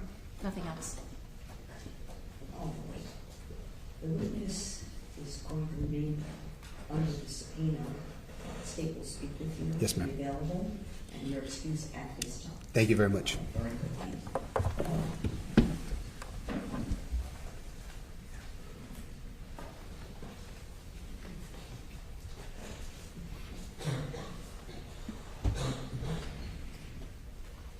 Based on our scheduling discussions earlier, I think we would stop here.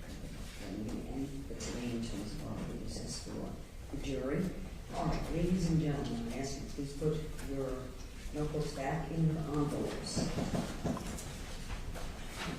We ask please to be here tomorrow, if you would. As close to 9 o'clock, I would ask you to be here by 10 of 9, actually. If you would, we're going to have a little bit of an earlier start. All right?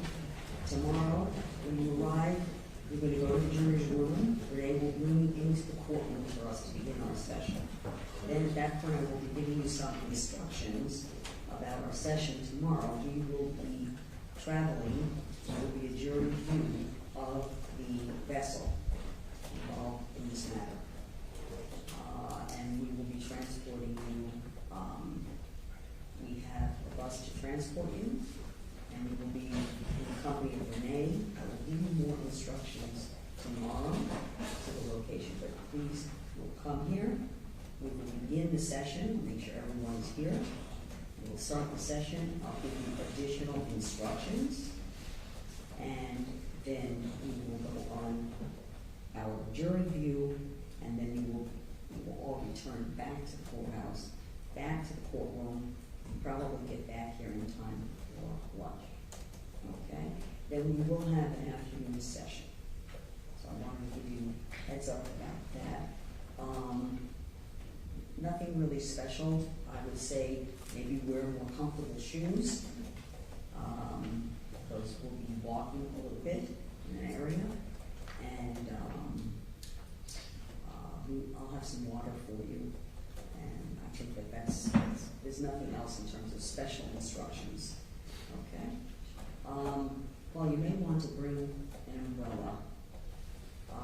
But if I see that the weather is inclement, then we will go to the rain date for the jury view. We're scheduling this for tomorrow morning, and we hope to leave here probably about 9:20, 9:30 the latest. Okay? Please remember, you see or hear anything about this case, or you think it's about this case, ignore it. Don't read it. Don't watch it. Don't listen to it. Please don't go on social media to either post anything or to look at, see if there's any information about this case. Don't do any research. Don't do any Googling to try to gather information outside the courtroom. None of that is evidence. Evidence is only what you're receiving in the courtroom.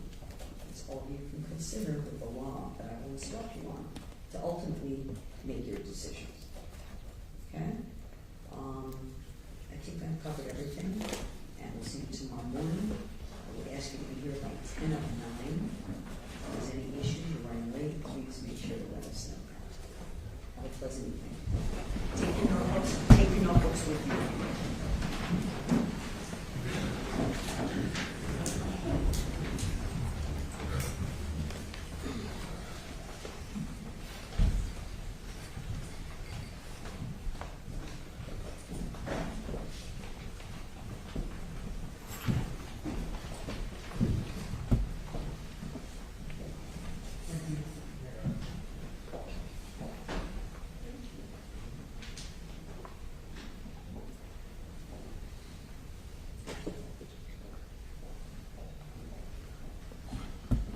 Please be seated.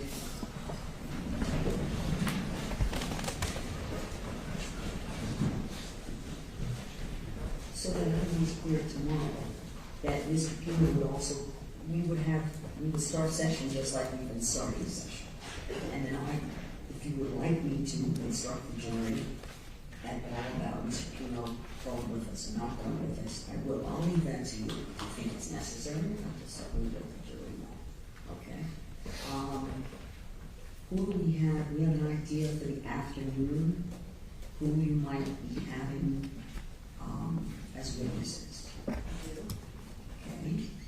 Well, what we want to be clear about is if any of those witnesses, again, I think it has to do mostly with the body-worn camera to make sure that if there's evidence through a body-worn camera or any other physical evidence that you intend to introduce, that if there are excerpts, okay, then we can get ahead of the question of what you're going to introduce. And if there are excerpts that the defense intends to introduce of a body-worn camera through any of the state's witnesses that are remaining, and again, you're not required to, I'm not going to order you to do that, then I would like to have either one or two things, either the opportunity again for the defense to be able to authenticate whatever the additional evidence might be, so that they might be able to, through cross-examination, present whatever evidence, which we allow that. That's not the typical function, but we allow it. And if not, it's perfectly fine, but then to make sure that the defense understands they will have to bring, like one or two witnesses today, will have to bring the witness when you start your case. Okay? So that's why I'm asking. I understand now, and I don't anticipate tomorrow there'll be any body-worn camera footage. Okay. All right, so we should. Does that include, there's also Lieutenant Thompson where they did drone footage, they did that whole experiment on the water. Is that tomorrow? I think that there'll be some footage from the recreation, Your Honor, yes. Okay. All right, so that's, you're going to take excerpted portions of the recreation, or you're going to play the whole? No, because each time the vessel goes through the channel, I don't know, maybe it's like a minute or so. So there's just footage from the drone of Lieutenant Thompson piloting his vessel through the channel. And so it's not that there's clips, it's just, there's... It's one video. No. Oh. There's multiple videos because the vessel was run through the channels on different times, and the drone was placed in different locations to film the vessel traversing the channel below. Okay. Does that mean it's the entirety of the drone footage that you're going to present, or there are segments of what we have today? One is 6 segments. It's different than body-worn camera, Okay. which lasts, say, an hour long, and you select clips from it. Okay. What this is there were specific times, okay, like clip one or video one, probably more precisely. Video one might be, for example, the drone is at the southern end of the channel, and the vessel is traveling south toward it. Video 2 might be the drone is in the northern part of the channel and follows behind the vessel as it traverses the channel. So there's different videos. It's not that they're clipped so much because they're not part of a larger or longer video. Okay. From what you have of the Yes. drone video, let's take the totality of the drone video. Is it your intention to introduce all of the drone video? If it's not, that's fine too. But there may be aspects of the drone video that the defense might want to present. And rather than attempted authentication in court, just want to make sure that the defense understands that, and they would have to have that witness back to present whatever else of the drone video footage that might not have been shown that they would like the jury to see in their case. That's the reason for the question. So to clarify, it sounds like, I'm quite sure the same event might be recorded by different cameras, different angles. It could be a drone, it could be a pole cam, it could be a camera on a boat. I don't know how many of those the state is using, but they created it and gave it to us. This is not an authentication issue. No, I didn't say it's their, it's what they created. Correct, and they turned it over to us as part of their discovery obligation. This is not about authentication. They are obviously authentic. Okay, but it was different from mine, because you then created separate.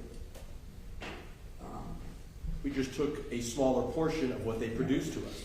And created essentially your own, but it's the same information. We didn't create anything. We simply proposed to publish only a smaller I got portion you. of it. I understand the whole thing. We don't have to make this more complicated than Exactly. Okay? They've had...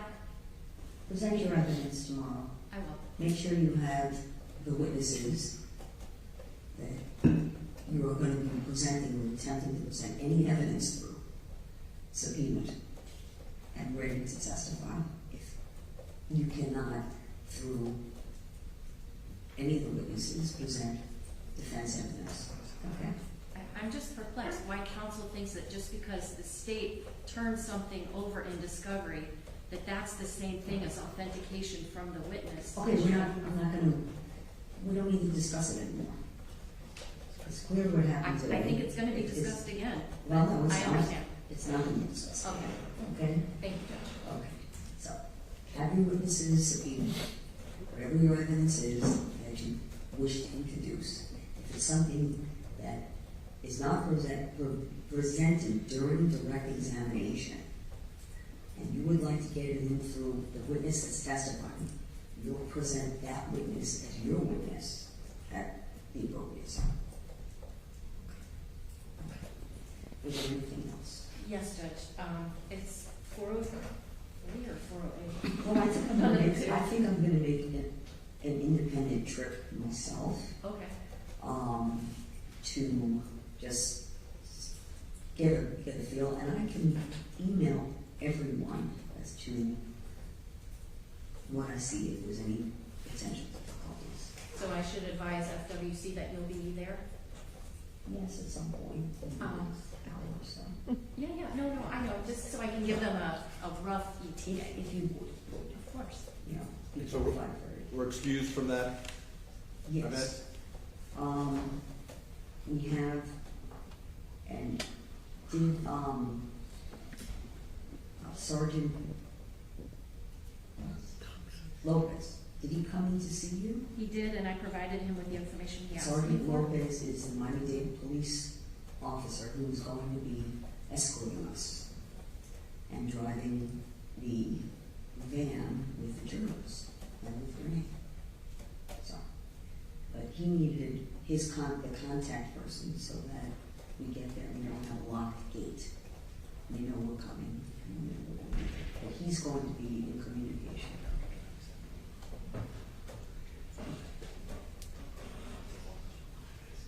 So, for everyone else's benefit, I expect that we would probably start afternoon session about 1:30. That's an estimate, assuming we are relatively close to the schedule in terms of our jury deal.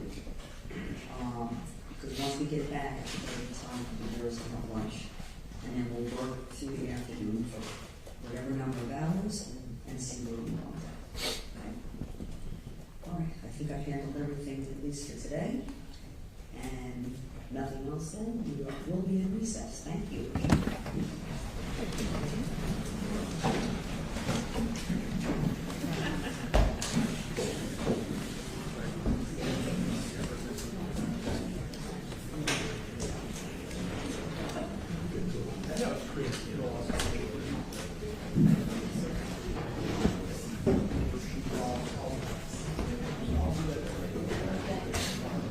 Vanessa, you know I write the attorney's name down after.